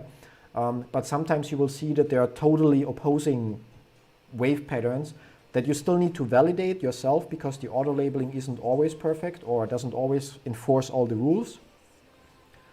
But which would be useful in this case, I guess, because we could then let the auto label run over a certain area and would get more ideas of what's possible here. Yeah, and yeah, but yeah, and thanks for the answer. Yeah, we'll be coming back to Germany once we moon and the world is back to normal. You mean if I will be coming back? Because I'm in Ukraine, like, so I have a residency still in Germany, but I'm like in Ukraine for quite some time now. And I don't plan to go there. Like, our plan is to move to Austria for a bunch of reasons, like tax reasons, business reasons, and a lot of other things. But I will definitely visit Germany again, because I still have a lot of friends and family members there as well. And this one is clearest. You mean this prediction here? Yeah, I also think this is the only one so far where we get so many different wave patterns that check out so far and point in the same direction, yeah? And in not only same direction, but also overlap with their price targets. And great to hear your vision, thanks for that. Still learning and thinking how I will form my own strategies. Yeah, I'm also constantly learning. Yeah? Do you recreate the sound of music when you're in Austria? Don't get that. Like, I assume it's some kind of joke, but, and I know that the sound of music is some kind of song, if I recall it correctly. Yeah, but yeah. And yeah, markets closed on Friday. I initially forgot that, but I think maybe even you told me that, so no stream on Friday. And Chris Robinson is sad again. I don't know why. I'm happy there's a red candle. So, and hopefully when the book comes, I can chime in more. Chime, yeah. And yeah, I'm still like, honestly, like there are some, again, I suck at corrective waves, and there's a reason for that, because I'm still not fully grasping all that's in the book, yeah. And as a result, we suffer a little bit, yeah. But I guess a lot of it just comes with practice, yeah, like, and patience. Like many of our mistakes were jumping the gun, yeah. Maybe we should have, instead of one 5-minute chart, we should have 3 5-minute charts and map out 3 different things that follow the rules like at the end of yesterday, we had two patterns. One was predicting it will go up, and the other one was predicting similar to here that it will go down, but it got invalidated by this candle here. Yeah, and then as we go, we see which one of them, with every new candle, we kind of like, it confirms one pattern more and gets closer to invalidating another one.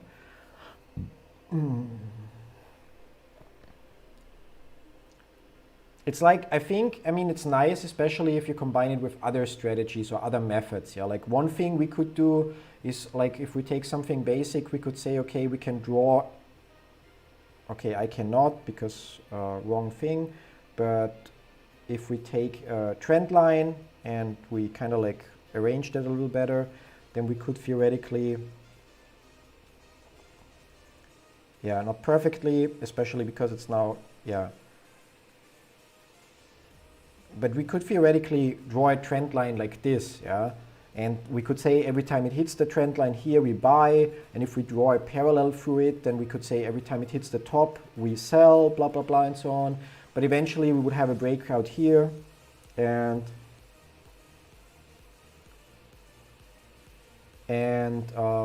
yeah, so we could look at support and resistance levels to kind of like help us confirm certain things, or provide us with an additional argument why the price should turn around at a certain level. Yeah.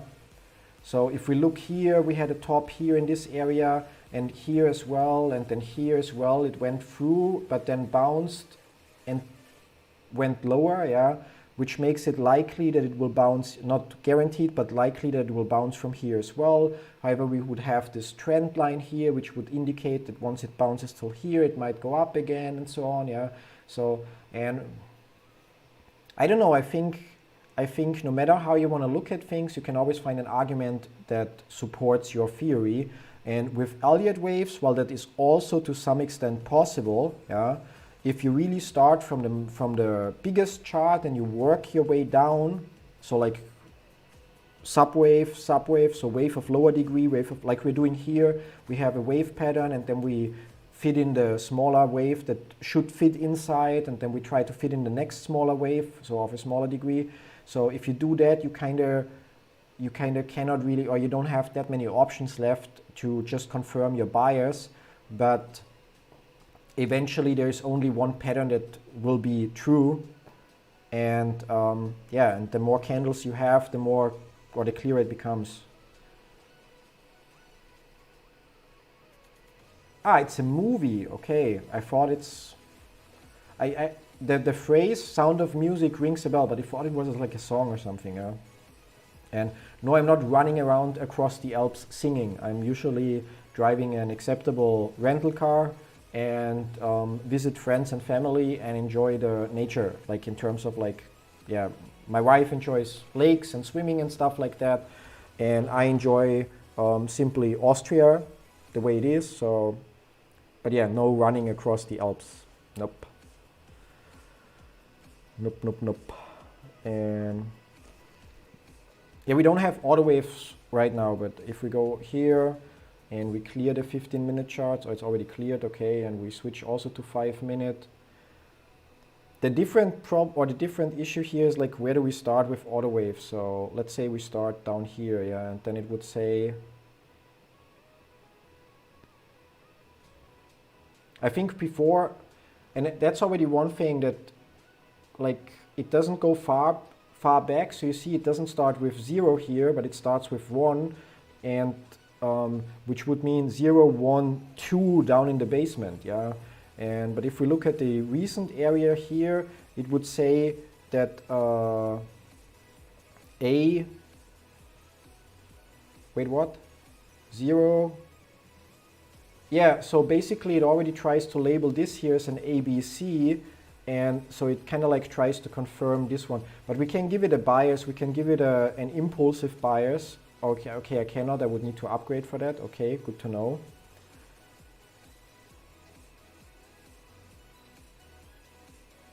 $12.52. Your time, yeah, so, and what's the time now in your place? Just out of curiosity.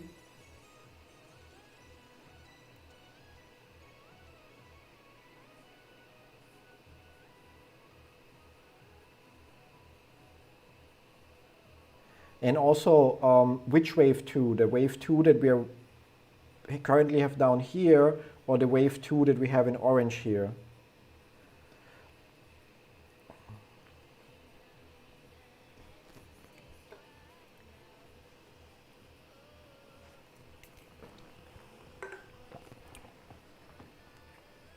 Now something healthy for a change. Orange juice, yeah.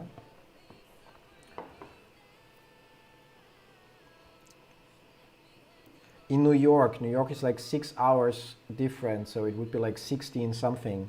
But it cannot be like wave 2, like once you confirm which wave 2 you're talking about.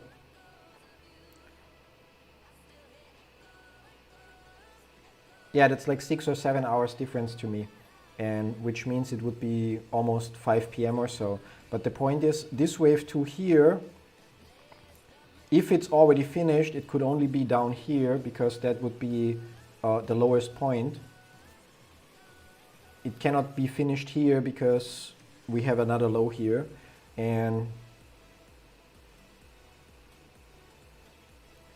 yeah, like I don't drink as much nowadays. Like, I mean, kind of like when you get older, even though I'm not that old, but you just don't handle it that well anymore the next day.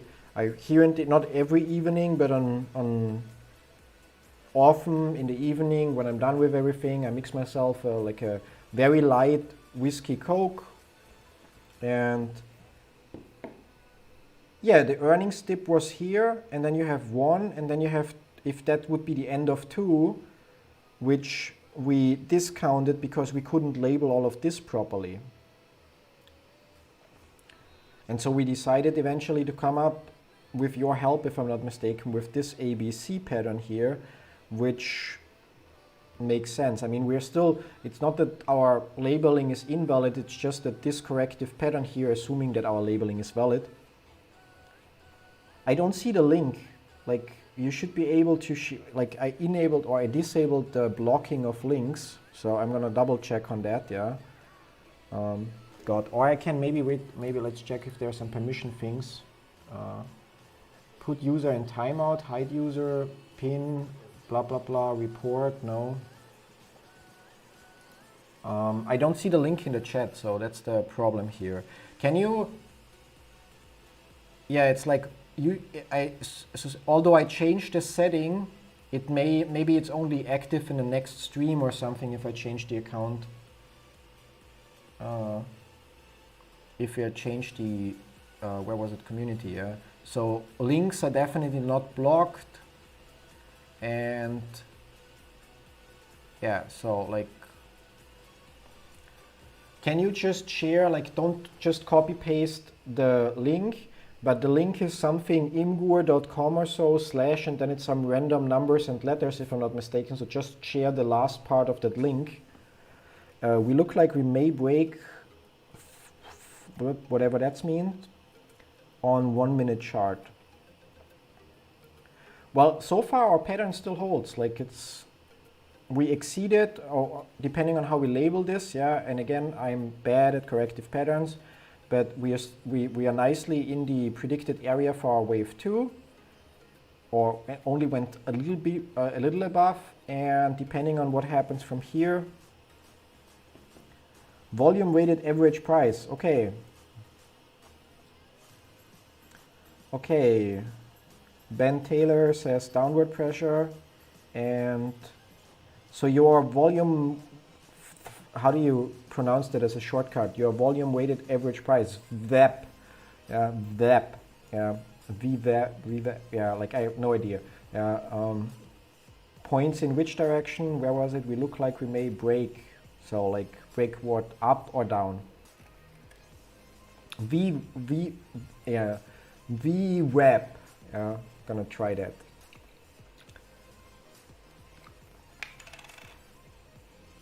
VWeb, yeah, not perfect, but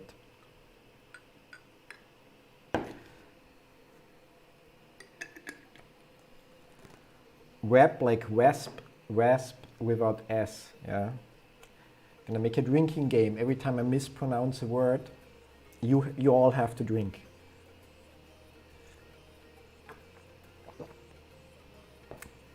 So I set it in like 3 or 4 variations, and in between there's a message saying nailed it, but which one of those, yeah? And yeah, anyway, so can you try again, Mario, like to just share the end of the link? That would maybe...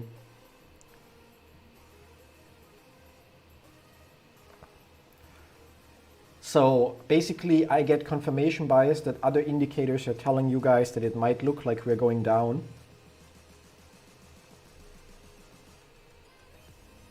I mean, the thing is, even if I would have to relabel all of that, yeah, with your help or alone, doesn't matter, in like for the 4th or 5th time, I'm still not changing my mind about the accuracy about Elliott wave patterns.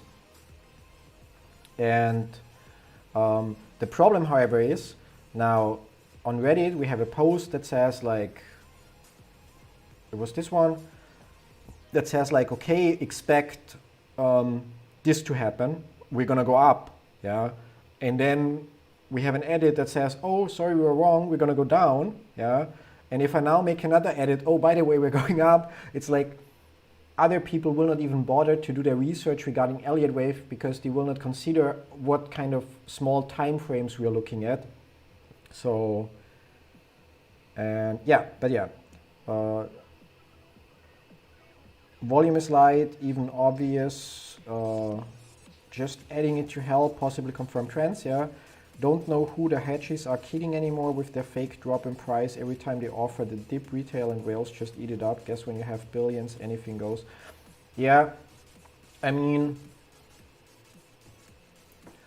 you know, like the point is, the longer they can kick down the road, there will be people, there are people that bought the stock with money that they cannot afford to lose. They bought the stock with money that they actually need in 2 weeks to pay rent or something like that. And those people are definitely going to eventually, even though they shouldn't, but they might be forced to sell because they really need the money. Yeah? And so, which frees up a little volume, and I don't know, like, personally, for me, I've said it often enough, even if it takes a year until we go up to the moon, yeah, I'm fine with that. It gives me more time to buy more as we go. But how many people are there that don't have that patience, yeah? That eventually, let's say, so for example, I think that may be the psychological target behind it. If we, for example, see again 150, yeah, some people might think, oh, we're not even going back up to whatever we had here, 200, blah, blah, blah, yeah? So, and then some people might sell and give up, and oh,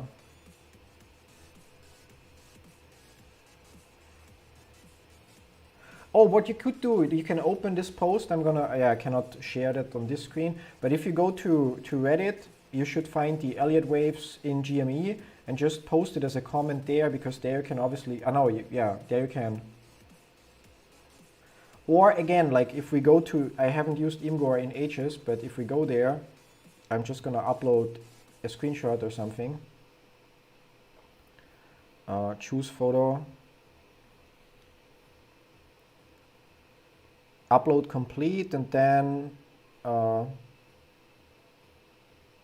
embed post should give me, gives me the entire embed, don't need that. Oh, there was copy link, yeah, which copied everything, great.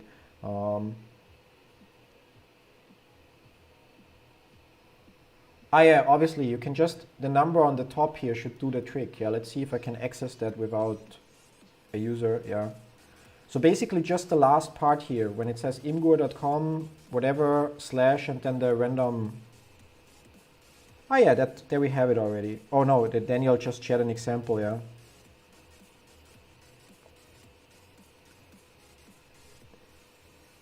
So yeah, basically just parts of the URL of the upload should work.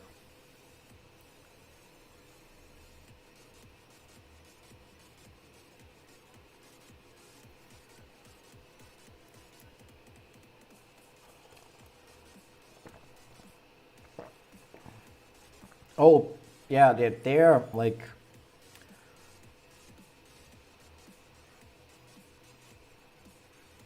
Oh, that one that you shared. Yeah, no, that definitely. Let's check real quick. Yeah, so you shared gallery, and then it was VWJRF. Yeah. So basically, if you just share that last part like Daniel did, then we get there, yeah. And yeah, like Palantir is like something where, because I was so focused on GameStop, my position now looks like this, yeah. But yeah, what can you do? Great, so there we have gallery, and for you to, yeah, that probably should mean moon in some other language, yeah, to the moon. Incorrecta. 1, 2. Okay, but now I have to make sense of this, yeah.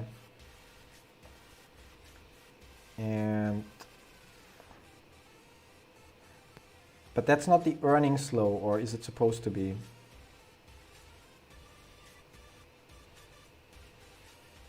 And that's anyway, no, 2, like, but 2 would need to be here because this here is higher, yeah. So it would be 1, 2, and then that would be a sideways movement. Looks kind of sideways.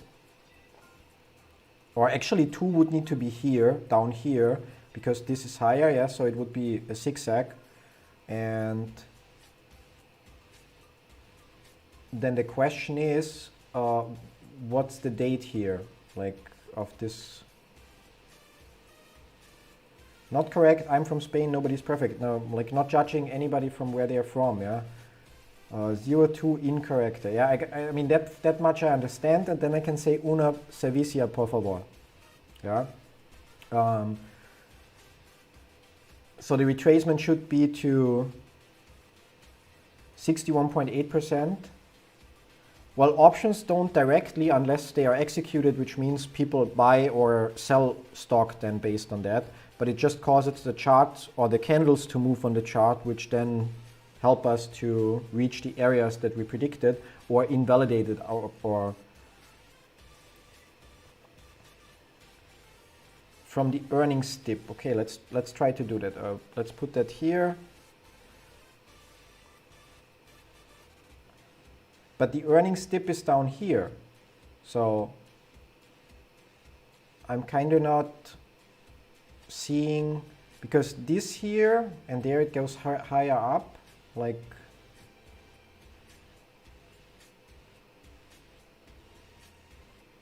I don't get the reference on the chart.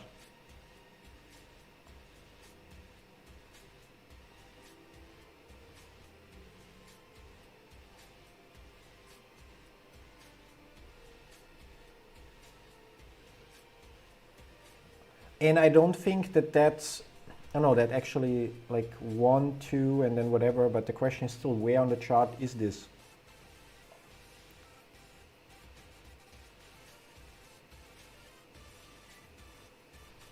Cannot cut the third wave before 61.8% of the third.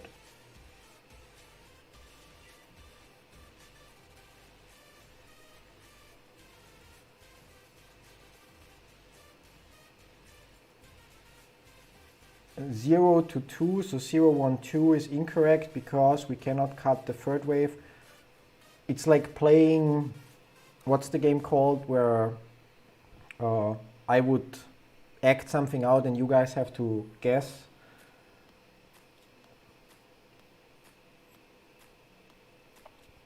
If you're at a computer, you could actually take a screenshot of the stream and just then label in there, that would charades, yeah. So, and label in there on that screenshot. Like, again, I really can recommend Lightshot, the software I'm using, and you can just do this, take screenshot of the stream, just cannot be in full screen, and then you could just do something like, I don't know, 1, 2, so to kind of like make sense out of this, because I'm really, yeah, in this picture, 0.2 is not the lowest, but that's the thing, like, I don't see any corrective pattern or I don't see any case where that's not going to be the case. I mean, 0.2, obviously 0.0 is the lowest, but then that would be 0.2. I don't see this here being 0.2. No, but we would still see, even if, or if that's on the minute chart, we can check. But since he says since the earnings, I don't think that we will get the data to see that. Yeah, so minute.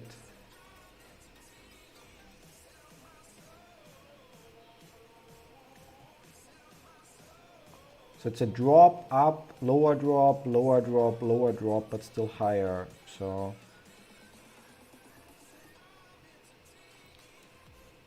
yeah, I don't necessarily see that here. And it doesn't load the old data on the minute chart for, maybe it loads, maybe it doesn't, nope.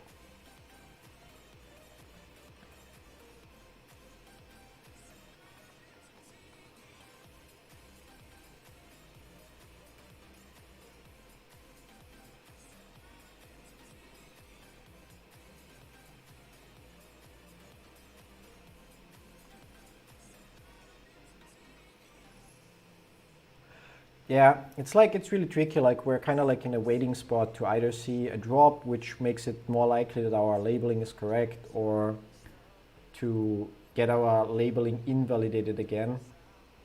At which point I maybe would switch from orange juice to alcohol. And yeah, but yeah, Mario, I somehow I cannot find where on the chart this is supposed to be. Like maybe it's obvious, but I really cannot see it. So like if you can take a screenshot of just of the stream and highlight it there, it would probably be the easiest solution. There we go. Okay, now his chart. Now things get interesting. So 5G7, that might be an LLYV. Let's check. Nope. 5G, then it could be like this.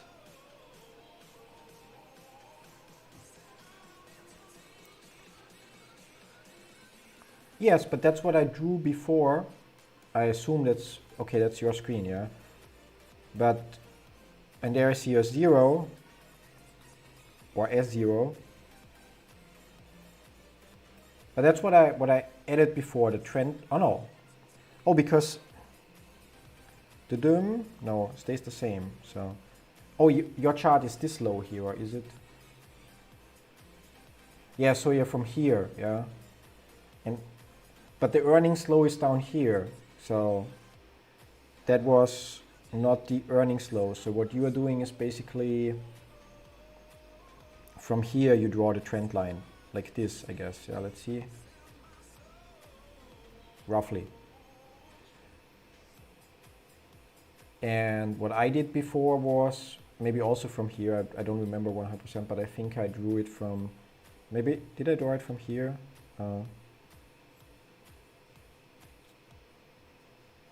No, I also drew the same, I guess, yeah.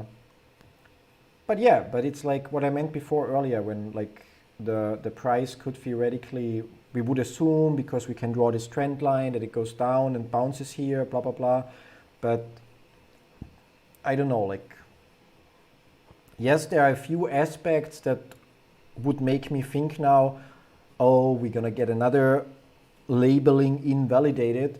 But overall, I think it's still the most accurate labeling we had so far for the last 1.5 days. So just have to, I don't know, wait and see. And it's really, that's really, I guess, the issue, that we are looking on the 5-minute chart, so we have some movement and we have some development, and it's not like we see, I don't know, 7 candles per day or 8 candles in a whole day. And with that also comes that, yeah, that we have to relabel more things more often. But yeah, well, it's like, is what it is. And in German we would have a saying that translates to, a blind chicken also sometimes finds a corn. And yeah.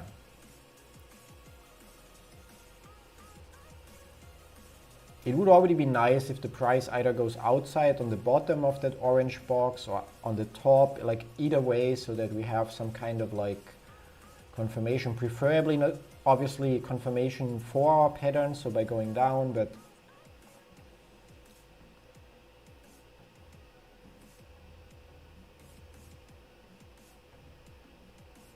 now he's cutting diagonal and invalidates my theory.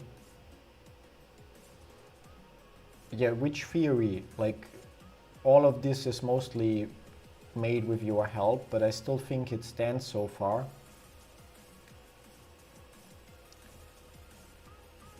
So, because if this is wave 2, then we would have a 1, 2, 3, 4, 5 that leads down here eventually, yeah?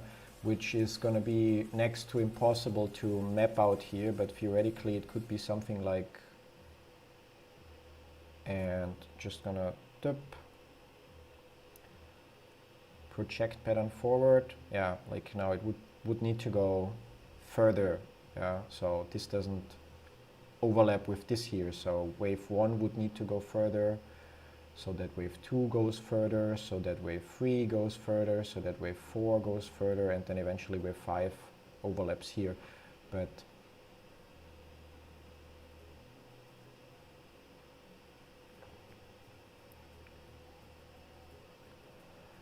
zero 2 diagonal cannot cut 3 before 61.8% of 3. And I'm like, I'm not able to follow. 0.2 diagonal, so do you mean this diagonal here? Or are you referring to 0.2, which would be this here, so our 0.2 diagonal? I mean, if by diagonal you mean connecting those dots, yeah, maybe I don't know. Yes, I get the 61.8 Fibonacci retracement, which is roughly somewhere in this area if we would do it from 0 to 1, yeah? Which was the reason why originally we assumed that this is already our wave 2, because it nicely hit that area, we could nicely fit an ABC in there and so on, yeah? But from here on out, from this point forward, we were not able to label things to make sense until we came up with this pattern. So I'm just not sure. So like, so 0 to 2. I'm not sure what you mean by cannot cut 3 before the 1.8% of 3. We don't have a wave 3 right now, so we are waiting for a wave 3 on this. And so that's what's confusing.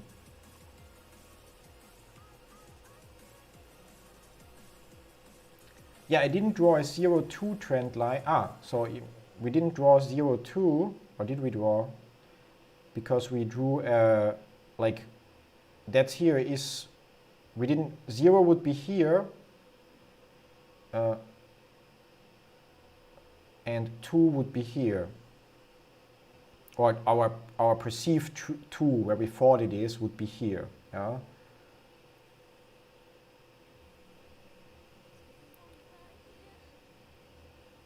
I'm not labeling it now, but that's where we perceived it, or where we first thought it is, because it fell into that area and we were able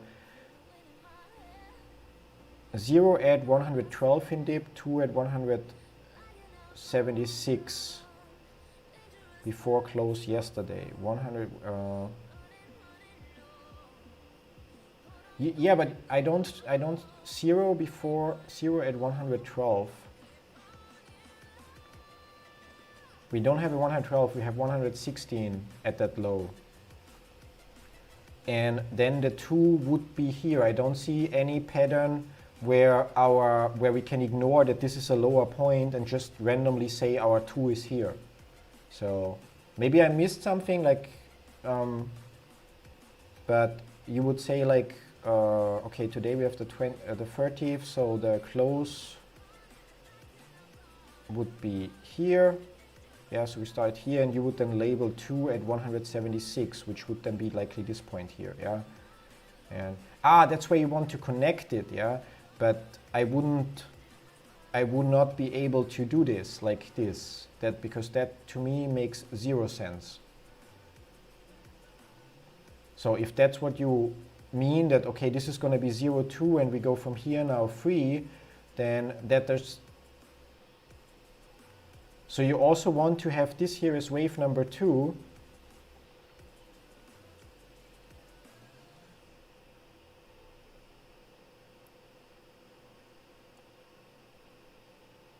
So like, just to confirm again, Mario, like that would also be your wave number 2 point.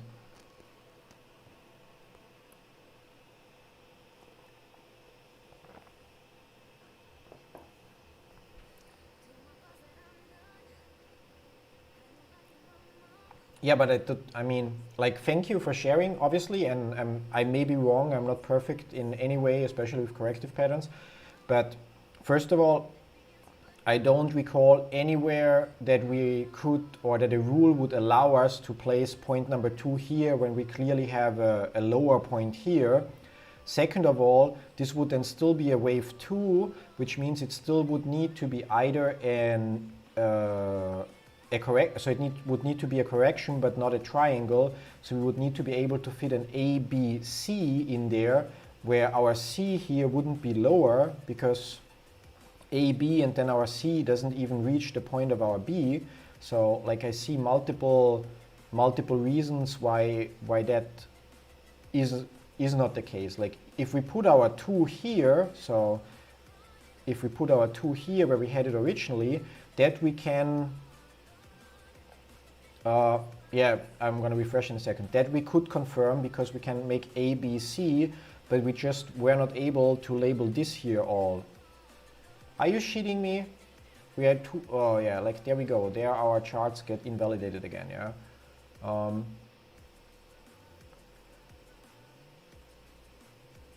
198, yeah, see it in the background that we're 198.29, yeah.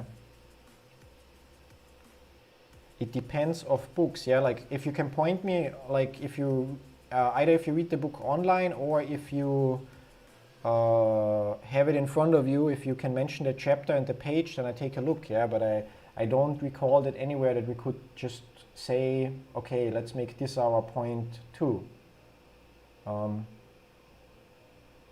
Because then we would still, we would need to be able to fit in the required wave of lower degree. And if we did that, then we would have another 1, 2 here, yeah, and would currently be in our wave 3 upward, yeah. And here, while this thrust upwards to 100, what was it, 198, 96? Highway, no, it would not. Like, we're just on the lowest time frames that we're looking at. We are for literally 1.5 days trying to figure out how to label all of this in the right way. And it literally seems that every time we come up with something that seems valid, that there are a few candles show up that screw us over. But you shouldn't forget, we are looking here at a 5-minute time frame when our overall prediction is unchanged already for, I don't know, since the our overall prediction is pretty much actually unchanged since the 10th of March. So for now 20 days already, we predicted the drop here and then labeled that. The drop got a little bit further than expected. Yeah, so the predicted area was actually 131 or 130 to 200, and the drop went to 120. And from here, our prediction still stands that from here we are in a wave 3, which again is consists of a 1, 2, 3, 4, 5, and we're pretty much just, we're not streaming the hourly chart, because if that's all that happens in an entire day, there is no reason for a stream. And so we are taking things to the smallest level we think or that seems possible, and try to label it there. But we've had a little bit, like, literally, I wouldn't say bad luck, but just, I don't know, like human error. Like, we find something, we like it, and then we look at it in ways to confirm it. Yeah? And yeah, Mario, like, do you have any source that would state, because I'm not saying that it's not the case or that I'm so certain that it's not possible, but I'm just saying that from all the information I have,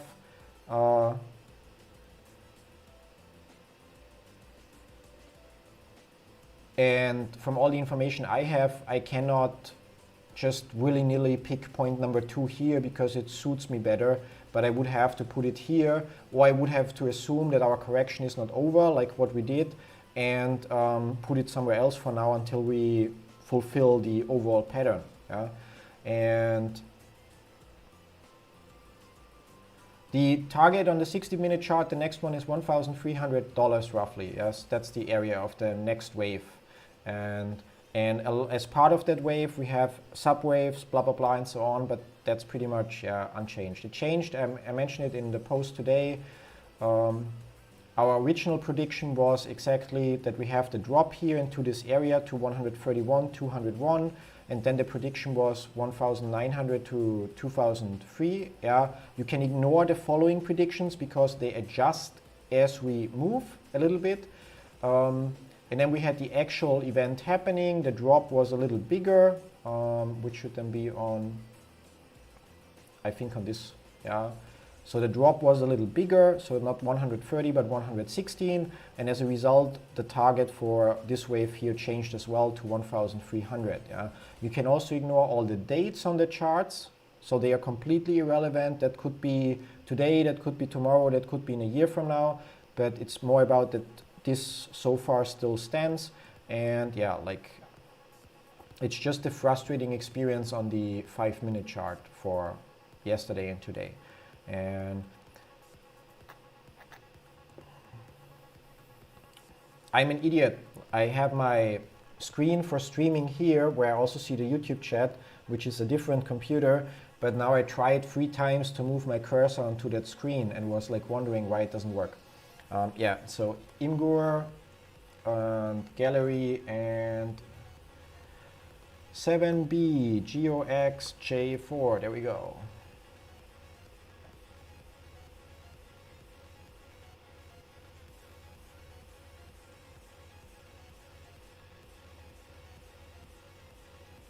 Yeah, but wait. 3, and then you have this.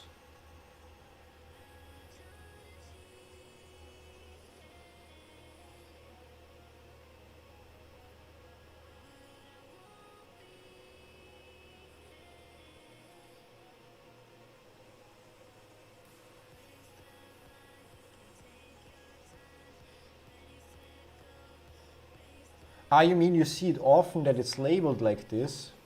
Yeah.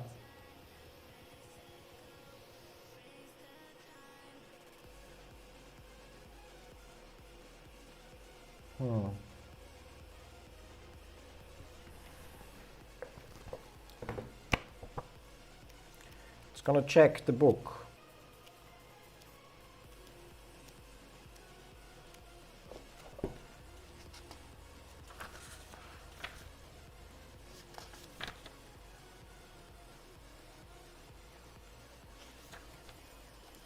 I mean, let's go to the back of the book because there we have also, not all the way to the back, but there we have real waves.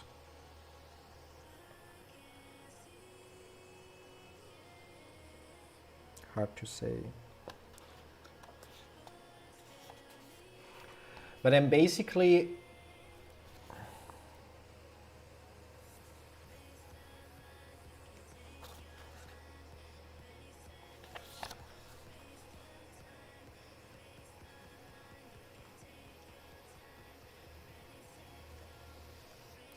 Figure 812, third, the wave structure of the Dow and that of the broader index should fit together if the count based on a blah blah blah.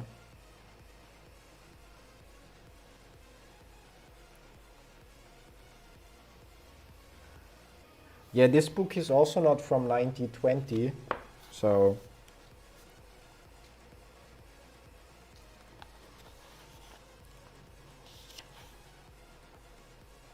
I'm trying to find examples that show the labeling that, because it could be that I'm wrong here, as mentioned, yeah, so that I say, okay, this is the lowest point, that's why it has to be wave number 2, but you are saying, okay, you see it often enough that it could be labeled also like this. And I'm checking if I can find a graph in the book because that would confirm it real quick.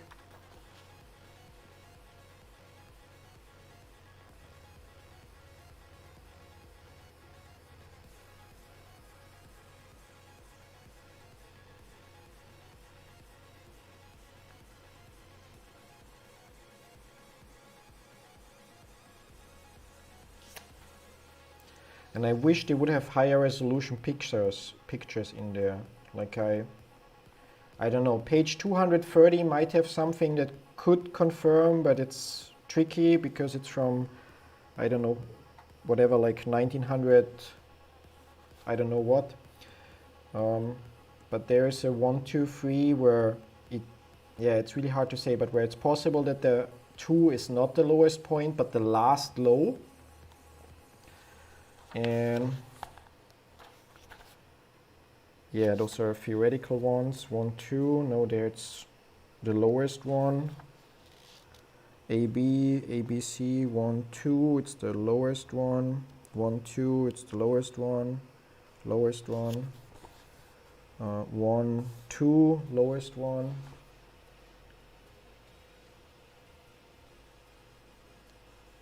At A5, what A5? A5? You mean here, if my original 2 was right, yeah, that's, you mean, so that's what was your assumption, that like, so that here the 2 was right. It could be, like, that's the thing, like, that's we've been struggling with for literally the whole day yesterday and today apparently as well, because this would be a nice ABC, but we cannot make any sense out of this so far, yeah. And I mean, I said it earlier today, it's also possible that we are simply on such a low time frame. Like if we were on the hourly chart and we would run into this issue, we would jump to the 30-minute charts or 10-minute chart or so. But from the 5-minute chart, it becomes hard to jump on smaller time frames and actually confirm anything. Yeah. So 2. And so like, well, I think we can map. Yeah, but how? Like if we, the problem is if we are here, so if that would be our 2, yeah, then we would need to find a 1, and that could not be our 1, because then 2, and basically 1, 2, 3, that high here would screw a lot of things up, yeah. Because if this is our 2, then here's our wave number 3, and wave number 3 is always an impulse wave, which means it's 1, 2, 3, 4, 5. Yeah. Well, and if we say this is 1, this is 2, then it would make this another impulse wave, which needs to be 1, 2, 3, 4, 5, and we cannot label this properly because the lows here. Yeah. Don't see the link. Links are for some reason not showing up, although I enabled them. So you will just have to, I know you see it in your chat, but it doesn't show up for anyone else. So you just have to do it like Mario and share just the last part of the link. And I'm trying to confirm his assumption. I'm like, from all the images I looked at so far, I find 2 where the point number 2 might not be at the lowest point, but at the lowest low before it starts to go up again. But there the point number 2 is still, it's hard to spot the exact, because those obviously are old graphs. Like if we, I'm not sure if you guys will see that. Yeah, let's check here, and I'm gonna switch the app here. Yeah, great. And let's see. So on this chart here, if we look, you see the wave number, this 2 here? No, was it this 2? Wait, I have to check. Ah yeah, so the 2 with the circle. So we have the 1 with the circle, and then it goes down, and then we have a 2 back here, where on first glance I would say that this point here is lower than this point, but it's obviously hard to spot or hard to say for sure on prints like this. So I'm looking for a more distinctive example, because obviously it would be a difference if we would, to me it would be a difference if we would have another low like here and would say this is the 2, compared to just jumping to the conclusion that it's here. Yeah. No, like there is like the whole range is from 700 till 300, and it's from 90. We cannot even look it up properly because it's from 9080 to 9085. That specific picture that I had right now. Otherwise, we could just look up the same chart right now, and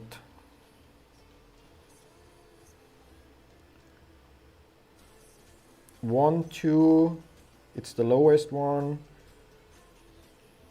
ABC, 2. Oh, there we actually have a case. Yeah, so you might be right, Mario. Yeah, and I'm gonna check your image soon. N, former me. I'm gonna switch again. So, which one was it?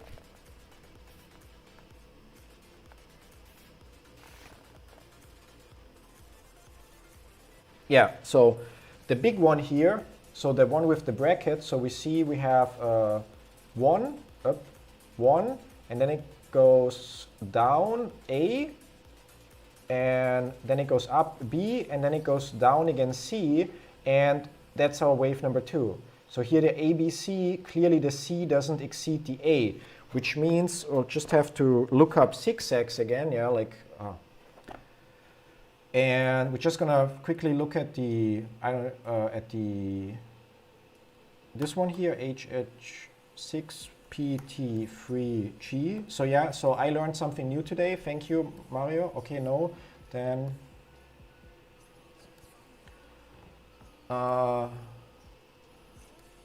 and okay, you're looking at the hourly chart.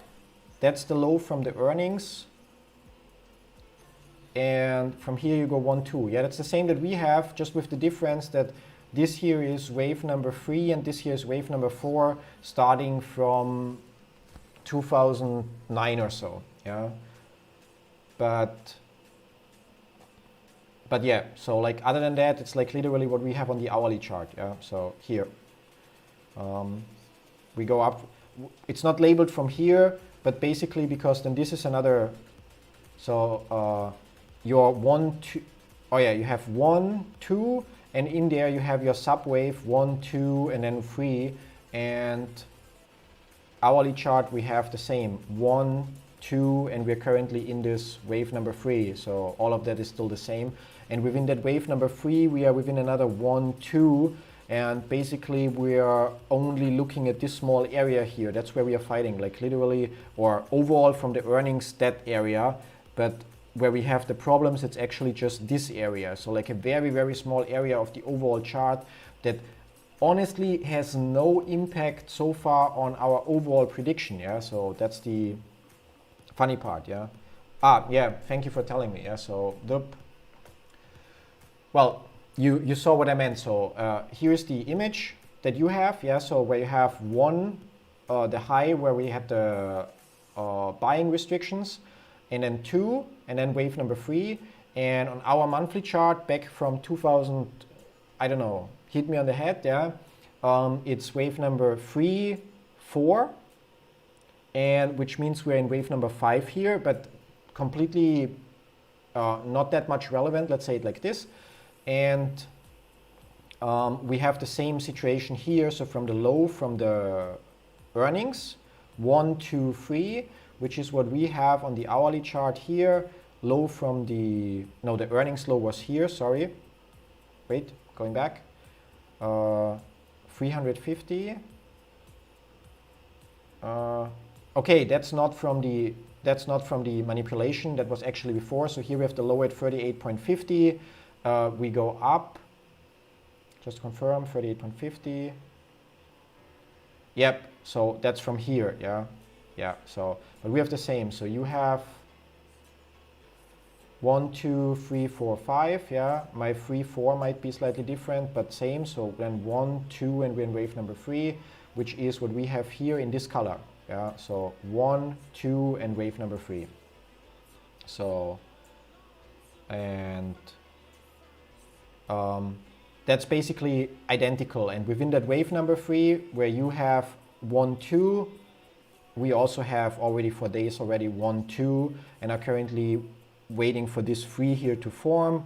And we're basically struggling with this on the 5-minute chart because it's so much fun. Now,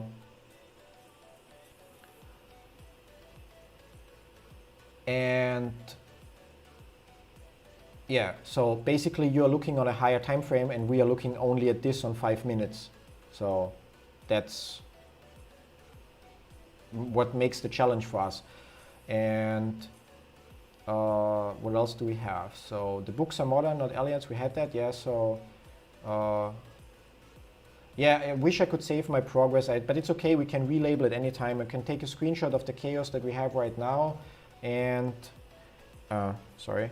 And I honestly don't mind if we end up being wrong again and having to relabel again. Yeah, what really, yeah, like grinds my gears or annoys me here would be that obviously other people would lose the trust in Elliott waves because they don't bother to, or they wouldn't even try to understand why on the 5-minute time frame it might be a little tricky and human error is possible.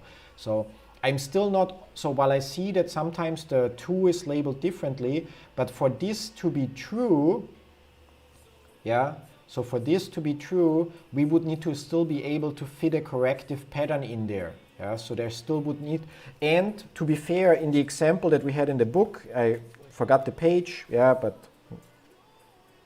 so in the example that we had in the book that I cannot find anymore, was it this one? 1, 2, no, it's different one, 1, 2. There was not such a difference. It was like 1, or like 1, and then it went down like this, a little bit up, and maybe down like here. So it was not like 25% or 30%. But yeah, so, and if we do this, so we get rid of all the funny stuff that we have here and everything that we have in the future. God, how, like, yeah, like this can also go then.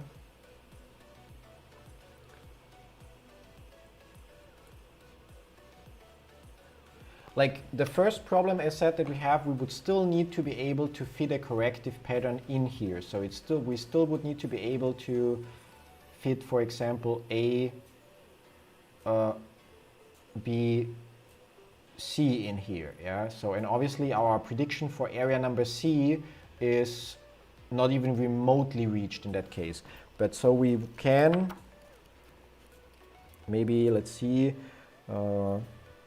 corrective waves, page number 41. So let the fun begin. Yeah, there my kitty bookmark. 41. So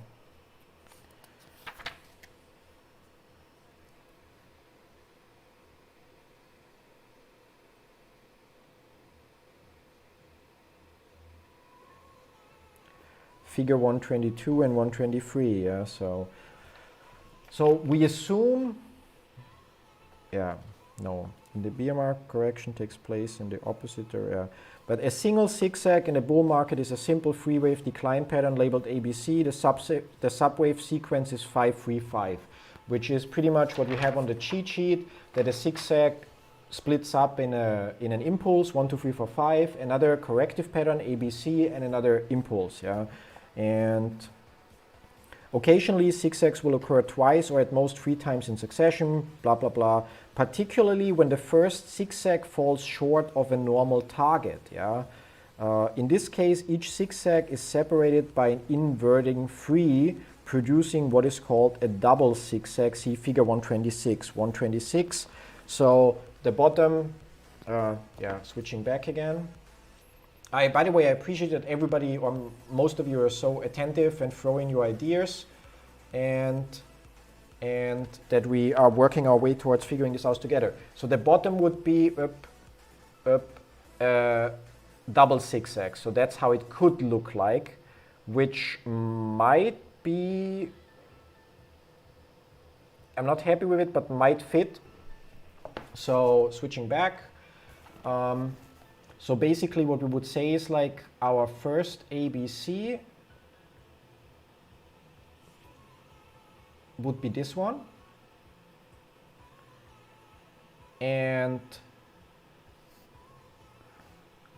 then the point X in the illustration goes up roughly till point B, which we have here, and is then followed by another ABC, although that usually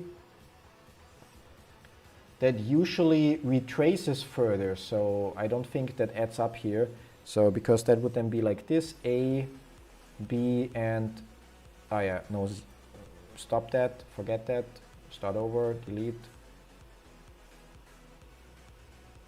So it would be, in that case for us, 0, A, B, and C.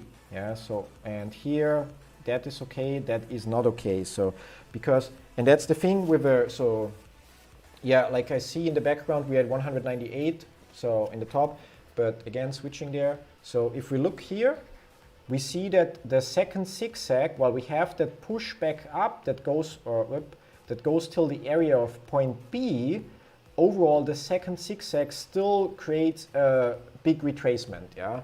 And as mentioned, that basically occasionally they will occur twice or at most 3 times, particularly when the first zigzag falls short of a normal target, yeah? Which is not the case here because our first zigzag here hits the normal target, yeah? Mario shared something else again, okay, let's check. And we welcome. And I have a typo. Oh, yeah, gallery. Okay, got it.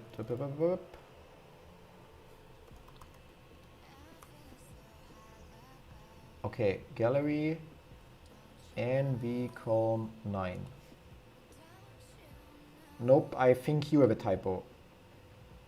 Ah, yeah, it doesn't matter because I'm not seeing anything, so. NWCO, oh, that's an I, got it, my mistakes, so. Yep. 212. Yes, but that's exactly what we have now. I mean, maybe I haven't shown it, yeah, so sorry for that when I switch the screens, yeah.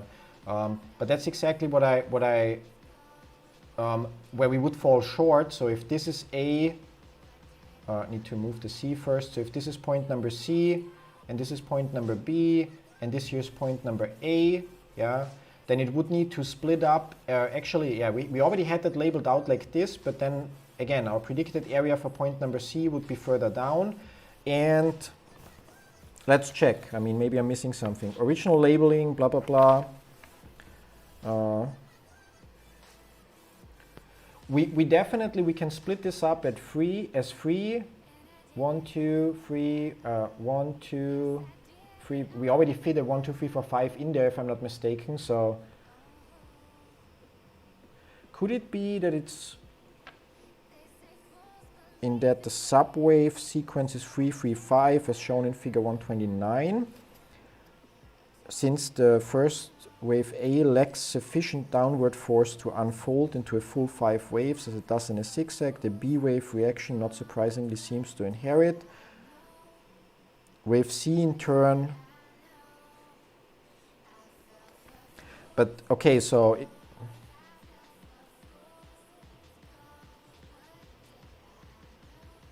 yeah, but if it's ABCW, ABC, then we would have a double zigzag.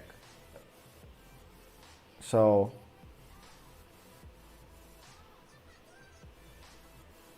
and a double zigzag would then basically require us, or would occur as mentioned if, or mostly when the first correction doesn't create a big enough correction or price target, which we have here. Our first ABC, this here can be, we had it nicely labeled as ABC, and we can split it up as 1, 2, 3, 4, 5, ABC, 1, 2, 3, 4, 5, so 5, 3, 5. And it reaches the right area, but just everything after it then doesn't add up anymore, yeah? And if we assume that this here is our wave 2, then the only difference we get right now is that we could assume that this is wave 1, 2, and that we're currently in another wave 3. But we have no confirmation so far because we would need to be able to fit another 1, 2, 3, 4, 5 in here. And I am kind of like trying to figure out, yeah. I read a lot of corrections which fail C or fail B or both, and that's good to know. We'll have. What if that's A, B, C, but there's still C, usually wave C in turn, generally terminates just slightly beyond the end of wave A rather than significantly. But it's also not beyond the end, so if we would assume A, B, C is a flat, so it splits up as 3, 3, 5, which is here the case, 3 and A, B, C, 3, and 5 would then need to be like, yeah, like it's hard gonna be here, 1, 2, no, couldn't be, 1, 2, 3, it doesn't add up, so it cannot be that.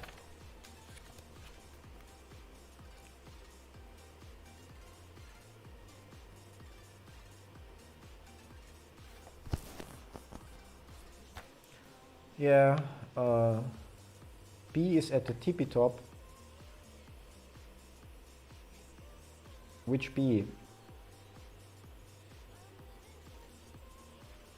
Yeah, now I think what you mean is like, I think we can have that label type here, like,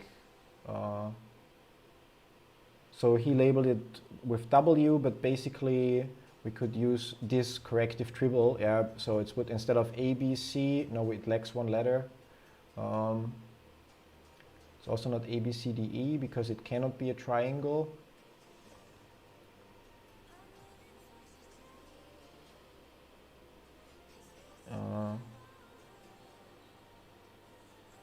Yeah, like I mean, obviously, if we shoot below 202, then that's, yeah.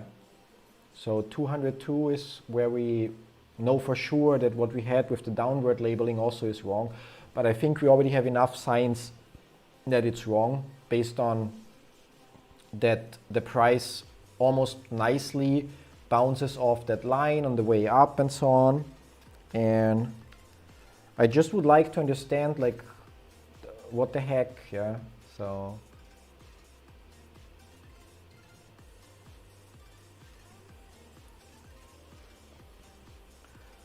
Let's zoom out here, like might take a moment, but that's pretty much where we assume our 1, 2, 3 starts. So let's see what we get from here with auto labeling. Sorry, X is where your blue B is. I'm gonna check in a second.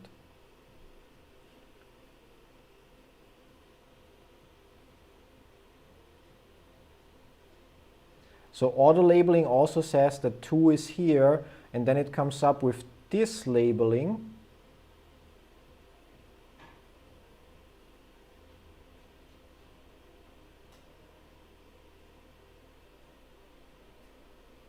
Which is interesting, yeah, but then we would need to be able to fit another 1, 2, 3, 4, 5 in there, which we cannot, yeah, so it's like, which maybe again, some of the issues we run into may be simply time frame issues because we cannot jump lower to make it more granular, yeah.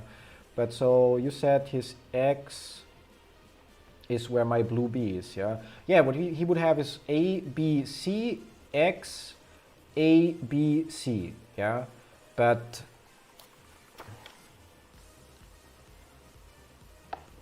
which is this one. So again, I'm going to switch to the camera that I shared before, which I consider unlikely.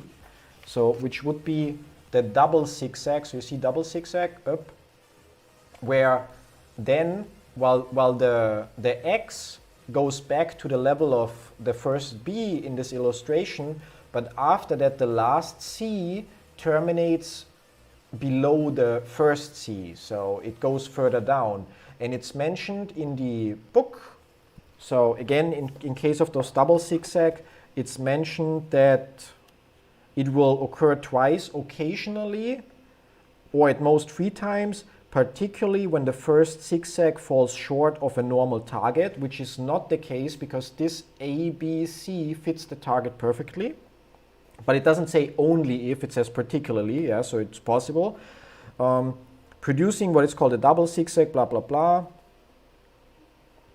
These formations are analogous to the extension of an impulse wave, but are less common, blah, blah, blah. And then it's about the labeling. Or it's about the labeling. Yeah, and it mentions that each wave X, so this wave here is another corrective wave, so it's typically another zigzag.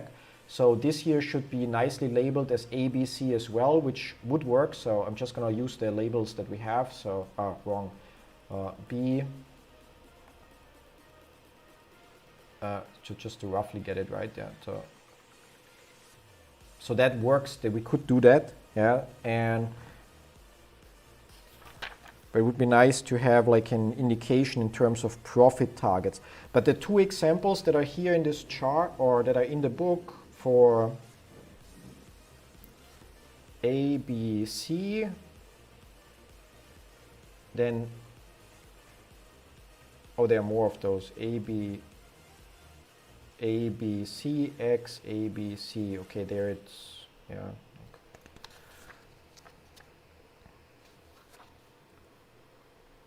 Like we don't have a specific definition here for the, yeah, like we're definitely wrong again. So like while it's 202.25, but we're like, all of that already makes it so likely. It's like a nightmare to figure this out. Like it would be great to have like a, I don't know, let's see if in chapter 4 we should find something about that. Chapter 4.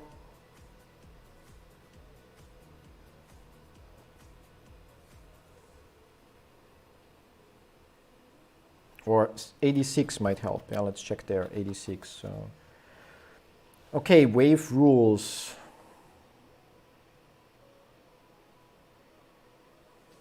Wave 2 is usually a zigzag or a zigzag combination. Yeah, got that, okay. Wave 5, blah, blah, blah. Wave 5 often ends when meeting or slightly exceeding a line drawn from the end of wave 3 that is parallel to the line connecting the ends of 2.4, which would be the final channel.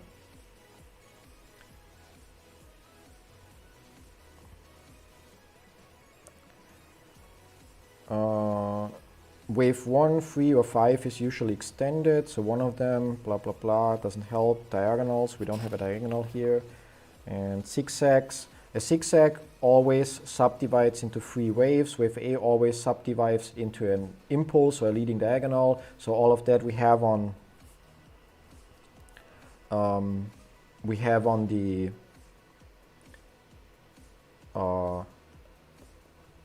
cheat sheet.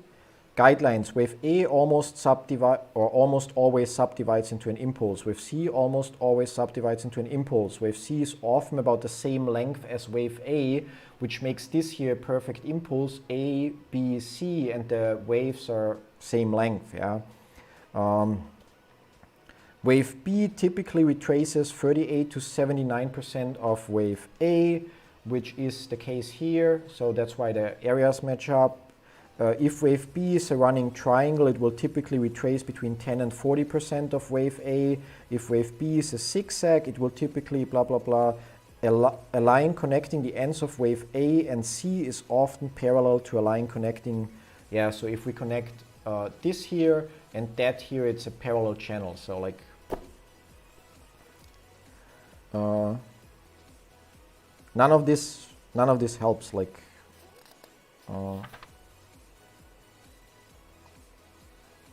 literally none of this helps. Okay, let's chapter 4. Applied ratio retracement, so 135.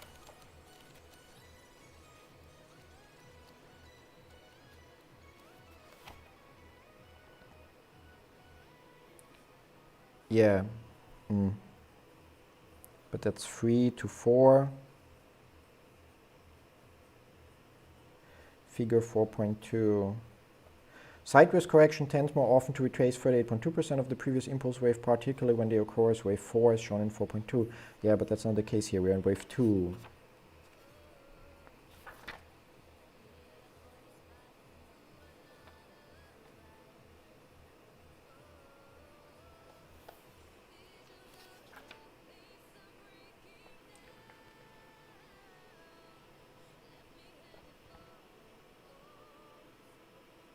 I mean, I've like literally the labeling that I can really live with the most back here is the labeling that we had originally, that we say A, B, and C. Like that's, it's like a perfect zigzag. But then assuming that, the question would be, what the fuck do we have here? Yeah, and I know that like and I'm not moving that point 2 here because I'm saying it's the lowest point. I would move it because this is literally a perfect zigzag. And the moment I start to, I don't know, like that just, yeah, like maybe I'm missing something, because if I move that here, it doesn't really solve my problem unless I'm able to label this and have some kind of rule that confirms that I can label it like this, yeah, that I somehow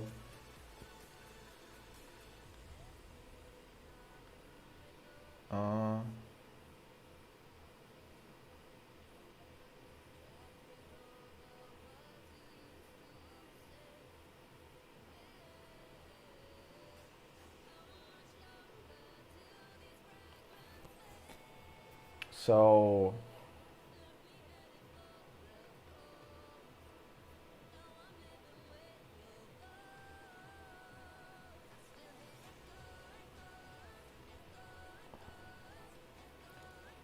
how can we, okay, let's go here and just for assuming again our ABC would be ending here, so what does the auto label do from here to here?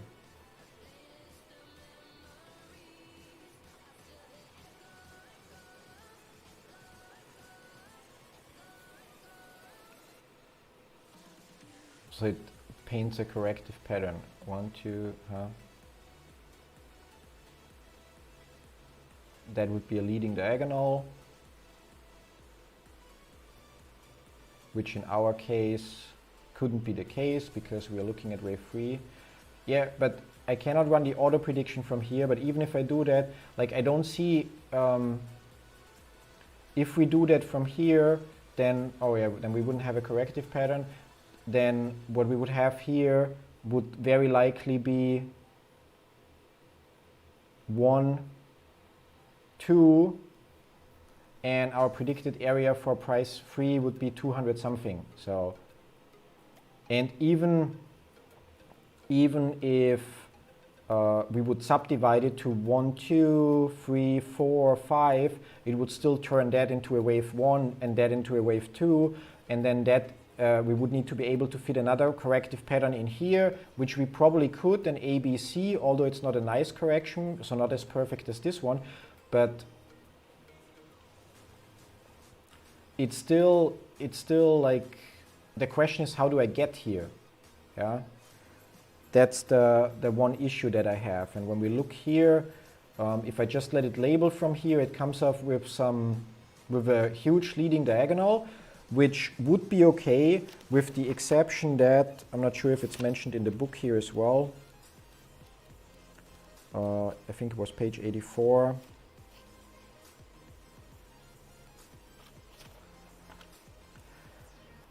Wave 3 always subdivides into an impulse. So since based on this here, if we have our 2 here, this has to be an impulse wave and cannot be a leading diagonal.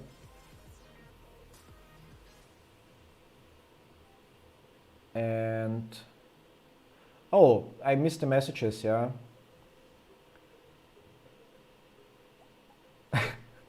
Sorry, yeah, so yeah, then, yeah, like literally it's like, that's, I know that the wave pattern has to apply, and I know that I suck at corrective patterns, but it's, we labeled this now 4 times, 5 times, and so on, and every time we come up with something that makes sense, the chart is like, how about no, yeah? And it kind of like, yeah, slightly frustrating, that part. And but again, like, it's really on a very small time frame, and so far our overall prediction still stands and nothing changed there, but still frustrating, because obviously I would like to figure it out here as well. And does anyone know if there's going to be a small dip tomorrow?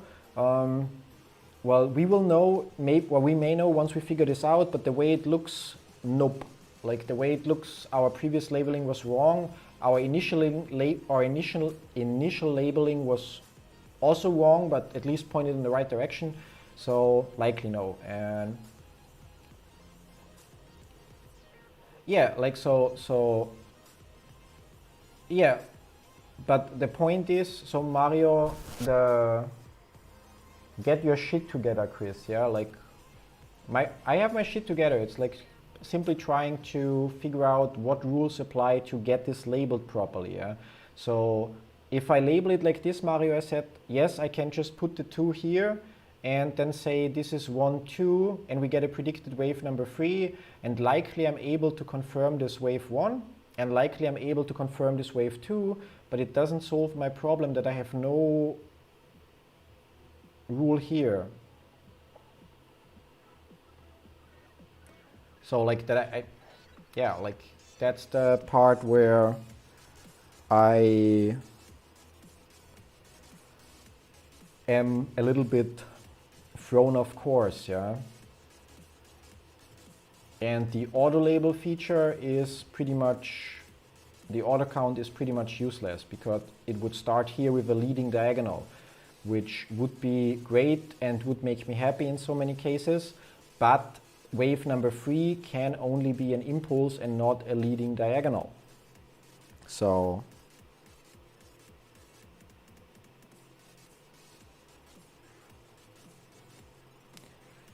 interesting, waves 1, 2, 3, 4, and 5 of leading and or of an ending diagonals, and wave 2 and 4 of leading diagonals always subdivide into zigzag.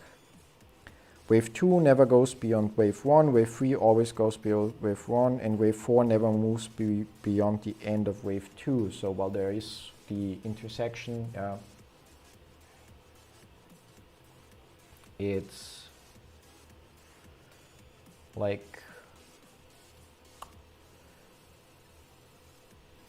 tricky.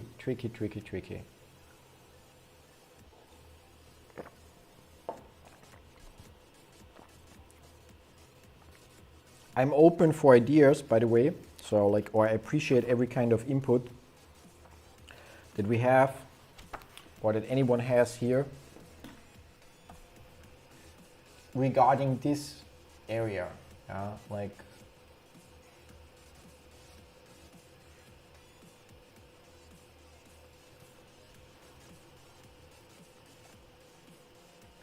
and the other option is like, no, don't label.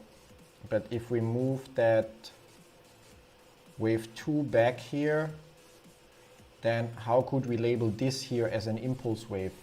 Because even if I label it like this,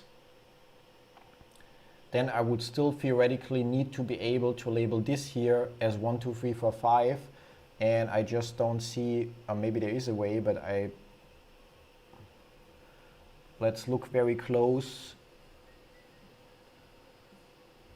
If we start from here, then this could be our 1, 2. And this would be our wave number 3, and that's where we get screwed because the high here is 175.46 and the low here is 175.1, so that's invalid. And that low here is 176.52, so that one low here pretty much turns that whole thing invalid, yeah. Now, we also get into the question, yes, it's closed this Friday, and we also get into the question at which point we accept rule violations, and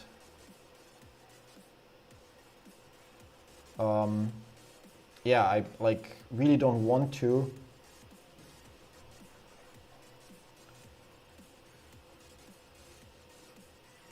But I don't see like how to label this, that it really fits the rules, yeah. Can I get a screenshot showing from February 20 on which chart? February 20 is a little bit ago, so that would be here, so from the low. So yeah, George, leading diagonal, it's like also what the auto wave comes up with if you limit it, but the problem is that the third wave always has to be an impulse and cannot be a leading diagonal. So, and that's the issue here. So yeah, like, so I hope you were able to take a screenshot. Or my camera is in the way, I can move it, wait. And, oh no, I cannot, need to select it. So let's move me up there somewhere. Yeah, sorry for that, so already moved.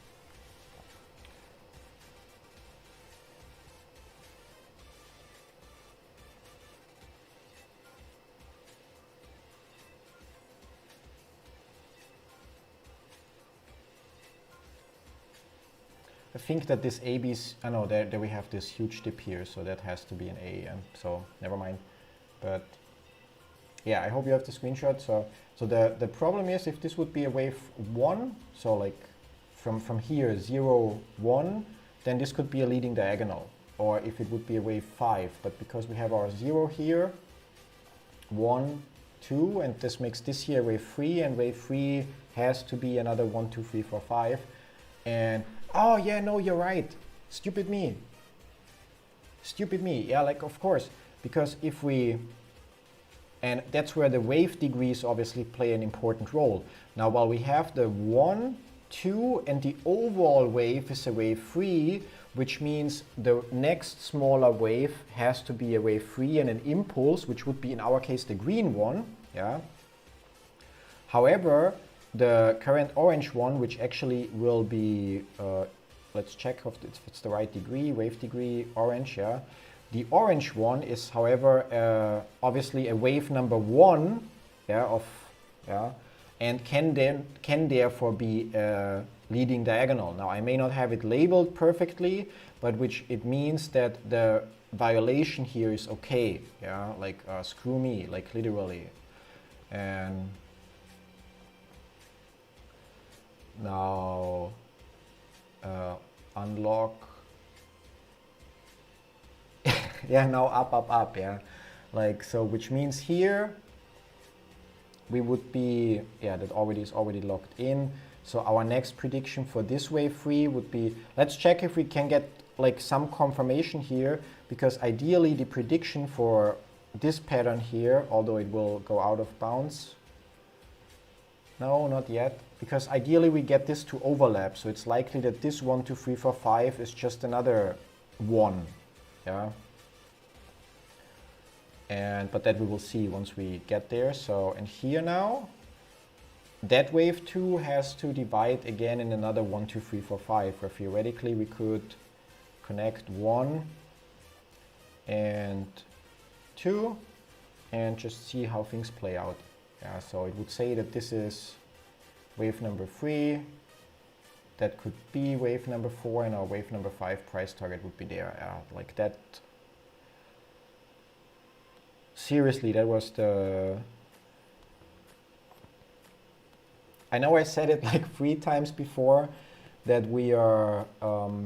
yeah, like the dip here would be expected now if that's labeled right, but I think I said it 3 times before that now we have a pattern that adds up, and while this pattern does not yet have overlapping predicted areas, yeah, also not for this wave here because it would be 3, 4, 5, so it also is possible again that this 1, 2, 3, 4, 5 is just another 1, 2, 3, 4, 5. But with this labeling, I'm happy. Like, well, I still agree with Mario that it's possible that the wave number 2 is not at the low point, not in this case, but in general it's possible. But I then think it's not always such a difference like it is here, and especially because this here is a perfect zigzag. I think that's it. Yeah. So yeah, thank you everyone that like threw in ideas. And then fingers crossed that we finally got it right on this screwed up 5-minute time frame. Now, theoretically, I should update the post on Reddit. But yeah, like just gonna, I don't know, like where's the link of the live? Obviously I don't have, that's actually here, yeah, so.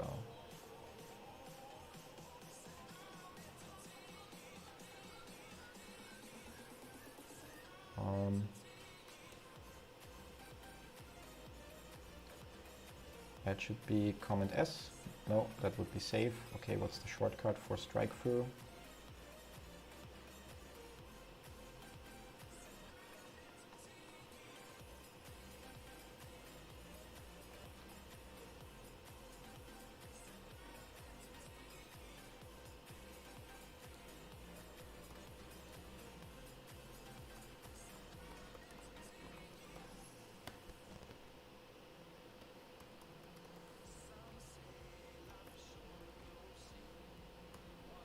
What's the collective opinion? Like, yeah, like just gonna.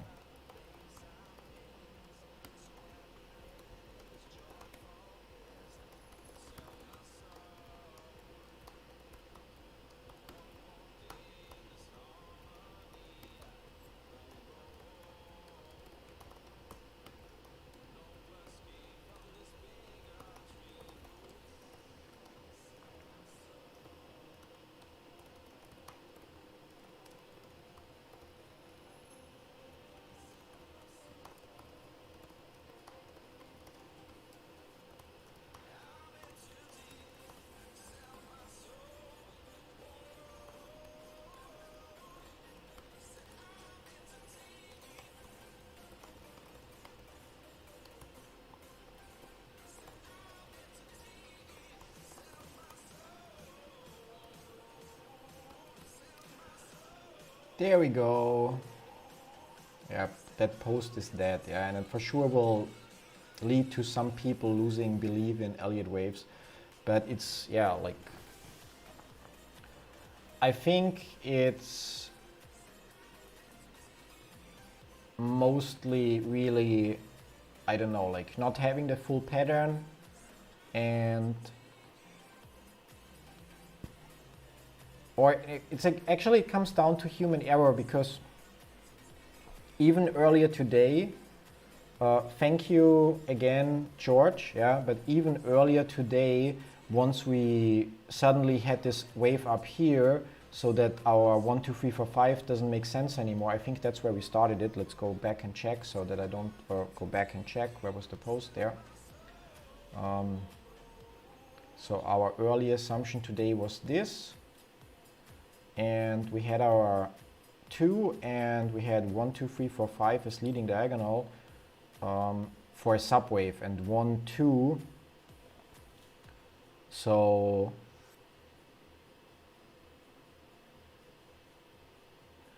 yeah, so the moment this 1, 2 for us invalidated, instead of deleting the whole thing from the chart, I should have considered that it could just be another wave 1, and that it could be a leading diagonal, yeah, which also means, yeah, but yeah, like we got there. So, and if we check with the auto label, which doesn't make a lot of sense, but there it's labeled like this, 1, 2, 3, 4.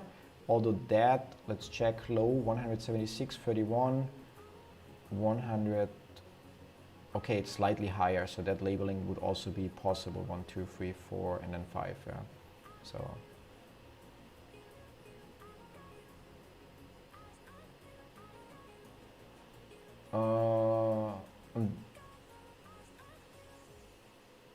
Yeah, a lot of faith. I still believe. Yeah, I also still believe. It's like, because, but I think it's because we are looking at it and we are still reminded, or we are aware that that picture is only a very small area of even the hourly chart, yeah. And having others to work with is priceless, yeah. Obviously, I would probably like, I mean, maybe eventually I come to the same conclusion once it plays out a little bit further and more comes clear, but it would be, yeah, like take me way longer. So with all the input, and even if I'm not agreeing with everything that people say, like vice, or like it works the other way as well, but just getting a different perspective of things helps so much, and just then trying to apply different patterns, yeah. And maybe it would be useful make some predictions based on larger, and we already have that. Like if people bought it, the problem is that people are lazy, you know. If they would go to this post here, if you know where Elliott waves are going, yeah, like I literally, the first bold text says time frames don't matter, and there is like enough people that ask, because based on whatever, like maybe based on this monthly shot here, yeah, I think that was monthly, they say then what it's going to take till 2030, yeah, so they just look at a picture and jump to a conclusion and then ask dumb questions in quotes because they're too lazy to read. And within that post we have how accurate is Elliott waves, where I share a few of the, that's on 15 minutes time frame. Like before we had the start of the squeeze, it predicted that we will go in this area, and in a follow-up comment I said that the drop will be to 130 to 200 or 170, and that's what actually happened, yeah. And then we have this here, although the screenshot was taken at an unlucky time, but by now everyone here already knows that once we have this candle here and label it as 1, it already highlights this area, and once we have this candle here labeled as B, it highlights that area. So already here we predicted that we will go down here, which happened. So then we have, or that's what happened here, and then we have the labeling from I think Friday or Thursday, where it predicted that we will go up here in the 190, 95 area, which then was reached by market close, and on the next day it got further, yeah. And then we have the drop that happened yesterday, or no, not yesterday, like the drop happened yesterday, we moved sideways, so maybe it was also from, oh yeah, so that first one was, that was Thursday, and then here we have, that screenshot is taken from later, but that's what we predicted on Friday, which I think was a perfect stream, because for the first 1.5 hours we had to make adjustments here, and then after 1.5 hours we had our predicted area down here, which then came true even on the same day, yeah. And so there is enough proof already there for people to understand the difference between time frames if they bother to read or pay attention, yeah. So, but yeah, and people are lazy. Oh, we have another picture from Mario. Okay, let's check that real quick. Imgur, gallery, whip, and free Q and IGT. Could be LGT, but let's see. A, B, C.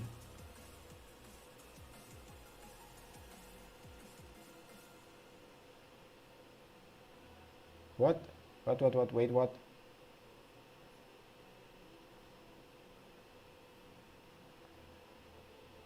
Like your corrective pattern currently doesn't correct. Your corrective pattern literally goes upwards. So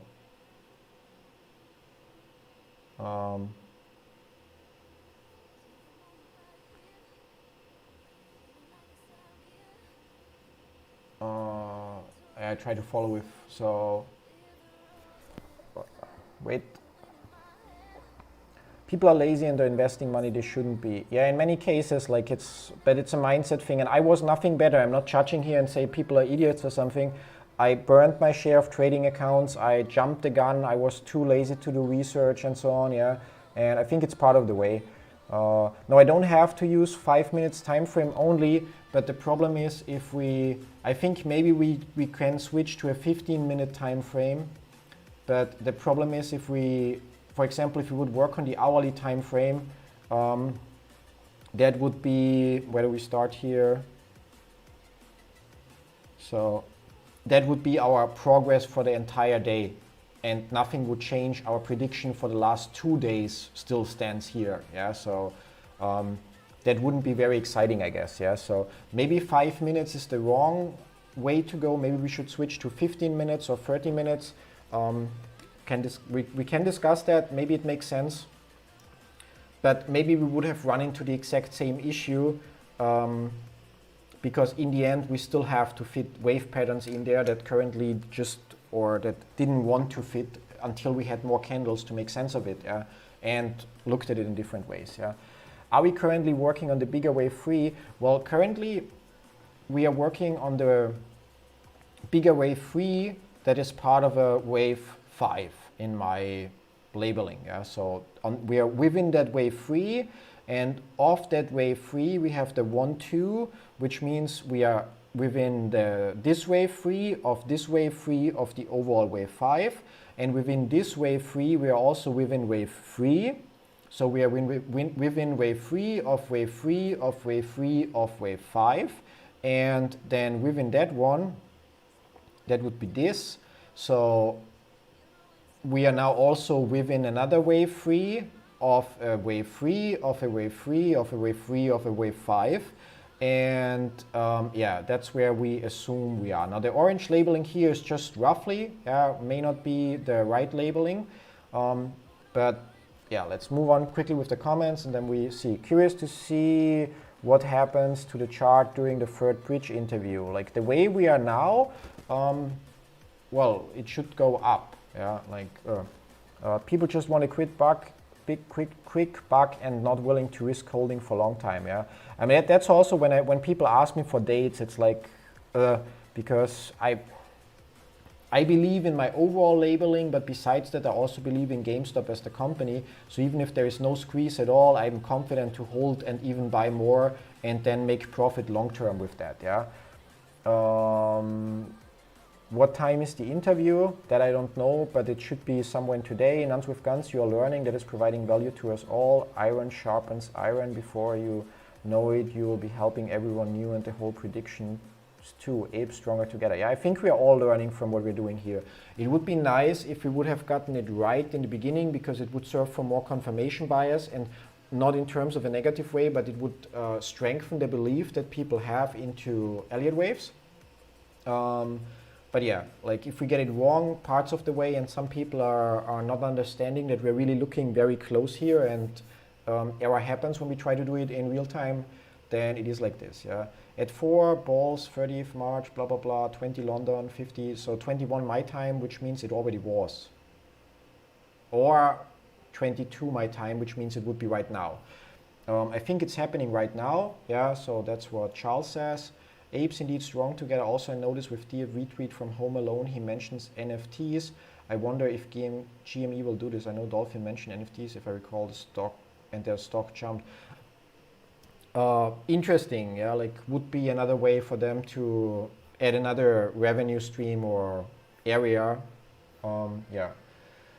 With little short interest, just speculation, goes down 1, 2. Okay, that's probably in relation to your picture.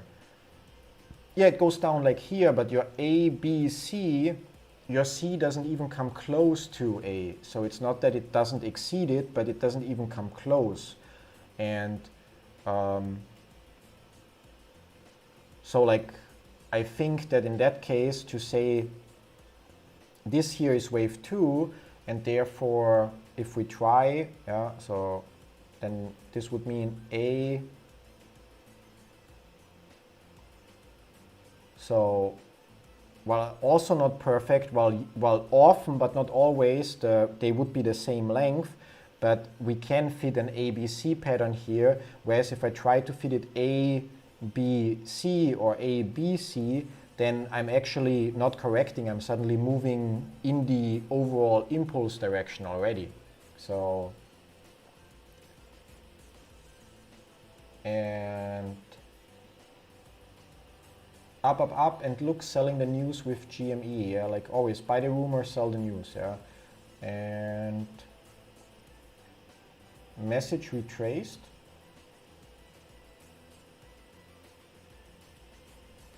Okay. How long does it take for the book to come? I don't know, but again, you can read it for free on the website. You can literally, you go to, when you use the link below, then you get to this page here, and you just, or you don't get, you see an account page, but you can just enter your email and pick your password. And then when you get to this page, you have the entire book online. Yeah, so like the entire book, you can read your way through. Yeah. So, and you can jump ahead as well. So if we are talking about like we used, or we checked the ratios at some part, yeah, so you can even jump ahead. It's, I prefer more the physical copy, but you can literally, and thinking about it, I should have used the digital version to show you guys the charts instead of holding the book into the camera like an idiot. But yeah, so there's no, the online book is identical as far as I figured it. So there's no difference I noticed. Yeah, and you have to think of it. They don't necessarily want to make money with the book. I mean, they're happy when you buy the book, and they definitely make money because it doesn't cost $29 to print and ship.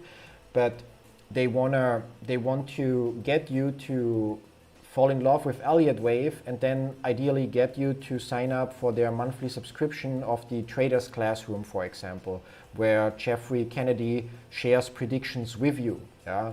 So, and the thing is, your email address also has a value.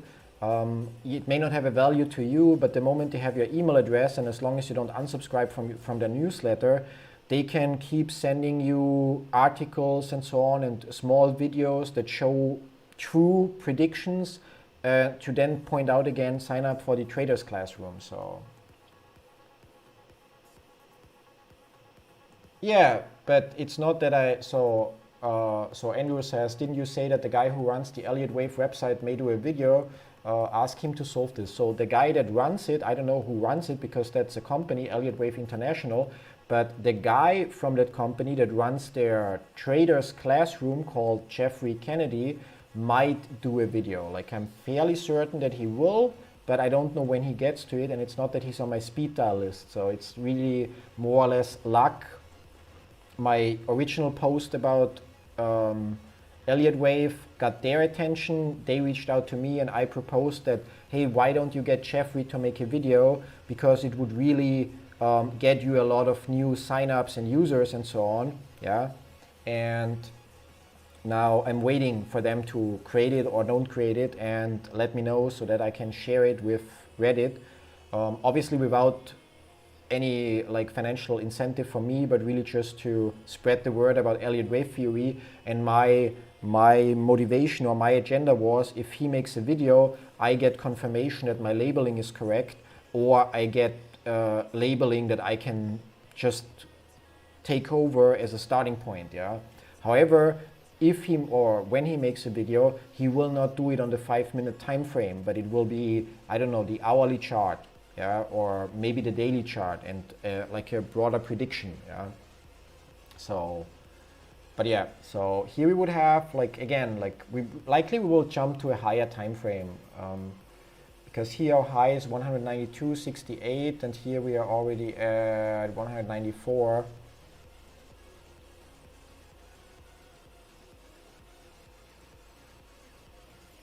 And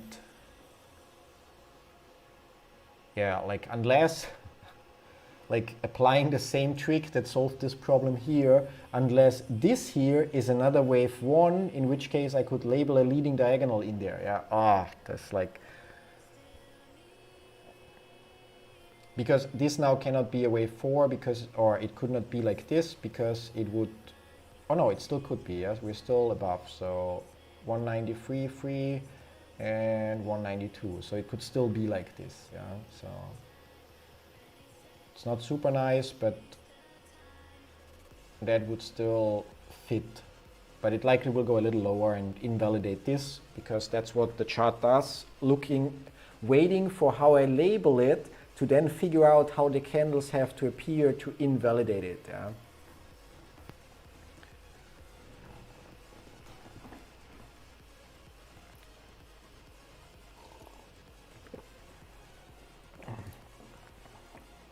Now I also understand the saying, like, skip, or you should stop or quit while you are ahead. Friday the stream was perfect. Like, the labeling was great after the first hour of slight adjustments based on market open higher, and the prediction was great and everything. And now this week it's like Monday train wreck, Tuesday train wreck, and just like yesterday, where towards the end of the stream we came up with a labeling we thought is correct, and today we have the same. Like, we spent hours trying to, or thinking we have it right. The chart tells us, how about no?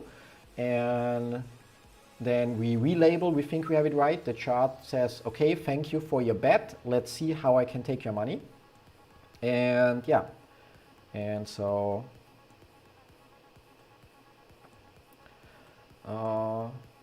but now you learn and grow. Yeah, no, of course, it's like some of the things, some of the mislabelings would have been, or we could have avoided them. Yeah, like I think if we would project, so for example, our goal is obviously that multiple wave projections or overlap. Yeah, so if we look here, our wave 3 here doesn't even come, or wave 5 here doesn't even come close to this area. Yeah. This would assume that this wave 2 is relabeled correctly and wave 3, 4 and so on, yeah. But it likely means that this here is just another, from wherever it starts, maybe from here somewhere. Yeah, I picked the wrong candle, but this here is likely just another wave 1. Yeah, so that needs to go down here then up. So, and then when we project that pattern forward, all wave lines, so up, becomes a little tricky because we cannot scroll far enough to see that playing out. Yeah, becomes next to impossible, yeah. But pretty much yeah, well done. And let's get rid of that one that I just created.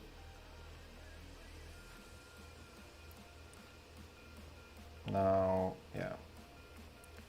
So, but pretty much that we get to the point where we have overlapping areas again, yeah. And yeah, knowing that it's not a perfect science is good as well. Yeah, I think the not perfect part is the I don't know, like the human error part or the flexibility, because before, yeah, maybe it's really experience, because at first we thought it's going to be like, I don't know, like I think it was 1, 2, or maybe it was 1, 2, and then this should be wave number 3, but suddenly we have the drop which invalidates this. And then maybe with more practice, we instantly then recognize, okay, so this is likely just a wave 1, so a leading diagonal is okay, let's move on from here, yeah. So, and I don't know. In the end, to be fair, I mean, again, today's stream, yesterday's stream, with this pattern here, totally screwed up, like got so much wrong and had to readjust. But overall, even if, I don't know, like 7 out of 10 predictions are right, or as long as more than 50% of predictions are correct, it's definitely something that you could use to trade, because it would just mean that while you might have some losing trades, overall you have more winning than losing trades, yeah. But I actually think that it's correct in every way, but that the point is just learning by doing, like applying more and more patterns, and obviously mastering those stupid corrective patterns. And I don't know, like, yeah, like tricky, like that's really the tricky part. Again, that orange labeling that we have here, it's temporary. It might prove true, it might not be. It could be that this is 1 and that there is another 1, 2, maybe 3, 4, 5 here. Yeah, let's check that. So if this 1, then this would be 2, then 3 would be here. No, here that one is higher. 4 would be here, and 5, yeah, would need to be here and would be an extended 5, blah blah blah, and which would turn this into another. There's still something. Oh, there's the C labeled. Yeah, I forgot that. Which would turn this into another wave 1, and then A, B, C, and isn't it difficult to predict the waves with all the manipulation of this stock? I said it, I mean, you're new here, I guess, but Stephen. I think every stock gets manipulated. It's not that the hedge funds or whoever is shorting or manipulating just started doing that with GameStop. It's just that with other stocks we haven't noticed it, and or nobody paid that much attention, or they didn't do it to that extent. Yeah, but no matter what they do, there is still other hedge funds. There is automated trading. There is retail investors. So even if they pull something that drives the price down, overall then still human psychology applies, and the rest of the market reacts to what they're doing. And Elliott wave principle is pretty much based on how human psychology works, in terms of like when a movement reaches an area where most people think, oh my god, now it's overbought or overvalued, and start selling, and then some people start buying at some level again, and then we have this recovery here. And because some people are like, okay, the correction is enough, we have the recovery, and then we have another sell-off, and so on. So it's like patterns. And as long as you don't have like the buying restrictions that happened, or some other kind of interference that prevents free trading, yeah, or a free market, wave principle should apply. And even when you run into those issues like with the buying restrictions, then it may still apply, but you may not be able to enforce all the rules. So then rule violations are up to your discretion acceptable. So you have then to weigh the rule violation of the Elliott wave principle rules versus how, or did the restrictions that were in place make sense, or is it reasonable to assume that those restrictions caused the rule violation? Yeah. So, but yeah, so it's like,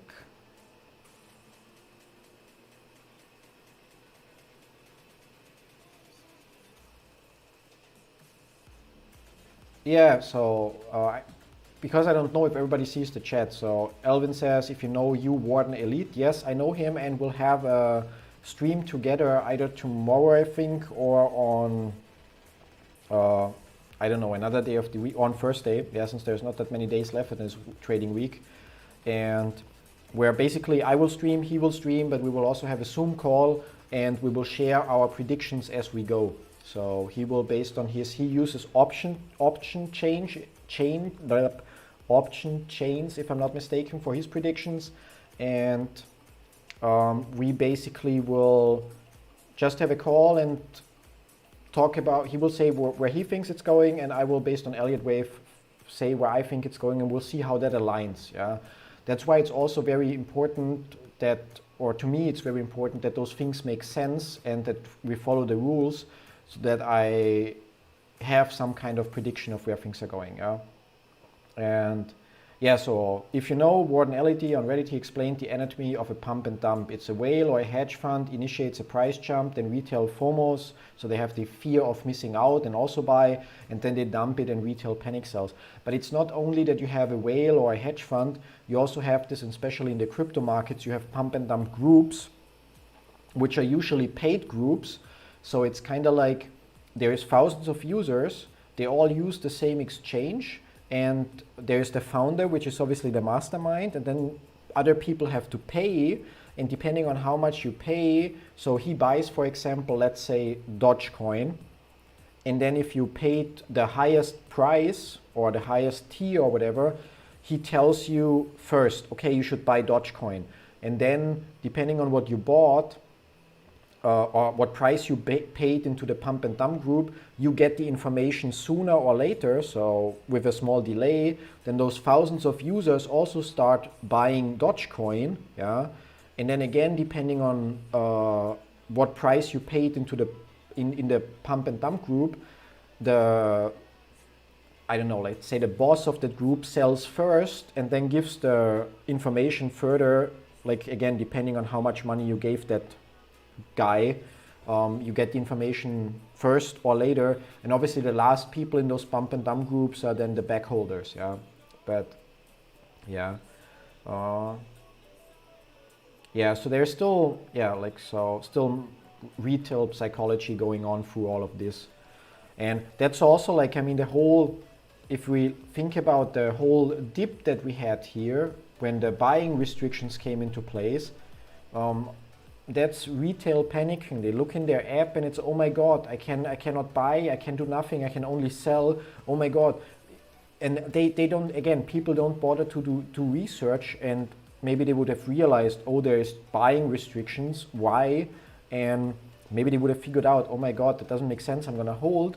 But they instantly likely assume maybe there is something wrong with GameStop and the SEC or some other government, I don't know, disallowed the sell-off or the purchase of the stock because the company is whatever, yeah. So, and then they panic sell. So whatever makes sense in their head, and it's the sell button. And I don't know, like, I mean, it's a little bit tricky, yeah. So I don't know him very well, but I also know that in his post he went live yesterday as well, and in his post he mentioned that he will also explain what Elliott waves predict. I don't know if he trusts the prediction or not, and to be fair, I don't like, I mean, don't want to badmouth anyone, yeah, but with his daily predictions, like I don't know options that well, so obviously his live charting to me doesn't make that much sense, and it doesn't seem, I'm not saying it's inaccurate or something, I'm literally saying that I don't know options and how they work to, and where you could look up the change, so like how many options are for what price level and which date and so on.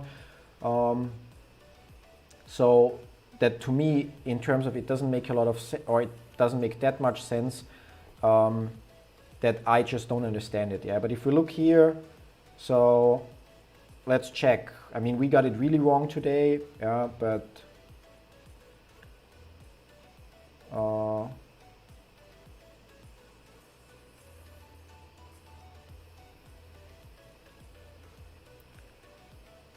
pre-market opening sell-off, likely a rally, seems the good news regarding the news access coming has caused quite a pre-market rally, lots of swing traders and low frequency. I'll keep watch on the first minute candle to see how much volume is coming in, yeah.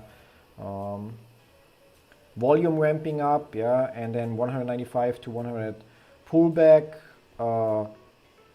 looking to consolidate. So that was at 943, which is tricky, which was 1 hour after market open or so, yeah. Or 943 should be, obviously, market opens at 930, I guess, so 943 would be, for me, this here, 45, yeah, so, and then broader market, tech sell-off, possibly dragging GameStop lower, yeah, and went a little lower. Early morning gains dragged down, okay. Lots of new call options rolling in, but it shouldn't really affect the price until Thursday. Volume ramping down, more consolidation, and he predicts the sideways movement, which, what time frame are we looking at here? Somebody see the time frame? 1 minute, okay, yeah. So he predicts sideways movement, and that was price level 184. And yeah, which didn't last that long. I mean, we saw that price level, but yeah. And still sideways, flooded with DMs. You can join his Discord, blah, blah, blah. Do something, yeah. Something with short interest.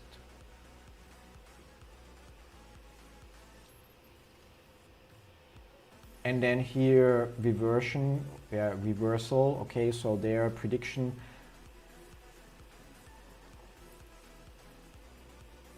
Interview with third bridge, closed doors, blah, blah, blah. Lots of calls at 200. A bit of a push into a higher channel. Then here we have something labeled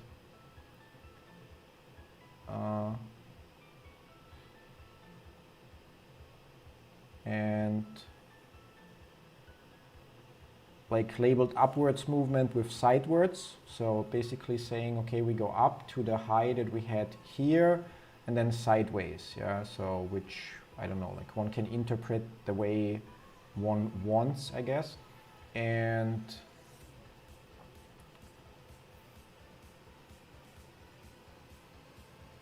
implied volatility is slowly declining as we continue to trade sideways. If we zoom out about it, that's what it looks like. We'll be testing 200 resistance. That was at 2 p.m. Maybe I'm in the wrong area here, but 200, yeah, like this.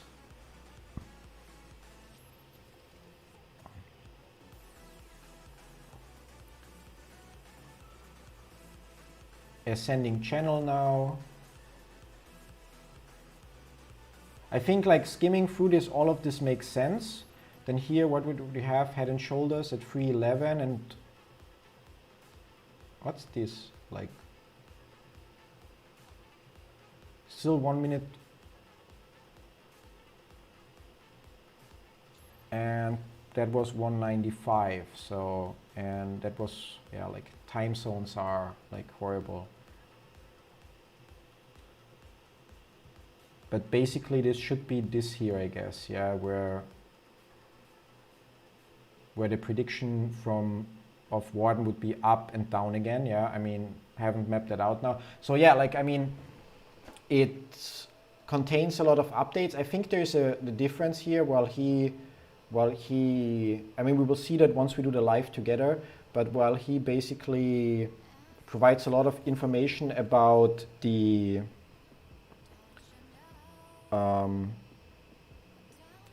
overall movement, so in terms of options and so on and things like we did earlier, okay, we can draw a supporting line here where the price often bounced off again, and now we could also draw a trend channel. But I think there is the core difference is that his live charting is a lot about okay, it looks like we go here, and it's very real time, and our prediction hasn't changed for, I don't know, like 20 days or so, yeah, like, or actually it changed last time on the 25th.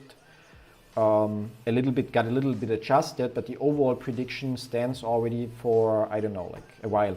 And but we will see how this will play together. It's actually interesting for me to see, because we are literally trying to make exact or roughly exact price predictions and movement predictions in advance, where based on skimming through that post, his are a little bit more vague. Doesn't mean that they're not providing a lot of information, and may even be more accurate, because we are kind of like at the front here with the 5-minute timeline.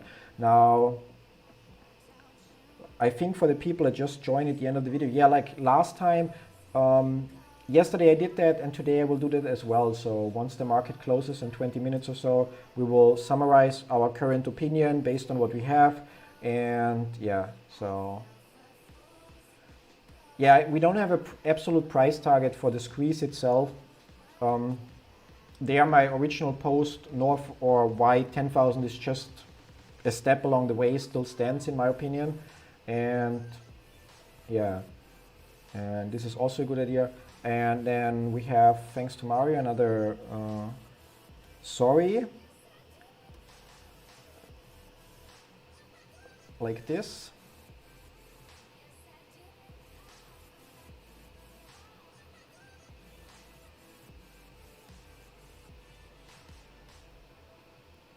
God, it's like tricky always, so.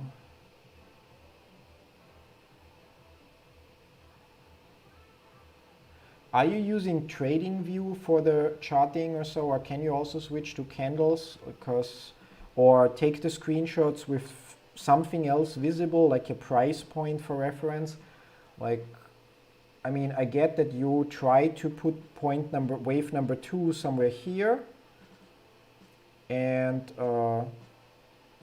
wave number 1 would then be up here, and your wave number 0 would be down here, I guess, because it's a short chart. No. It's like literally a challenge figuring out how this fits into like, Oh, it's a 30-minute chart. Yeah, that's like usually useful information. Let's check. 30 minutes. And I think on the 30-minute chart, I would label it like real quick. I would say starting from, stop it, starting from here, from this candle. So one, yeah, so I would say like this, one, and it labeled it wrong, but whatever. 3, 4, 5. Just gonna have to move those, so that's 2. And obviously it doesn't jump the right way, so zoom in. 1, 2, yeah, misses, hits, hits, extends. Then I would label likely A, B, C, which means I would also label, go here, 1, 2, and click that away, which means if I lock that in, and can also lock that in, and then from here I would likely label on the 30-minute chart 1, 2, and basically wait for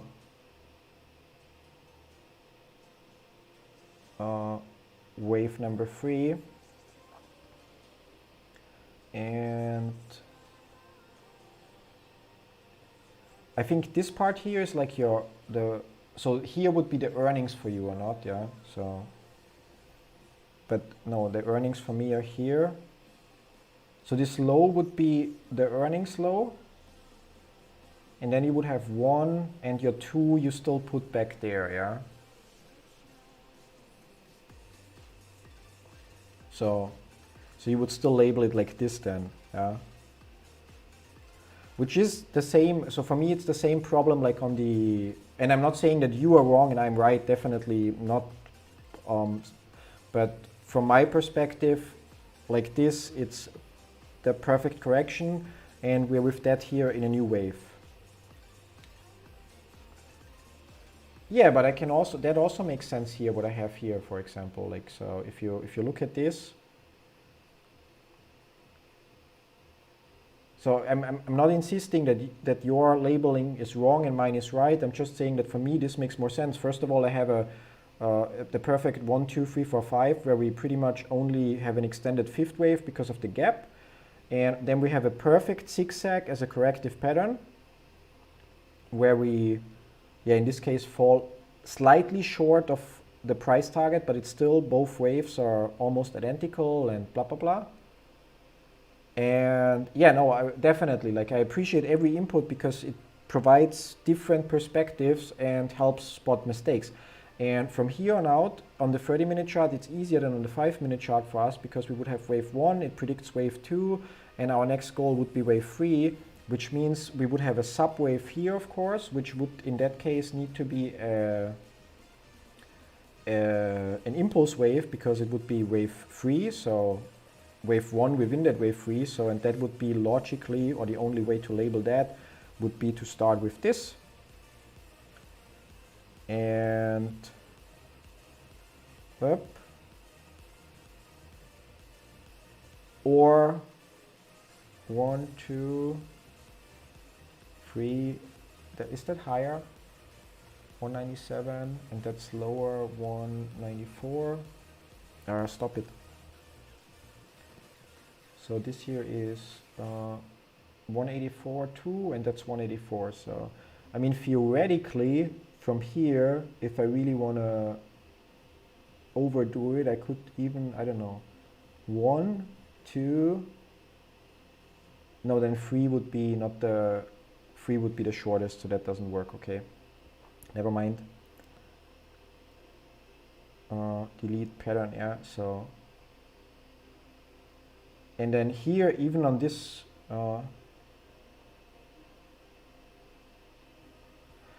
I was pretty spot on with my first prediction. Like literally, we had the same mess that we had yesterday. Yeah, so but we made some adjustments, a lot of adjustments.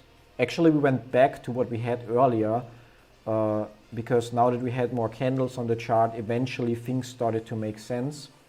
In between, we had a completely wrong prediction or two, and yeah, so market's still open, yeah, so for another 15 minutes, so we're waiting. But basically, we reverted back after things here didn't add up properly to this pattern, although Mario disagrees with this pattern. He has a different approach that isn't invalid, but yeah, like I think time will tell. And Mario also considers 1 and 5 minute charts crazy. Yeah, they're definitely. Maybe tomorrow we're gonna map the, I don't know, like what do we have available? Do we have 10 minutes available? Yeah, maybe 10 minutes or 15 minutes. But if we map a 30-minute charts in a 7-hour stream, like the market opened here, we would have exactly that movement the entire day. Yeah, like there we don't need to stream it. It's like,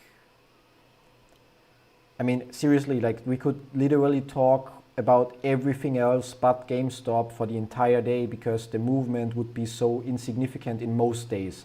Not in every day, because on one day we had the movement from here till here, and on one day we had the move, or actually, yeah, from here till here. Next day we had the movement from here till here, and yeah, till here. And but like yesterday, this, yeah, and then today this. It's like yeah.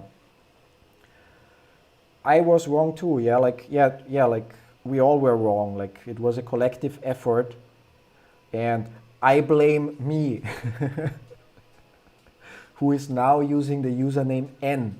Now, obviously, it's like I'm the one that makes the final labeling, at least on this chart.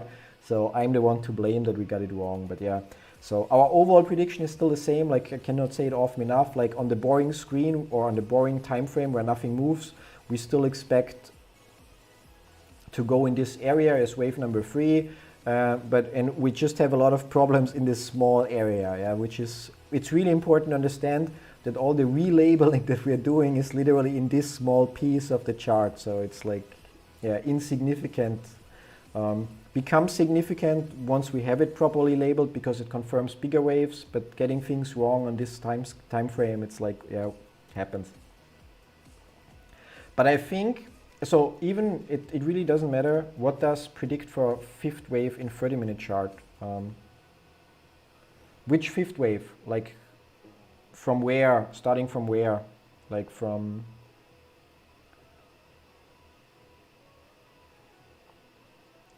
because here we would have,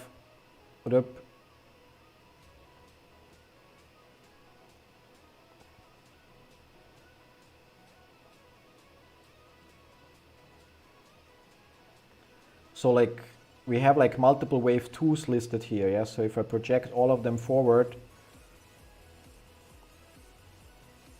then we have one that predicts 237.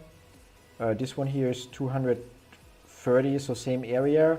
And from earnings dip was here, 1, 2, 3 should be in this area. So predicted at, yeah, like I need to move it further out of the chart so it doesn't attack.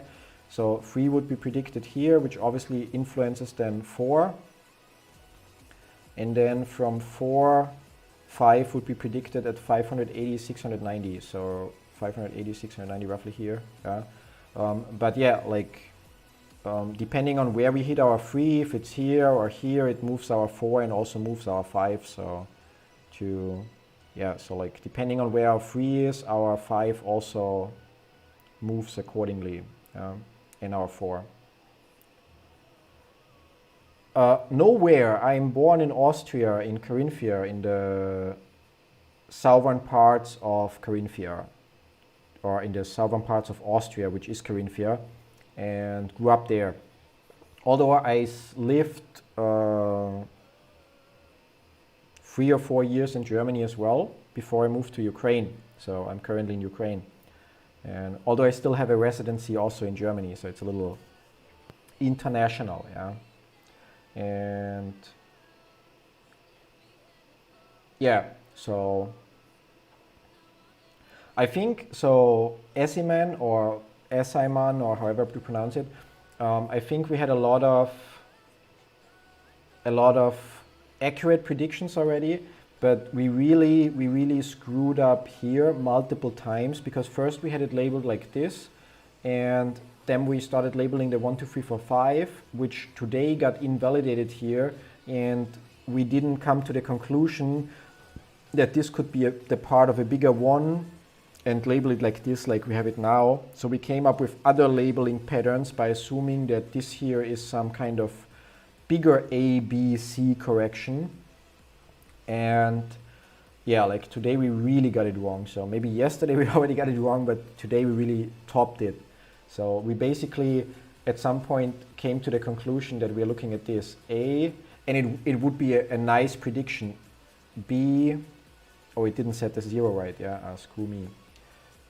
Backward, yeah, screw me again. So we basically assumed that it would be, yeah, again, wrong 0, but whatever, A, B, or 0, A, B, so that it would be like this, down to this area, and it matched nicely because we also have for this wave here, you see that those areas overlap. So it was kind of like a little bit confirmation bias. Okay, that makes sense. Although we already reached the area here, but it's possible that we actually should see this retracement. And then we started to map out the 1, 2, 3, or the movement that's supposed to be we started to map out the ABC that takes us down there. And yeah, like along the way, we just screwed up totally. Or actually it was A, B, yeah, but anyway, like we screwed up the labeling quite a lot, or I screwed it up, and then collectively everybody agreed to me screwing it up. Only Mario had differing ideas, which some of them proved true, some of them also turned out as like at some point they're not valid anymore, so yeah. And 500 is better, okay, man of the world. Yeah, it's like, so I'm always, ever since I turned 18 and dropped out of school, with a few small exceptions in between where I had regular jobs, I was actually always self-employed. Now, it didn't always go well. That's the reason why I had small jobs in between. And at some point, I also had a lot of debt. So like, we can argue, I can come up with excuses or blame other people and so on. And partially, it's like, I actually can blame other people, but it pretty much was like, I was not grown up enough or had not the right mindset, whatever. And it got to a point where I had so much pressure on me that I pretty much chose the solution that many people pick and ran away, which means I got on a plane and flew to Thailand. Yeah. And so I lived there 2 years and lived 1 year in the Philippines, then moved to Germany and eventually moved to Ukraine. And I used the time away to pretty much get my things in order. Yeah. And here we are now. So like Austria, Philippines, Thailand, Germany. So this is the 5th country I'm living in.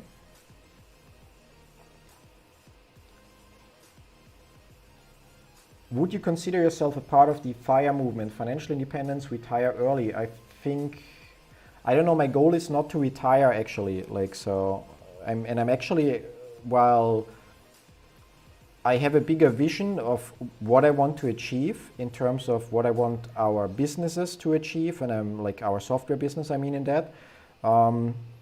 My goal is not to retire, my goal is simply to live life the way I'm doing it right now, to basically do what I want when I want it, but with a little bit more cash available. So while we can already do a lot and we don't have to, and we can already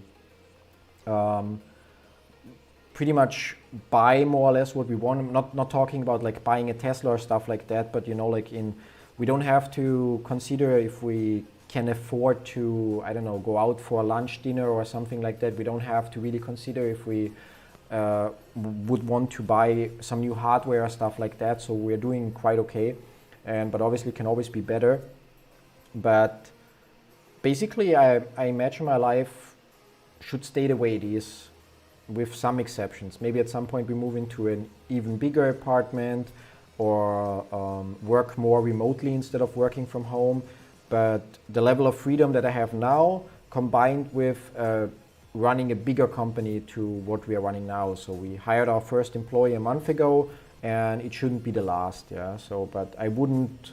I don't know. Like I wouldn't.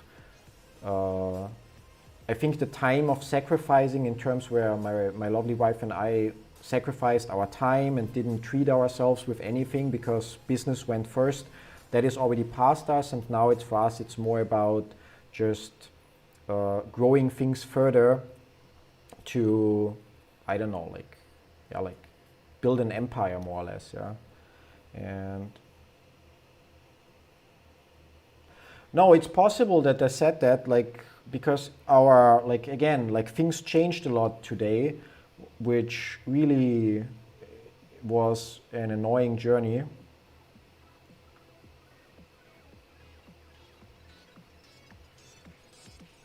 Like we ended the day with this prediction here. I don't know, that's the monthly or hourly, with this one here. That was our predicted pattern from, where do we have those two? So you see, that's how we had it labeled yesterday, 2, and then we labeled this here as a leading diagonal, 1, 2, and we're waiting for our wave number 3 here, and set 190 or 196 here with the 1, 2, 3, 4, 5. But we don't have it labeled, the price level might be like this, but we don't have it labeled like this anymore because along the way we had movements that invalidated all of it or most of it, and then we made adjustments to the extent of, at the worst part, we came up with this. So to make a corrective pattern A, B, C, and we kind of like came up with confirmation bias here, or confirmed it ourselves, because we concluded while we reached this area here already, as mentioned earlier, that C prediction would also overlap. And then because that wave number C would need to consist of a 1, 2, 3, 4, 5, we started to label early 1, 2. And because that orange wave 5 prediction also overlaps, we kind of figured, okay, we have 3 waves of different degree that seem right to us and that predict the same thing, so it's likely, yeah. And there where we were wrong. The price moved into this orange area, which served again as confirmation bias until it moved out. Yeah? And then we've been struggling a little bit to figure things out. And yeah, so basically, I mean, overall, while we had to change this here to a different structure, yeah, like we're back to a very similar version of this, yeah. What our one just invalidated. This one here, that it's like, that's okay. Like the orange one is really just was drawn really quickly. And that one actually, no, that's still valid because this here should be an ABC pattern and it should go roughly, because that's again then the one of a smaller degree. Yeah, it's like we get so many subwaves in here that it becomes like insane to keep track. But basically what we're looking at is like this, yeah. And this here should be an ABC again. So what's the lowest here? 193, 193, 193.3, 193.3. So we can pick just whatever the first one. So, well, they don't overlap here, but basically, so what I see is like 1, 2, our predicted 3 is up there, and within that we have another 1, 2, 3, 4, 5, which should, if we project it forward, push the button, ideally our predicted 5, and that's actually almost the case. You see that the 5 of this, because that 1, 2, 3, 4, 5 is this wave number 3, and you see that those areas almost align, and they will obviously change once we have a final 2 and a final 3 and so on. So I think that's still all valid, yeah. Becomes a little bit more confusing to look at, and I'm sure while now it makes sense to me, I will need some time tomorrow And we actually have market close, yeah, so that's it for today, yeah, so, but yeah, tomorrow that will be quite interesting to look at. And it's literally, I don't know, like it's partially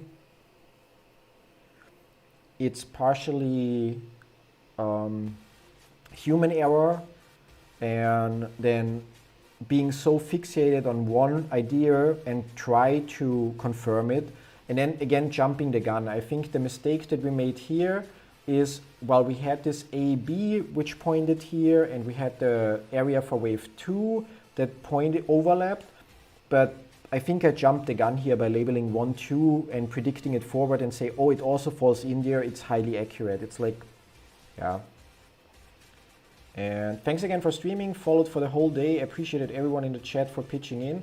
Yeah, thanks for being here. Like, without everyone here, I would actually get some work done, yeah. But besides that, I enjoy the stream. Like even the frustrating parts in between, they are learning experiences. So just have to, I don't know, like avoid jumping too far ahead. Although we are doing it already again, so by labeling this 1, 2, 3, 4, 5, but it checks out, and then labeling this ABC and labeling this then as 1 and so on, we're already jumping ahead again. But I think for tomorrow we will stick with that. And that's a Logitech C920, so like a cheap webcam in quotes, although it's an old one where Logitech still used Carl Zeiss lenses for the camera, for that model, which they don't do anymore. So I also use that one to record my YouTube videos. We have another one, a Logitech Brio, which we bought because it's 4K, but the colors are horrible in my opinion, compared especially. And yeah, it's the next thing on our shopping list, is basically to buy 2 DSLR cameras, or actually non-DSLR cameras. And yeah, but we had, I don't know, we decided to buy other stuff in between, so yeah. And yeah, so what else do we have? So great stuff. Thanks, man. It's been my pleasure. Thanks everyone for tuning in. And I think I'm gonna summarize real quick where we stand, and then no, like, yeah, it's really, I can even show you. It's like, I mean, you probably know it. It's like very common, C920. So it's this one here, although again an old model, so like actually this one where you see here on the side it says Carl Zeiss, so they actually have different or better lenses than the newer models, yeah. So nothing fancy. And yeah, anyway, so let's jump. So our overall prediction is still unchanged for weeks already, which is something I will emphasize in tomorrow's post. So that basically, since we have this one here, we predicted the drop. The only thing that changed is originally we predicted an area of 2000 because we didn't have the drop yet. So it was based on if we hit that area in the center. Now that we have the drop, our wave number 3 prediction is 1500.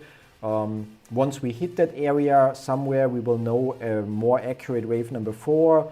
And once we hit wave number 4, we will know our final wave number 5 target. Within that, so on the hourly chart, everything is still valid. We have our 1, 2, and are now in wave number 3, which obviously will go further there. But yeah, now I shouldn't have moved that. Yeah. Anyway, and within that, we have our 1, 2, which we are also within wave number 3 and so on. So nothing on the hourly chart changed. I can actually get rid of the blue one here because it's like already too much detail on this chart, I guess. So, but basically our prediction is we go to 340 to 376, have a drop there, then go further up, and eventually those areas should ideally overlay. So that 700 area here, or not that 700, but eventually, or likely, this could be another wave 1. So yeah, we'll see if we need another wave 1 here in between. But this here unchanged for quite some time. To be precise, the last change that we had here in the prediction was after the earnings call, when we had the drop that moved our 2 a little lower, so a week ago. And on lower time frames, we screwed up a lot, and